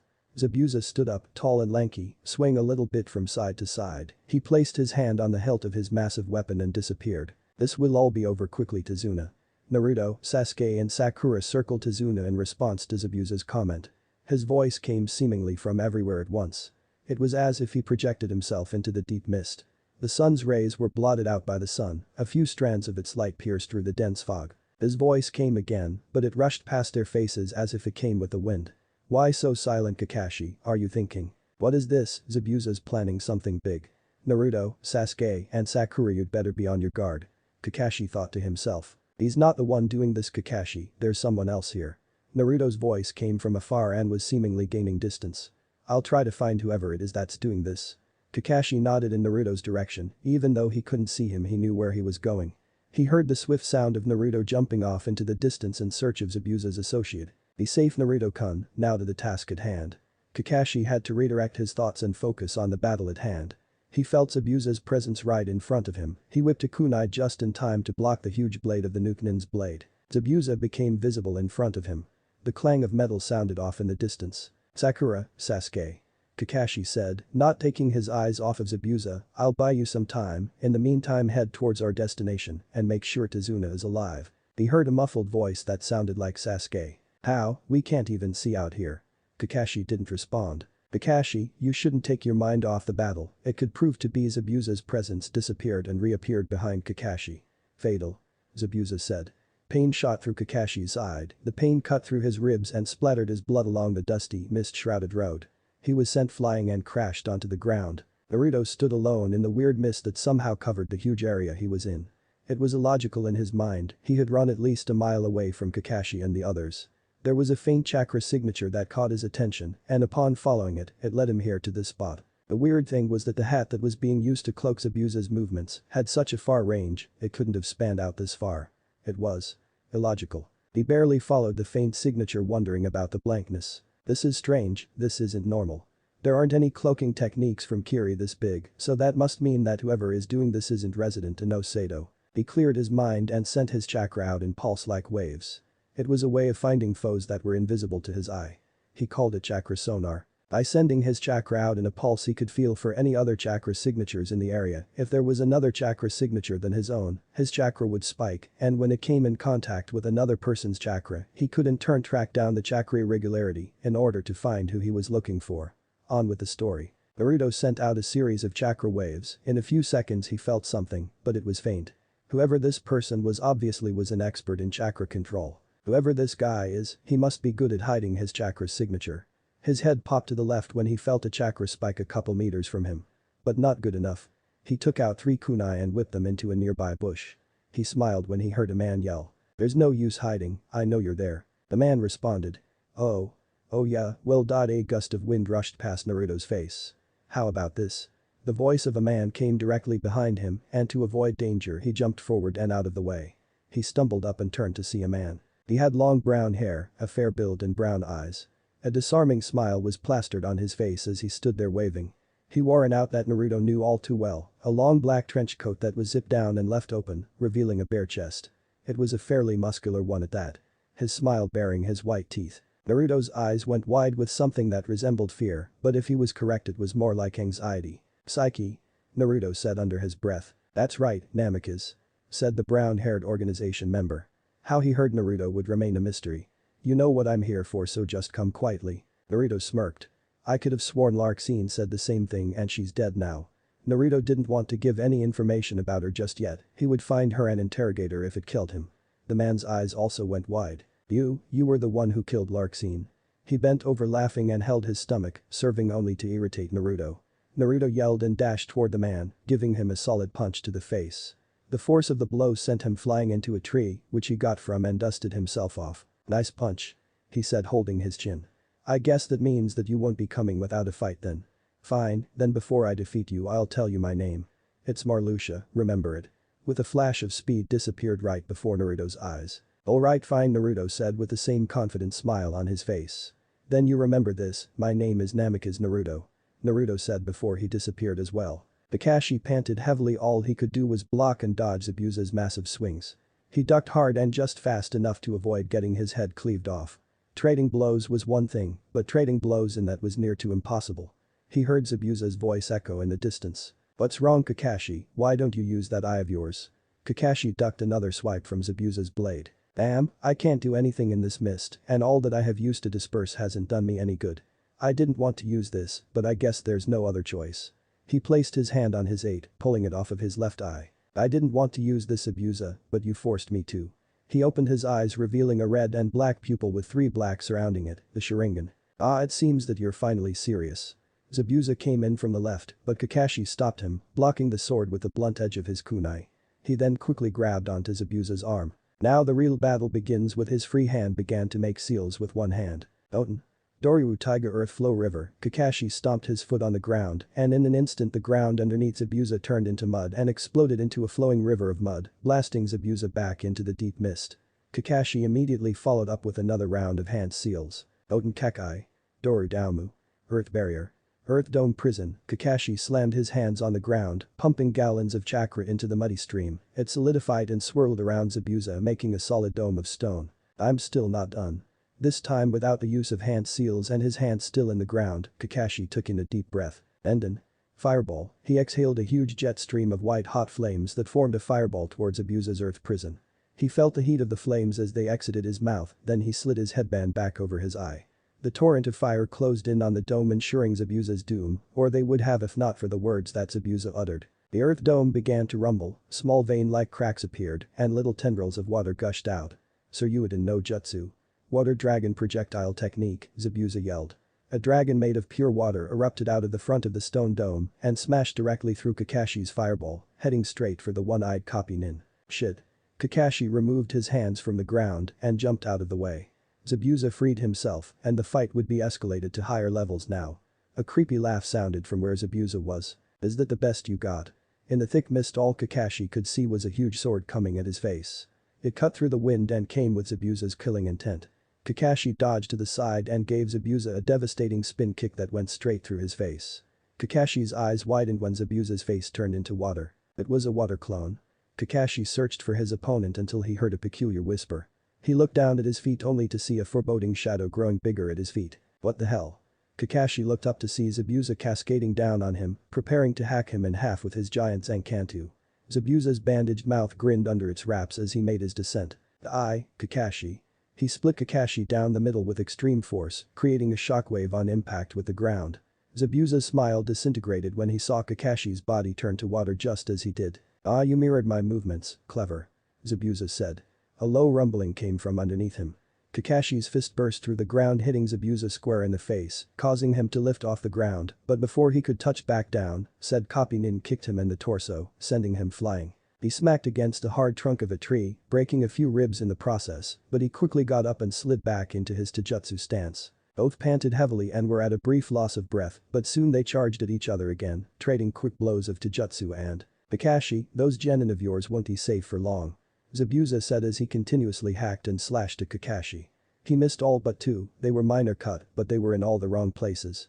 He managed to sever a tendon in Kakashi's left shoulder and give him a fairly sized stomach evisceration. Kakashi on the other hand swiftly dodged while trying to land major blows on Zabuza with the soul kunai in his hand. He stumbled a little from the pain delivered by the wounds and in that brief moment Zabuza took the opportunity to attack Kakashi's blind spot and catch him off guard. Zabuza reared back, a demonic laughter came from him as he wildly swung his blade on a horizontal axis. This is the end of Kakashi. Much to his surprise Kakashi stopped his blade with his free right hand, he struggled against him but for some reason he couldn't move his sword. It was as if Kakashi just got some sort of chakra boost. You're right, I did just get a chakra boost. Kakashi said to Zabuza's disbelief. How did you know what I was thinking? He got no response from the now confident sensei.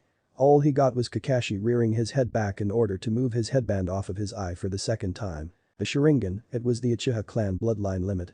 Its basic form consisted of red eyes with black pupils that were encircled by that varied from anywhere between 1 and 3, depending on the level of that user. It allowed the use of a substantial chakra increase and had extraordinary copying ability along with supernatural movement prediction. But it was its copying ability that gave it the name Sharingan, the copy wheel eye. You made me use this twice, you're a worthy opponent, but Mamachi's Zabuza you must die. And how do you suppose you're going to do that? Kakashi chuckled, still holding back Zabuza's Zanbato. Look at the air, what do you see?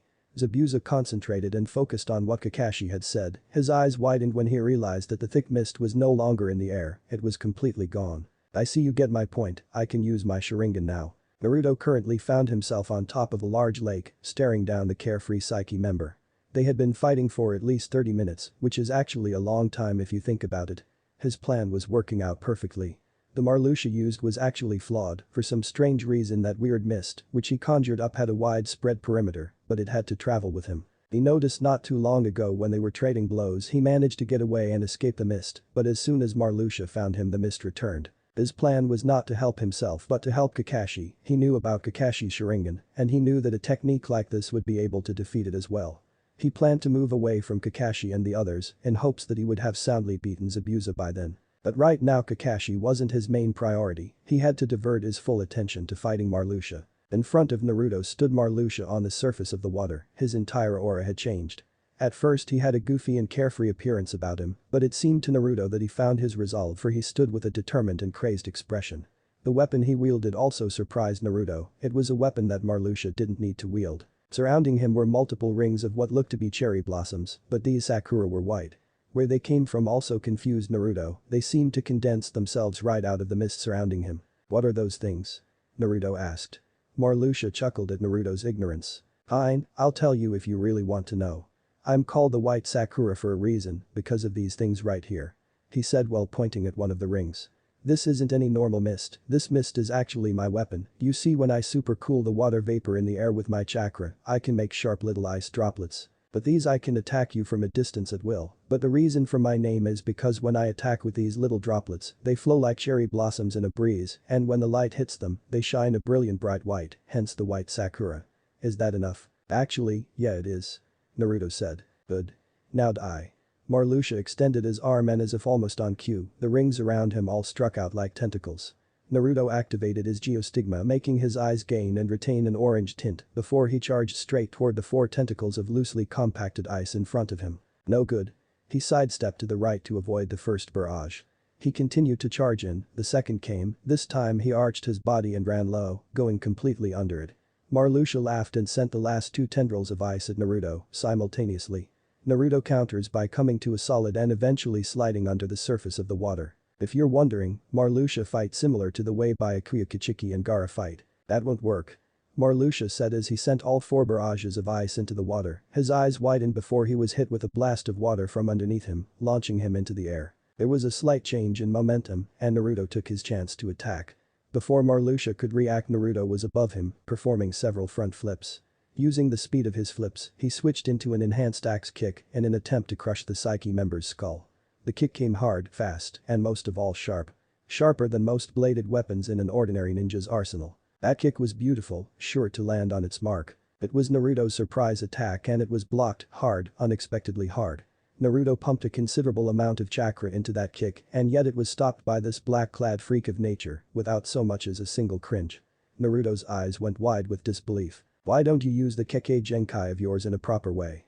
Naruto's eyes flashed orange with anger. This guy was toying with him as well. A toy and that pissed Naruto off to no end. "You know what, I think I will. I'm sick of that carefree little smile on your face. If you want to see my geostigma's power then so be it."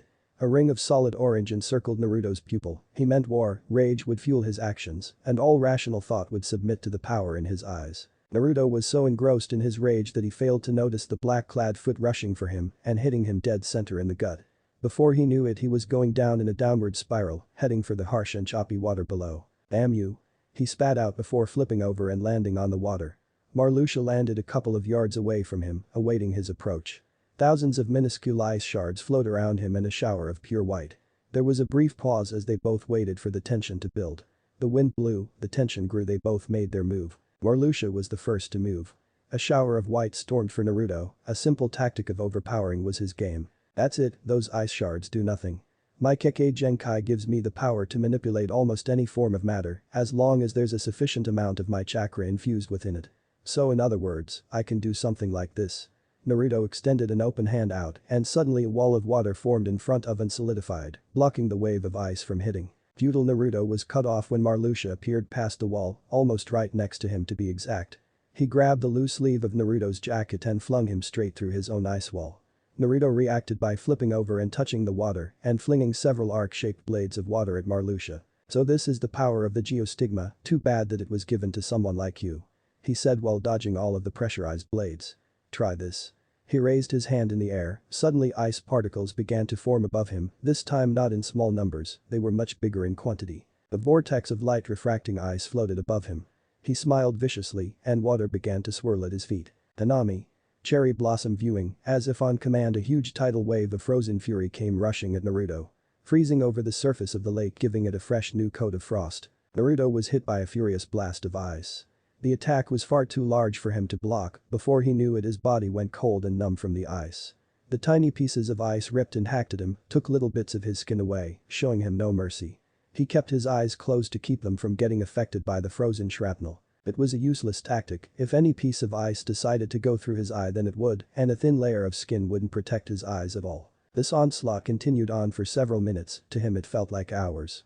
It soon stopped though ending his cold-tipped pain, the attack had plunged him deep under the water by sheer force. The lake was frozen over, only the small hole where he was forced through the ice showed any liquid water. Light shined in from that hole right onto his submerged face. Naruto could hear Marluxia let out a mad cackle on the surface above. He could hear how fervently he indulged in his own laughter. What was so funny was Naruto's pain that made him laugh, maybe Marluxia was some kind of sadist. Is this the extent of my own power? Naruto thought to himself as he continued on listening to Marluxia's passion. He sunk deeper into the cold black water. It was weird though, he was sinking. Weren't dead people always supposed to float? His eyes suddenly sprang open as it hit him, he wasn't dead and he still had a chance to escape. Naruto slowly touched his side and cringed from a sudden pain in his side.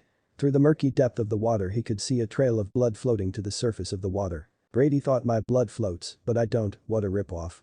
Painfully, Naruto slowly swam to the surface of the water, heading for that hole of light from which he entered through the frozen lake. The need for oxygen grasped at his throat, urging him to hurry the fuck up and get to the goddamn air already. He broke through the surface of the water, tasting the sweet and crisp air. He coughed a couple of times and lay on his back. Great, you're still alive. It looks like I can still kill you with my own hands then. He chuckled a few times, Naruto could have sworn that Marluxia was possessed by something otherworldly. There was something in his eyes that just confirmed it as he picked Naruto up by the hand. He punched Naruto in the stomach. He spit up some blood. Another punch came, followed by another one. Soon Marluxia was pummeling Naruto's face, chest and abdominal regions. One after the other shots of pain filled into his body and swarmed like locusts. He was sent flying into the air by a rogue punch, he felt another shot of pain enter his back and shoot him down toward the water, only to be caught by Marluxia's arms. He switched his grip and held Naruto by his head with one hand and cocked back with his left arm. His hand curled up making a fist, the skin on his hands turned white and almost split. Marluxia struck out with blinding speed as Naruto closed his eyes, awaiting his death. Is this the extent of my power, is this all I can do? Maybe I was destined to fail, too bad though I didn't even figure out the true name of the geostigma. In the short span of seconds before Marluxia crushed his face, Naruto thought all of these thoughts. Something was wrong, nothing was happening, he expected to be dead by now. He opened his eyes to see Marluxia's hand being held back by another man's hand. Or should I say boy. His fist was only a couple of inches away from his face. A tall 18-year-old boy, dressed in the normal black trench coat, held a tight grip on Marluxia's arm. His hair was blonde, relaxed and spiky.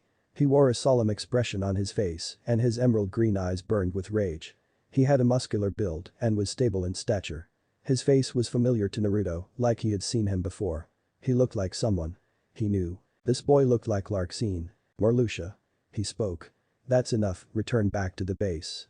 Zexen won't be pleased, you know, you came here without his permission and even alerted another human about the existence of this organization. How did the boy cut him off? What, you thought I didn't know? I know that you told a certain Mamachi's abuser of the existence of the organization. Report back and face your punishment. Marluxia shoved him off and just hatched. Fine. Marluxia said. He snapped his fingers and a funnel of ice enveloped him, blowing wind into Naruto's face. This isn't over, Namikaze, I'm still going to kill you, so just you wait. The next time you see my face it'll be the last time you see anything, remember this name, Marluxia Zerbist. The light shined off of the funnel of vibrant white and in seconds Marluxia was gone with the ice and wind. Naruto saw that the blonde was still there, so he decided not to leave with his partner. He had to ask the question now. Why did you save me? Because you saved her. What do you mean by that? My name is Lark Leones, Larxene's brother. Naruto's eyes went wide. He knew he recognized that face, it was close to the same face that he fought not too long ago. The organization thinks she's dead now, you freed her from the burden of being in allegiance with a psyche. For that I thank you, Namikaze Naruto. But don't take this lightly, the next time you are spotted by us we will kill you and take away your Kekkei Genkai. Thank you. There's no need to thank me, I'm trying to kill you, remember? He stood silent, the water around began to evaporate. Protect her. He said as he burned away in a small mass of flames. Chapter 7. Destination. Nami no Kuni Part 2. They fight, he recovers, and they walk alone. Naruto woke to the sound of yells and screams. His head was throbbing, and he could barely feel his own fingers. The sound of swords clashing reverberated throughout his head, or what he thought was his head. Upon further inspection he noticed that he was lying along the wall of a long dark hallway. At the end of it was an open door, tiny rays of light shined through it. Naruto realized that the sounds of battle came from within that room. He stood up and gave his head a hard rub down. Damn, what the hell happened to me? Where the hell am I? He wasn't really asking anyone, but it didn't hurt to try. What the hell's going on in there? He asked blatantly into the air. The sounds of battle he heard from within the room intrigued him. Not only did he not know where he was, but he didn't know who was even in the room. Not knowing what to do or even where to go, Naruto continued to look at the half-open door. Suddenly a blast of air pushed the door open, making it violently swing back and forth, making loud crashes of mahogany against the rigged cement. A harsh demonic roar emanated from within the room. There was something weird about the roar, something strangely nostalgic. Kyuubi Naruto finally came around to the conclusion that he was supposed to go to that door. He was being called to that door, summoned by his inner demon. But technically Kyuubi wasn't even a demon, he was just a devolved form of a human. Slowly Naruto staggered toward the room, hanging along the damp walls all the way. The roars grew louder and faster. They blew past his face in rhythmic pulses, each of them leaving the message. Come here. He expected to see a huge fox staring down at him, but when he walked into the room, he saw nothing but the slick red hair of Kyuubi shining bright from the light. Kyuubi sat, not even looking at Naruto, staring at a huge flat-screen TV. He rested comfortably on a red plush recliner couches which he made great use of. Naruto was standing in a giant loft. Naruto-kun, it is so great of you to join me. Naruto snuffed and walked past him, taking a seat in another recliner directly next to Kyuubi's. He sank into the chair and let its soft plushy fabric and material massage his sore body. Shut up. Was all that Naruto said in reply. Kyuubi gave a slight chuckle. What's so funny? Naruto said his anger was obvious from his tone. It wasn't Kyuubi's fault that he was mad, he just got his ass handed to him by a Psyche member, at that moment he should have been mad. No, fuck that, he had the right to be mad. Naruto cast a quick glance at Kyuubi, but quickly turned his gaze back to the battle on the television screen. What movie is this? Naruto quizzically scans the screen up and down. He knew he saw this movie before, but he couldn't put his finger on what the name was. It's called The Rebellion of the Seven Samurai. Kyuubi responded. Naruto then remembered, he saw the movie not too long ago. It was a story of 7 legendary samurai, great warriors, but because of their greatness, they were hunted down and exterminated. One survived, he vowed revenge against those who killed his comrades, but in the end ended up resting in the dirt with the rest of his comrades. It was a movie that spoke to Naruto for some reason, he didn't know why, it just did. Kyuubi, I lost to him. He could have killed me. Naruto sunk deeper into the plush chair, trying to seek refuge in its nurturing material. Kyuubi locked his eyes on Naruto, he felt what the boy was trying to say. He could have killed me. Naruto repeated, this time his voice was laced with doubt. I don't think I can beat them. His voice had escalated to a harsh yell. Kyuubi placed his hand on Naruto's shoulder, he felt the fear causing Naruto's body to rock back and forth so violently. You can beat them, trust me. Kyuubi brought his free hand to Naruto's face, which he looked at quizzically. Just use this next time. At the tip of Kyuubi's finger a dim metallic light formed, it expanded and flowed down to the middle of his arm, it flowed with belittled viscosity, like thin liquid metal and solidified. The metal grew, getting thicker around his arm, and the metal lacing his fingers grew into sharp-tipped claws. A gauntlet was forming on Kyuubi's arm. The gauntlets that I took from those Oni brothers. What did you do? The once faulty gauntlets had been transformed. They were smaller, thinner, and adorned with intricate little patterns that resembled dozens of tiny dragons flying along its shined and polished metal surface. What did you do? Kyuubi chuckled. Let's just say. I messed with them a little, they're called the Dragon Gauntlets. Cool name.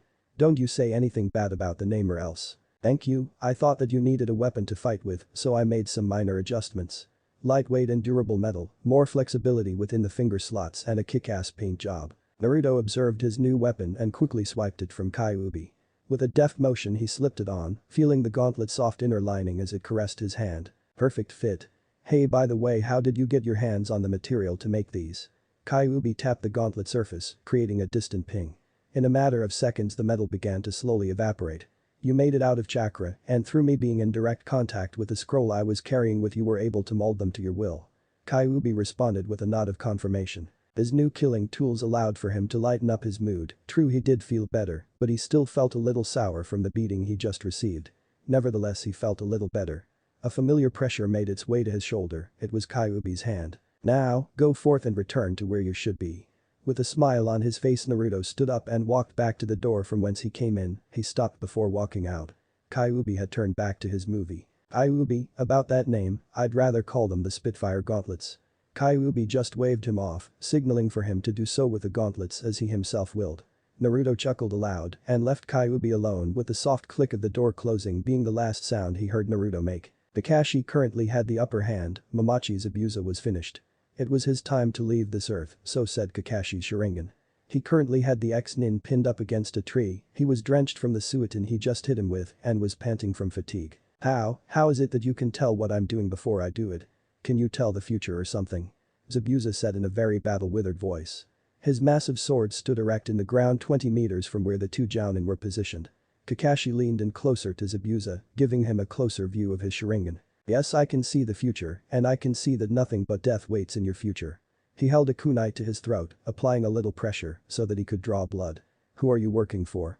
Zabuza looked at him with weak eyes. Gato, I work for Gato, he's the one pulling the strings." Kakashi narrowed his eyes, hoping to ferret out any other information. "It's the truth." Kakashi removed the blade from his throat and placed it in Zabuza's heart.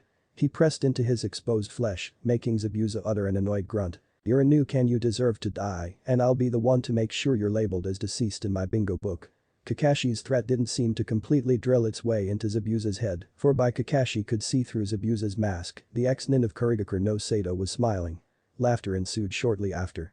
"What was so damn funny? He was going to die and he's laughing. Laugh it up, Momochi, it'll be your last."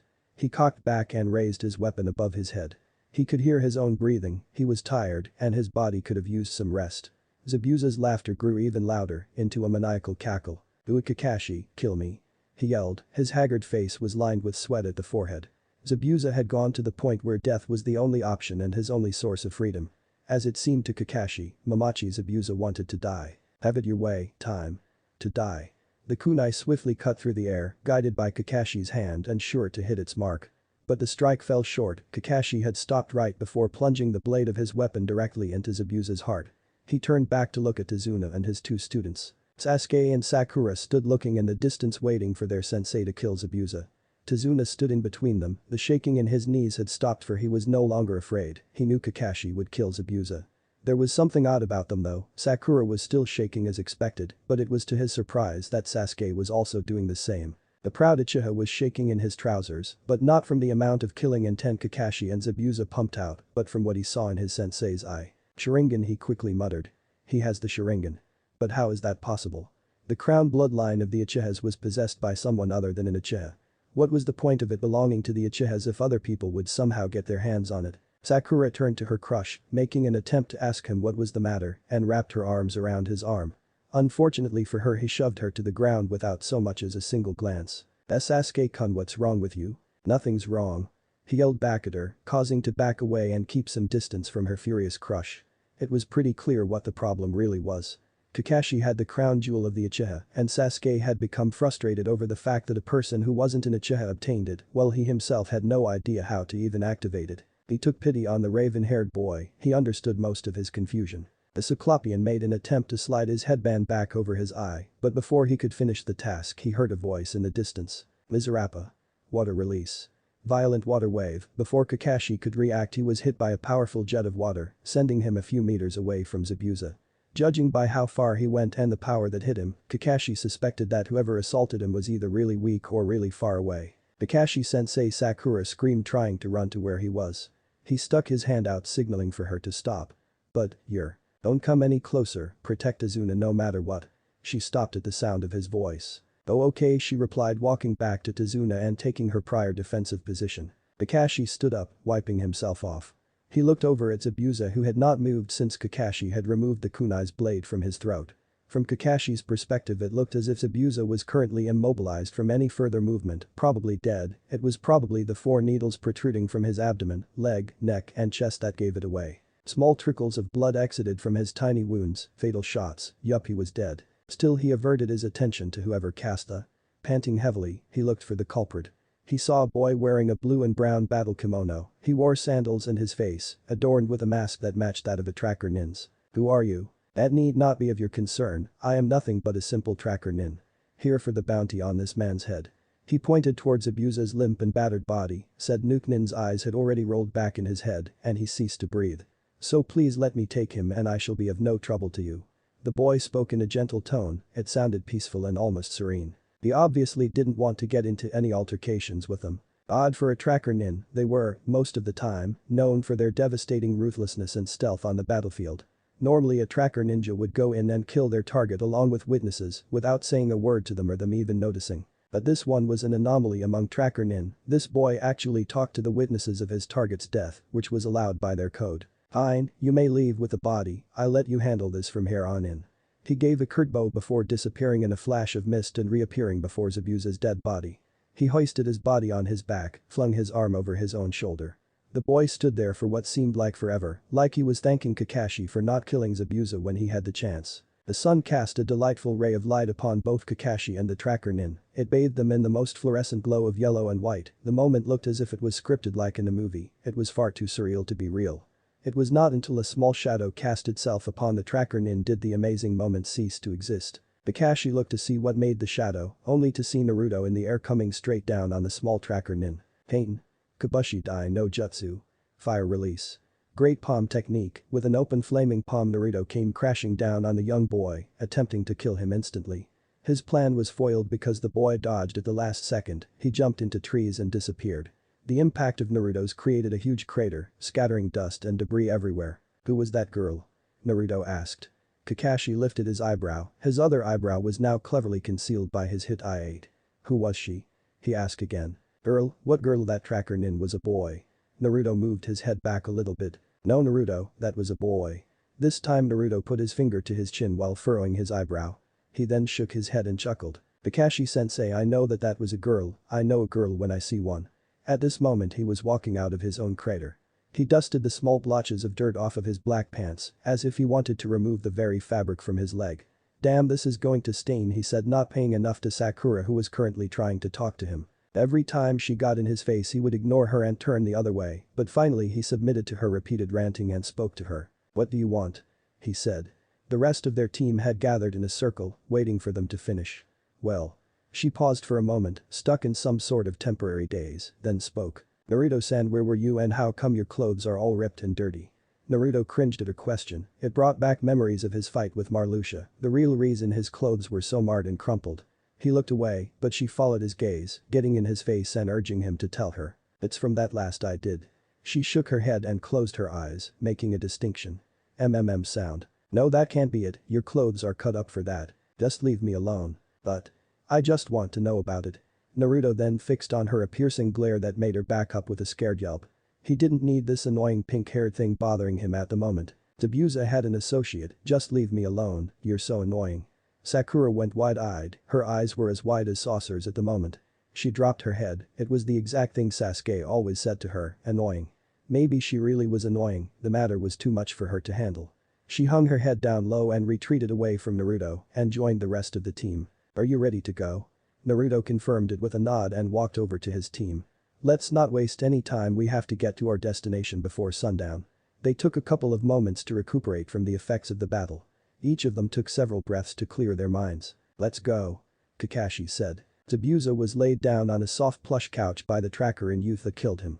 The still stuck out from his now paling flesh. He took off his mask, revealing that he was actually a she. She was a girl with brown eyes and delicate facial features. She knelt down next to where Zabuza lay, still and rigid, and gently picked out each of the she had embedded in his skin. She removed all four with expert precision and skill. Instantly the ex-nin sprang to life and reanimated himself, and the first thing he did was open his mouth and gasp for air while at the same time waving his arms around and about in an attempt to grasp at whatever he could find. What? Haku? He had to switch between gasping, coughing and talking while trying to communicate with his black-haired pupil. He lay on his back and tilted his head to the side in order to get a better view of the small girl who ended his life and in turn saved it. Is it over, Haku? She nodded back to him, making her hair fall in front of her and frame her face. Yes, Zabuza-sama, we're currently in your hideout. He tilted his head back to its original upright position, his eye now facing the direction of the ceiling. Zabuza suddenly lifted up one of his barely visible eyebrows. Correctly, Zabuza had eyebrows. What about those Konoha shinobi? His breathing increased rapidly. Haku smiled and uttered a little chuckle. With a little strength that he had hoisted himself up in order to get to eye level with Haku. Well, what about them? They know not a thing. As far as I'm concerned, they think you're dead and I'm just a simple tracker nin. He sighed and shifted his position slightly. He instantly keeled over, clutching his ribs in pain. This was followed by a series of intense grunts and cries of agony. Haku couldn't help but have empathy for her surrogate father. Zabuza-sama, please don't move too much, your body is still too damaged for you to make such drastic movements. Persuaded by Haku's concerned words, Zabuza took heed to her advice and lay back down. He rubbed a small nick in his skin that left an unnoticeable scar that he wouldn't mind bearing. A harsh crash came from the doorway. Both Zabuza and Haku snapped their heads toward the sound. Another series of bangs and crashes hit the door again. It was followed by a rather raspy voice yelling out his name. "Oh, what now?" he said, mustering up enough strength to move his hand and massage the side of his neck. He shifted yet again and waved his hand, giving Haku his permission to open the door. Her face looked rather concerned. It seemed like she didn't want anyone to intrude on Zabuza's healing time. Still, Haku stood up and walked to the door, her blue kimono brushing the ground as she walked. This kimono was different from the former battle kimono that she donned onto herself before. This one was much longer. She cracked the door open an inch, letting a ray of light run past the entrance of the doorway, much to his displeasure, hitting Zabuza in the face. "Zabuza, you dunce!" A small man burst through the door, knocking Haku down, and rushed forth to Zabuza's vulnerable body. His shaggy gray hair moved around and about, for he constantly moved while he swore at the injured Nuke Nin. He was incredibly short and looked to be in his mid-50s. His full height while standing up was only about a foot above Zabuza's bed, enough for him to see the small man's haggard face. Most people would say that he was short, compassionate people would say that he was height challenged. He was followed in by two other men, most likely bandits, for their attire fit the part. They came in not noticing Haku and closed the door. Devilish grins were on their faces. They walked up and stood behind their leader. They stood behind this man and aimed their swords at Zabuza. In the background, Haku stays quiet, silent and hidden. This man was Gato. "Zabuza, you failed. You're truly an idiot. I've never seen such incompetence before in my life. Remember, I'm paying you to kill that bridge builder." His visage appeared black against the light shining through the open doorway, giving him a dark and feral appearance. It made him seem more intimidating than he really was. Zabuza held an impassive expression on his face, an enigmatic veil draped over face in order to hide his true feelings. Gato brought his face close to Zabuza's and held it steady, saying, "Well, what do you have to say for yourself?" The ex-nin narrowed his eyes and gave a straightforward growl, telling Gato to back off or else. "Oh, you want to play tough, do you? I know you're injured right now, so how about you play tough with my guys back here?" He thrust a chubby finger back toward his two lackeys. They pulled up their sleeves trying to show off their minuscule muscle, which Zabuza just laughed at. "Let's get this straight, little man." Zabuza thrust his hand out, ignoring the pain in his arm, and grabbed Gato by the neck and left him virtually suspended in the air. He shook and struggled to free himself from Zabuza's insane grip. His two henchmen tried to free him, but their actions were stopped by Haku, who suddenly appeared behind them wielding a set of three in both her hands and pressed the prickly blades against both their necks. She uttered two simple words. "Don't move." "Nice work, Haku-chan, keep them like that," Zabuza said. Haku smiled, displaying a slight blush, further proving her attachment to Zabuza. Zabuza returned his gaze to Gato, and while still holding him up, he shifted positions and sat upright yet again, cringing all the way. Through clenched teeth, Gato said. "Damn you." Zabuza admired the man's courage under pressure. "I don't work for you, Gato, so I suggest that you leave at once. As a matter of fact, let me help you with that."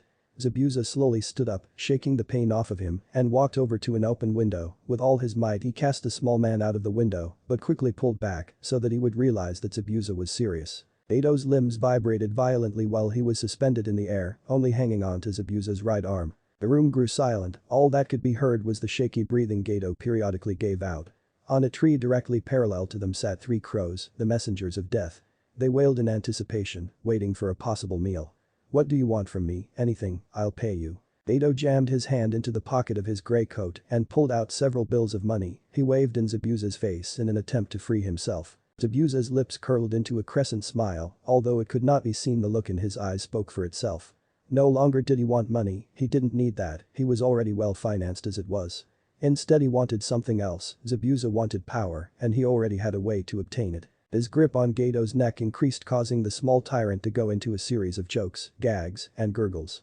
I have no use for your money, I work for a different organization now, much more worth my while than your petty and insignificant desires. No money, no assistance, all I require is power. Zabuza's pale skin flashed with an onset of heat, his veins bulged out of his forehead, and his eyes, once dull and cold, became fiery and passionate. Gato forced his fear down his throat and dared to speak again. But, I can't die. Zabuza laughed. This world needs you no more than I do. Gato's eyebrow shifted to an upward position. I'll spare for now, but not without any pain. He dropped his gaze below to a small lake that rested calmly beneath them, a drop that loomed on being 100 feet above ground, was sure to leave Gato maimed for quite a while. Gato shook his head left and right and sprung his hands up, conjoining them in a prayer-like fashion. Zabuza could hear the loud clatter of his teeth crashing into each other. Please, let me go. I promise that I won't return, just let me go. Gato instantly held his tongue from further spitting out unwanted words. He had just agreed to his own pain and tried to make up for it by clenching his mouth shut with his own hand. Well, if you say so, I'll let you go. Zabuza's eyebrows narrowed to a particular angle that gave his eyes a slanted cat-like impression. He loosened his grip, letting Gato slip through his finger just a bit. Gato's girlish yelp ensued. His pleading became frantic, now he waved his arms about, he had even resorted to striking Zabuza's arm. On a final word Zabuza said. Goodbye Gato and released his grip, letting Gato cascade down in the water below. Maybe I should have warned him that the water was shallow. Oops. What followed was the terrified and fading wail of Gato followed by a brief splash. It sounded like one of those Roadrunner cartoons. Aku chuckled at the faint sound of Gato hitting the water, her expression was childish and one of innocence. What are you laughing at, you bitch? Her expression instantly changed as she lifted her nose in a snubby fashion. Zabuza-sama, what should I do with these two nuisances? She asked, hoping he would allow her to kill them. Kill them? Her face beamed with a malevolent smile, much different from the cute and innocent smile she expressed mere seconds ago. Zabuza also smiled under the guise of his facial bandages when he heard the sound of metal entering flesh, followed by two loud thumps on the floor. Get rid of them, I don't want to have that disgusting smell intrude on my rest. He made his way to the bed he once laid on and repeated his previous action by sprawling himself on top of it. With a satisfactory sigh he closed his eyes, slipping into the world of dreams and began planning on ways to exact his revenge on a certain copy nin. Order of Nami no Kuni, Wave Country. Team 7 and Azuna now rested in a small boat, they were currently gliding across the water. The giant unfinished bridge loomed over them as a human loomed over any insect. The bridge was big to say the least. Naruto spoke in a low whisper, a gentle breeze blowing in their wake. So this is the bridge everyone has been talking about. He said, he looked over and noticed Azuna's massive smile. Now sober he was able to enjoy the partial fruit of his labor, it was obvious that the man took pride in his work. This is quite impressive, a perfect way of communication with Hai no Kuni. Kakashi added. He currently has his Sharingan covered. Sasuke stared fervently at Kakashi through narrow eyelids, while Sakura did the same to him, her gaze struck Naruto as a bit more perverted as usual. It continued on like this for at least several more minutes. Naruto leaned on the edge of the boat, letting his head lay on the edge so that the cool refreshing droplets of water could soothe his pounding headache. They all felt the boat come to an abrupt stop when it hit the shore, followed by the rocking motion Tazuna created when he stepped out of the boat. Welcome to Wave Country. Naruto brought his head above the boat's edge so that he could see the master bridge builder. Despite being in the thick fog that settled over the water's surface, Naruto could still see Tazuna. He spoke out. Since you made it here I'm guessing that our mission is over and we will take our leave. Not quite Naruto. Kakashi said he held her stomach where one of Zabuza's blows had made contact with his skin. I'm still injured and it seems as though I don't have enough energy to travel that distance again. Not to mention that you yourself have your own injuries that should be tended to. Naruto shook his head with his eyes closed. I don't need it, I'm a fast healer if you know what I mean. Kakashi knew very well that Naruto spoke of Kyuubi, needless to say, in order for him to keep the secret and settle any suspicions as to why he healed so fast, Kakashi would have to keep Naruto and Nami for at least a day before they set off again. Not to mention that he didn't have an ancient nine-tailed demon fox inside of him that could tend to his injuries for him. There was a brief pause before Naruto understood what Kakashi meant and he nodded his head in agreement, saying, Fine, we'll rest for some time before we set off again. Well, then come on then.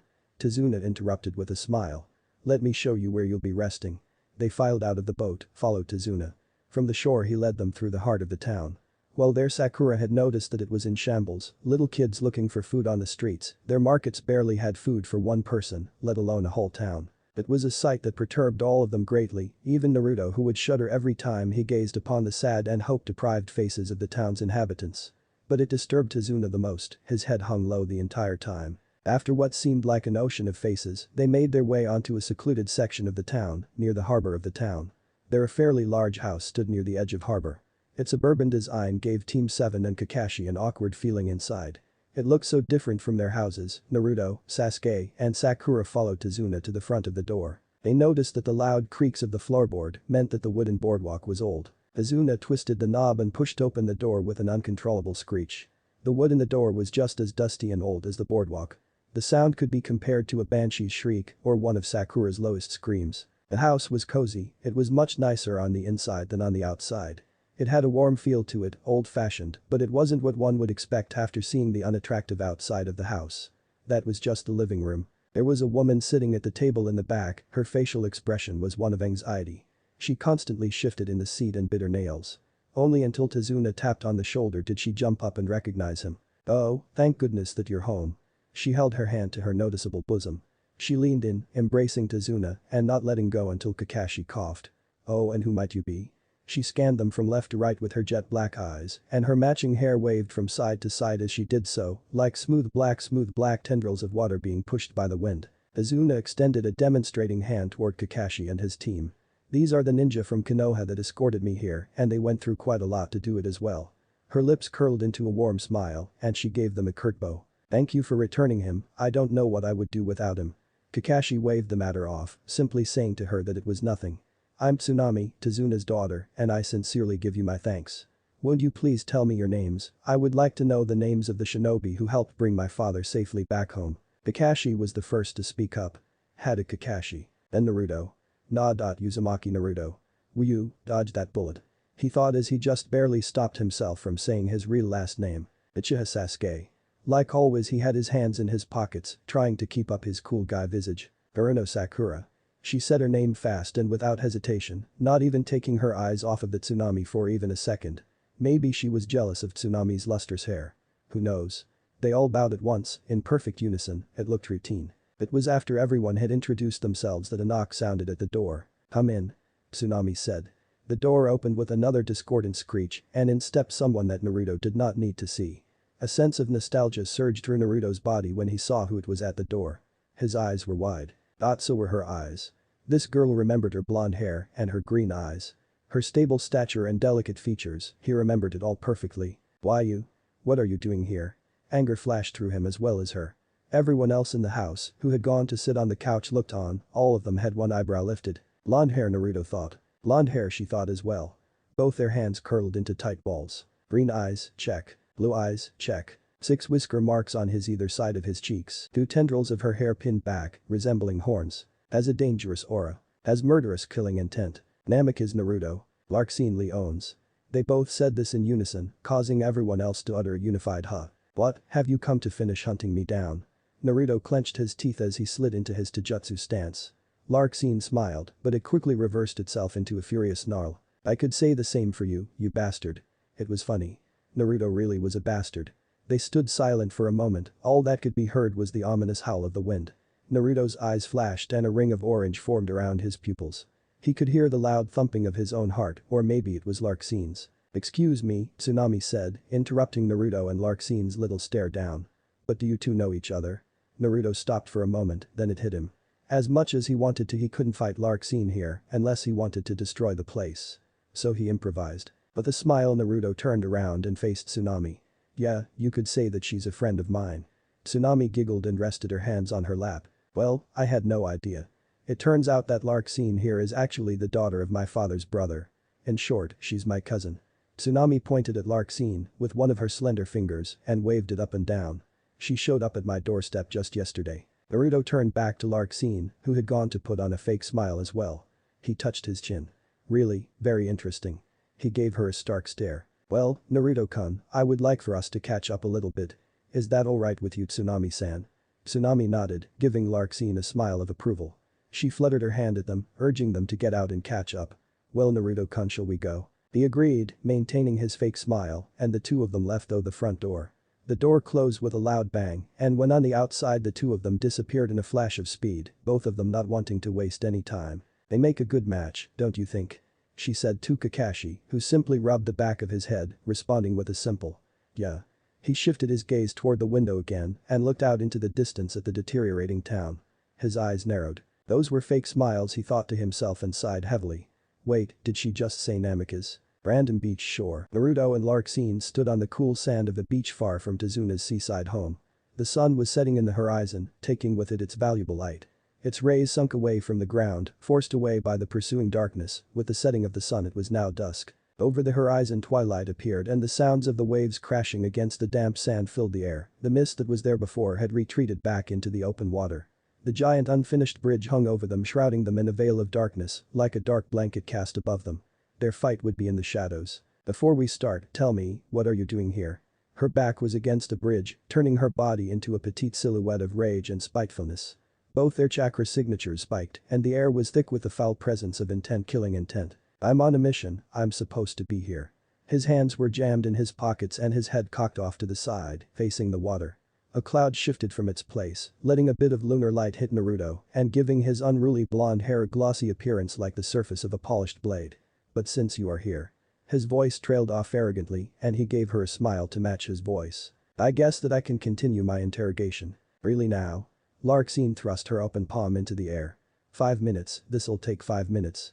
Last time I underestimated you and held back, but now I'll kill you. She withdrew her arm and placed it on the sand, her pale fingers burying themselves into the shifting sand. She outstretched her legs, putting one farther out than the other, and arched her back as if she was about to compete in a race. Ready, she said. Naruto raised a comical eyebrow at a ready stance, but shrugged it off as nothing and slid into his own fighting stance. In matched silence, looking angrily into one another's eyes, and when the light of the first appeared they both lunged for each other. Plowing directly into each other with a barrage of quick-paced punches, kicks, and lunges. Not bad, said Naruto as he ducked a wide sweep kick directly over his head and with a pivot of his right foot spun and rammed his shin into her ribs, sending her flying several feet away, near the quickening tide. But it's not good either. He wiped his nose with his thumb in a snobby fashion, extending to her a smirk that simply oozed out his confidence. The match had just begun and already Naruto was getting the best of her. It seemed too easy. Naruto's thoughts were proved correct when he felt his hair stand on end, Larkseen's chakra spiked and she drew a kunai. She disappeared in a flash. The blistering pain erupted from his left arm, he looked down and noticed that he was bleeding and Larkseen was nowhere to be found. Naruto spun around only to meet Larkseen's foot. Namikaze. She screamed before hitting Naruto in the face. The shock of the kick cracked his entire body. Die. She followed up with a round of high-speed taijutsu, some blows were blocked, others dodged, and some weren't even close to making contact. Larkseen was furious and had taken to assaulting Naruto with a seemingly never-ending chain of taijutsu. Naruto dodged left and was then kicked in the face causing him to stumble backwards. How do you like that? I hope that wasn't too much for you, Namikaze. She said, giving him the same smirk he had only moments ago given her. Boy, you really do like saying my last name a lot, just shut up already. Naruto faded from her vision and reappeared behind her. He grabbed her, locking both her arms into a full Nelson submission. Got you. She tried to break free of his grasp but couldn't. Now what do you plan to do? They stood there for what seemed like an eternity until Naruto said. This. The clone burst out of the sand in front of her, he laughed maniacally, an exact copy of his master. With a snap of his jaw, Naruto's clone suddenly stopped laughing and began to rapidly punch Larkseen in her stomach, then moving up to her face, then dropping back down to her stomach. She coughed blood and grunted from every strike let loose upon her body. But suddenly he stopped. The Naruto that stood was holding her down, the real Naruto asked her. How do you like it, a nice, skull-shattering punch to the face, or would you rather have the real me snap your neck, killing you instantly? The Naruto clone that had ceased pummeling her body had his arm cocked back, ready to give the final blow. They both began laughing. Shut up. They continued. Shut up. Still both Narutos continued to laugh. I said shut up. A dangerous aura enveloped her body, it was black, but unlike Naruto had expected it to be, it wasn't evil, it was just an aura of anger. Larkseen outstretched her hands and sent both Naruto and his clone tumbling 20 feet away. Damn, she blew me back, but that didn't feel like chakra, it felt like something different. He reluctantly rose to his feet and smirked at Larkseen. She growled in anger and disappeared, taking with her a stream of sand that flowed to the right. Following the direction of the sand, Naruto jumped back and dodged Larkseen's left hook. She threw out another punch, which Naruto caught. Through narrow eyelids and gritted teeth, Larkseen said. Damn you, Naruto. He laughed, but his grin faded as she broke out of his grip and gave him a solid blow to his abdomen, followed by a kick to the face. Naruto's vision went blurry from the impact and through the blackened corner of his eye, he saw Larkseen press her fingers to the ground yet again. Sensing danger, Naruto jumped into the air to avoid any ground attacks that she would try. "Damn it," he said as he began to make hand signs in midair, working through each seal, being careful not to slip up. The frigid air of the night stung his lungs as he inhaled, invading into his chest and ferreting out every soft spot of his inner body. Gyuuten Ninpu. Kamikaze. Wind release ninja arts. Hair wind, from Naruto's mouth came a cold funnel of air, spinning at such a rate that it howled like a wolf. Larxene did not falter or run, she stood her ground, and much to Naruto's surprise her shadow began to change, it expanded and swallowed her whole, moving her out of the way of danger. She sank into her shadow, she's a shadow user. Naruto thought, then his eyes widened. Any icy chill ran through his back and he felt it run rapidly in his body. Larxene had somehow appeared behind him and stabbed him. He stared in amazement when he looked down and witnessed a solid spear of dark energy protruding out of his stomach. He let out a roar of pain and spun in the air and blew wind, but there was nobody. Where he thought Larxene was, in reality she wasn't. Before he fell to the ground he saw that she was back to her original position, as if she never moved at all. Shakily standing up, Naruto staggered to his feet and brushed himself free of dirt and anything else that would dirty his jacket. He hadn't expected an attack so mysterious, it was something he had never seen. What was that? Is it some kind of— he smiled a little bit from his great interest in Larxene's seemingly new ability. Once again the area became silent, letting only the waves speak out with a sound that was like the dull roar of a lion. Larxene was standing now, her fingers no longer groping in the sand, and to Naruto's relief, her shadow reverted back to its original form, a bulky resemblance of her small form that lingering on the ground. The angle of light that the moon shone on her caused Larxene's shadow to stretch out to her left, like a flat, silent, and deadly pet waiting to do its master's bidding. Members of the Psyche have what you would call special weapons, all of us have chosen them ourselves, and they have done the same by choosing us as their wielder. Larxene said while plucking at a loose strand of hair that flew down her face. They can be anything from something as simple as a sword to something as complex as power over an element. Naruto's mind instantly drifted toward Marluxia and his mastery of the element, water. "Then what's yours?" he said, after giving it several pokes. Naruto painfully pulled out the shadowy spear from his body, not unscathed though. The spear burned his hand, it felt like he had put his hand directly on a bed of hot coals. "I would like to know before we continue." Larxene's eyelids slid down, her eyes half open with her full eyelashes, enhancing the emerald green color of her eyes, accompanied by the magnificent shine of the moon. "My power is my shadow, weird. It seemed that my own weapon resided within myself." Naruto groaned with pain but continued to listen to Larxene speak. "I just got it, but it doesn't matter now, seeing as how I can't be with the organization anymore." Her eyes widened, she had said too much, so she covered her mouth with her own hands. At least Naruto now knew the reason she was at Tezuna's, she was kicked out of the Psyche and fled to this place. It was probably her only choice, an organization such as the Psyche probably wouldn't let her live if wasn't part of it and still knew about it. Naruto drew his hand to his chin, winced and said. "So you were kicked out and this is your only place of shelter." He waited for her to respond. After a few moments her shadow became disfigured and lunged at him, still attached to her. It struck him in the shoulder. "So what?" Another shadow tendril hit him directly parallel to the first one. "I don't care, all I want to do is get rid of you, I can't stand the sight of your smug face." Naruto looked up at her, perpetuating onto his face a crazed smile, he bared his teeth to her and his eyes were open wide, with a solid ring of orange encircling each of his pupils. He latched onto one of the shadows impaling his body and with the sound of sizzling flesh, he slid it out of his skin, soon followed by the next spear. He held onto both of them with all of his strength. Although it did not show on his face, Naruto's palms were burning and seething with intense pain. "Then if you're out of the Psyche, why do you still want me dead?" "Stop. Don't answer that, I'll do it for you."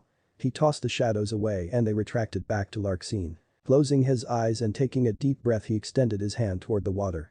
"I learned how to do some more tricks with my geostigma, tell me if you like them." "Rise." Instantly a glistening wave of water rose from the tide near Larxene, drawing her attention toward the hulking mass of water. In the brief moment that Larxene looked away Naruto ran up and stuck Larxene on her side. On instinct Larxene grabbed Naruto's arm and pulled him in, giving him a headbutt to the face. Naruto felt his bruised flesh, his nose. Laced with a thin coat of crimson blood were his fingers. He growled and stomped on the ground, the sand underneath it erupted in a huge torrent of dust, blowing her away, it contorted and funneled and spun. Reverse the funnel stopped for a moment, suspending Larxene in mid-air for a small amount of seconds, and reversed its rotation sucking her back toward him. "It's over." His arched hand, from his palm came a spark of a flame, it grew bigger, crackling with thunderous howls. Kaiten. Kabushi Dai no, fire release. Great palm technique. In an attempt to save herself, Larxene spun with the clockwise motion of the funnel, in a drill-like fashion, she aimed her attack for Naruto. No use. He grabbed her foot and drew upon the power of the geostigma, stopping the flow of air. It's too late now, Larxene. I'll show you what happens when you oppose me. He slammed his palm into Larxene, the result. A huge explosion that scattered sand everywhere. There was no doubt that a sound like that would attract some of the local citizens. The sand shrouded the clear moonlight, casting upon the chilly air a hue of hazy white and brown, and making the air visible. Everything went black for Naruto. Not knowing where he was, he felt around for the ground, and a sense of falling overwhelmed him. When he opened his eyes a bit, he gasped. There was no ground for him to feel. He noticed that he was falling in nothing, a realm of darkness where he could see nothing but darkness. It was cold, colder than it was on the beach where he and Larxene fought. He inspected himself, nothing was out of place and he was in one piece. What this place was, he didn't know. Maybe I'm dead. He said to himself, maybe this is the dark gateway to hell, I know this can't be the road to heaven. He laughed at his little observation and leaned his head over to the right. There he saw Larxene's body cascading down with him, unconscious and bruised. On her abdomen was a terrible burn where Naruto had struck her, alive she was but her condition was worsening. Her falling form resembled an eagle shot down in flight. She did this. Kyuubi said to Naruto through their mental link. He was a little taken by surprise when he heard the sudden sound of Kyuubi's voice. She said that her weapon was her own shadow, she was wrong. Wrong? Then what's her weapon? Naruto rested his hands behind his head and outstretched his legs, as if sitting on a couch. He grunted and waited for Kyuubi to respond. Larxene is in fact more important than she realizes. It is not a shadow that she wields, but it is in fact the power of this place, the shadow realm, that gives her her power. She unknowingly chose her shadow as her weapon, and in turn it wasn't her shadow, but in fact all shadows that chose her as their master. She may be of some use to us, Naruto, I think it wouldn't be wise to kill her. Naruto took into mind what Kyuubi said, the blonde girl was special, he couldn't deny it. The entire shadow realm wouldn't just choose a person to be its master, unless that person would be important in the near or distant future. Never taking his eyes off her, he thought of some of the possible outcomes and consequences that he might face if he were to let Larxene live, they weren't all too good. Still, she would be a powerful asset to have around, all he needed to do was keep her around long enough for him to trust her. I don't know Kyuubi, she might end up trying to betray me if I let her join me. What happened then, huh? I can't just take her with me. Naruto felt a rapid vibration in the back of his head, like the buzzing of 1,000 beetles in his ears. It irritated his highly sensitive sense of hearing. I do know, let her live. With a huff Naruto conceded defeat, Kyuubi made a little sense. He would just have let her tag along for now. He reached out to pull her in, but retreated back in case of the scenario that Larxene was playing possum. After a momentary pause he grabbed her arm and drew her limp body closer to him, hoisting in a bridal-style embrace. I still don't see why I shouldn't just kill her, at least tell me. I know that I can use her to get info on the psyche but… He looked down at her with a raised eyebrow. She looks as if she knows a whole lot, otherwise she wouldn't have gotten herself disbanded from the organization. Kyuubi sighed with a deep demonic voice. He explained to Naruto the various reasons that she could be useful, some of which made Naruto's cheeks flush with a hot red hue. The end result was the sight of Naruto's face in a concentrated expression, cold sweat lacing his forehead in vein that imitated the appearance of a river stuck out on his forehead. Well, those are good reasons as well, some better than others. But still I am not too sure. Trust me Naruto-kun, it will work out and this gives you a reason to be away from your team. After some thought Naruto came to an unexpected conclusion, he would take her back with him, back to Konoha. After giving it much thought, he knew that it was a logical choice and at the moment he had settled on looking at her with a confused gaze. She was breathing, but her chest was shaky and fluttered, by Naruto's observation her condition was stable. Why do I always end up with a burden that I can't just toss away? He said to himself shaking his head. It was after a few seconds when his vision faltered, inducing onto him a stark dizziness. It made him feel as if he had just been caught in the path of a tornado. My head, damn, it must be this realm, it's not natural. His sense of elevation left him and a new feeling overwhelmed his body, he felt heavy. No longer did Naruto have a feeling of weightlessness, but rather a feeling of gravity. He noticed that he was standing on sand and judging by the hot walls of sand that surrounded him, he was in a hole. He looked down, witnessing Larxene's impassive expression, her face was dirtied by the dust that floated in the air like steam. What now? He asked Kyuubi. How am I going to explain this to everyone? Naruto placed Larxene on top of the soft sand and examined her body. She's really fucked up. He said. Naruto, let me help her. Naruto nodded. Kyuubi instructed him to place his hand on her. At first Naruto thought of it as Kyuubi trying to get him to touch her, but he was wrong. As he did so his arm was engulfed by a warm sensation, red chakra seeped through his skin and into hers. Soon the demonic chakra covered both of them and he could heal both of their bodies at a rapid rate. What is this Kyuubi? His eyes were now closed, taking in the radiant and warm feeling of his inner demon. He felt his wounds closing up, flesh repairing himself, and bruised skin returning to its original luster. He could feel through Kyuubi's chakra that Larxine's wounds were healing as well. His finger jerked, twitching from the utter delight that came with healing via Kyuubi's chakra. My chakra, I have extended it so that our supernatural healing ability will not only heal you but this girl as well. Listen, place your fingertip onto one of her open wounds. Naruto did as instructed and placed his finger on one of the still exposed areas of flesh. It began to glow, and like a jolt of electricity a red spark of chakra ran down his finger and into her body. What was that? An extra precaution to ensure that while she accompanies us, Larxene here won't try to strike you down. Wow, that's ingenious. Kyuubi explained how his chakra would give Larxene a painful jolt if she would ever try to kill him. The action of the chakra was controlled by Kyuubi, and the end result of being shocked by demon chakra would be painful. Ingenious indeed. The red chakra dissipated and Larxene's eyes trembled and she began to stir. Naruto quickly cut off his mental link with Kyuubi before she was fully conscious. Her eyelids slowly cracked open and she moaned from the dull pain in her head and she let out an exasperated sigh from lips. She wore an impassive expression on her face, she looked calm and at peace. My wounds are gone, did you do it? Naruto pressed his lips against each other, making a rigid line with them. He cocked his head to the side. Yeah, you could say it was me. He leaned back and went into a cross-legged lotus position. No need to thank me, all I need to do is tell me what I need to know. She cast her impassive gaze toward the sky. Naruto wondered how she could be so emotional at times, then go back to holding the enigmatic facial expression that she held at that very moment. I wasn't going to thank you, she said. Why did you heal me? I'm your enemy. You should have killed me when you had the chance. Larxene shifted in the sand. What's your reason for keeping me alive? Simple, I want you to join me. Her eyes widened and she swallowed as if she was choking on something. Why would I do that? Because you have nowhere else to go besides this place, and I think you would be a valuable asset to have around. Her lips pressed against each other in a sour scowl. No, I won't go anywhere. It's your fault I'm here in the first place, if it wasn't for you I would still be in the psyche. Her voice had risen and her tone was fragile and unguarded. But here's the big picture, you're not anymore and I'm giving you a chance to start over, become a ninja of Konoha and live a better life. I know your brother would want it for you. Larxene let out a sharp gasp, she slowly moved head in order to look at Naruto. My brother, how do you know him? Tell me and don't you dare lie to me. You're in no position to make any demands. Naruto figured he could use this to his advantage, it would aid in convincing her to join. He explained to Larxene almost everything that occurred after he first defeated her, everything that dealt with the psyche. He told her of the fight with Marluxia, his defeat and how Lark saved him. He also told her what Lark said to him, how he told Naruto to protect her. The whole time she wore a delicate expression on her face. Naruto looked at her, her face a visage of various emotions. Anger, contempt, and maybe even hope. Hard lines creased her forehead. Then she said. What if I say no, what happens then? Naruto produced a deep sigh from his chest.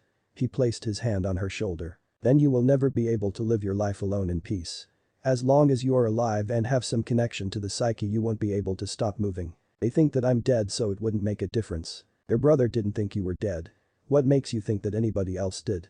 Her expression grew pensive as she lay there with her mouth open in deep thought. Larxene was quiet for a moment, this was something she hadn't expected.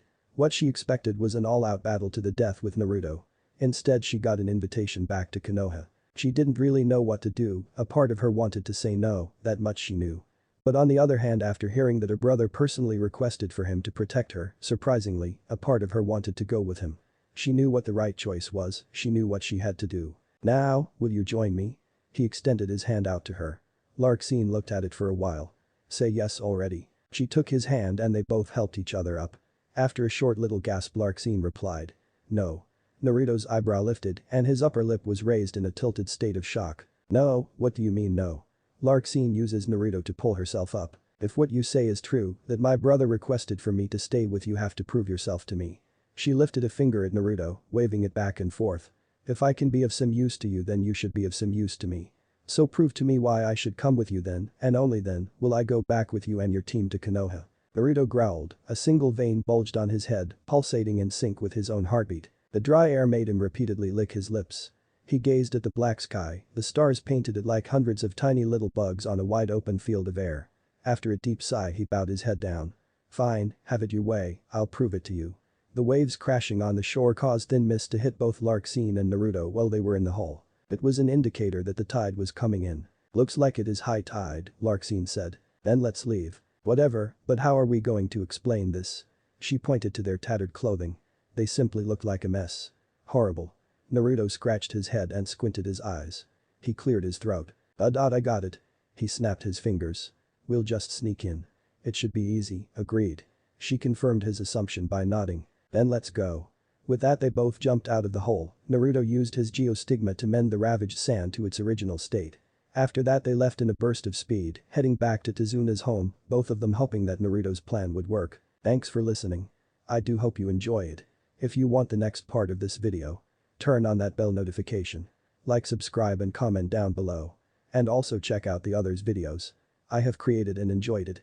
See you guys next video.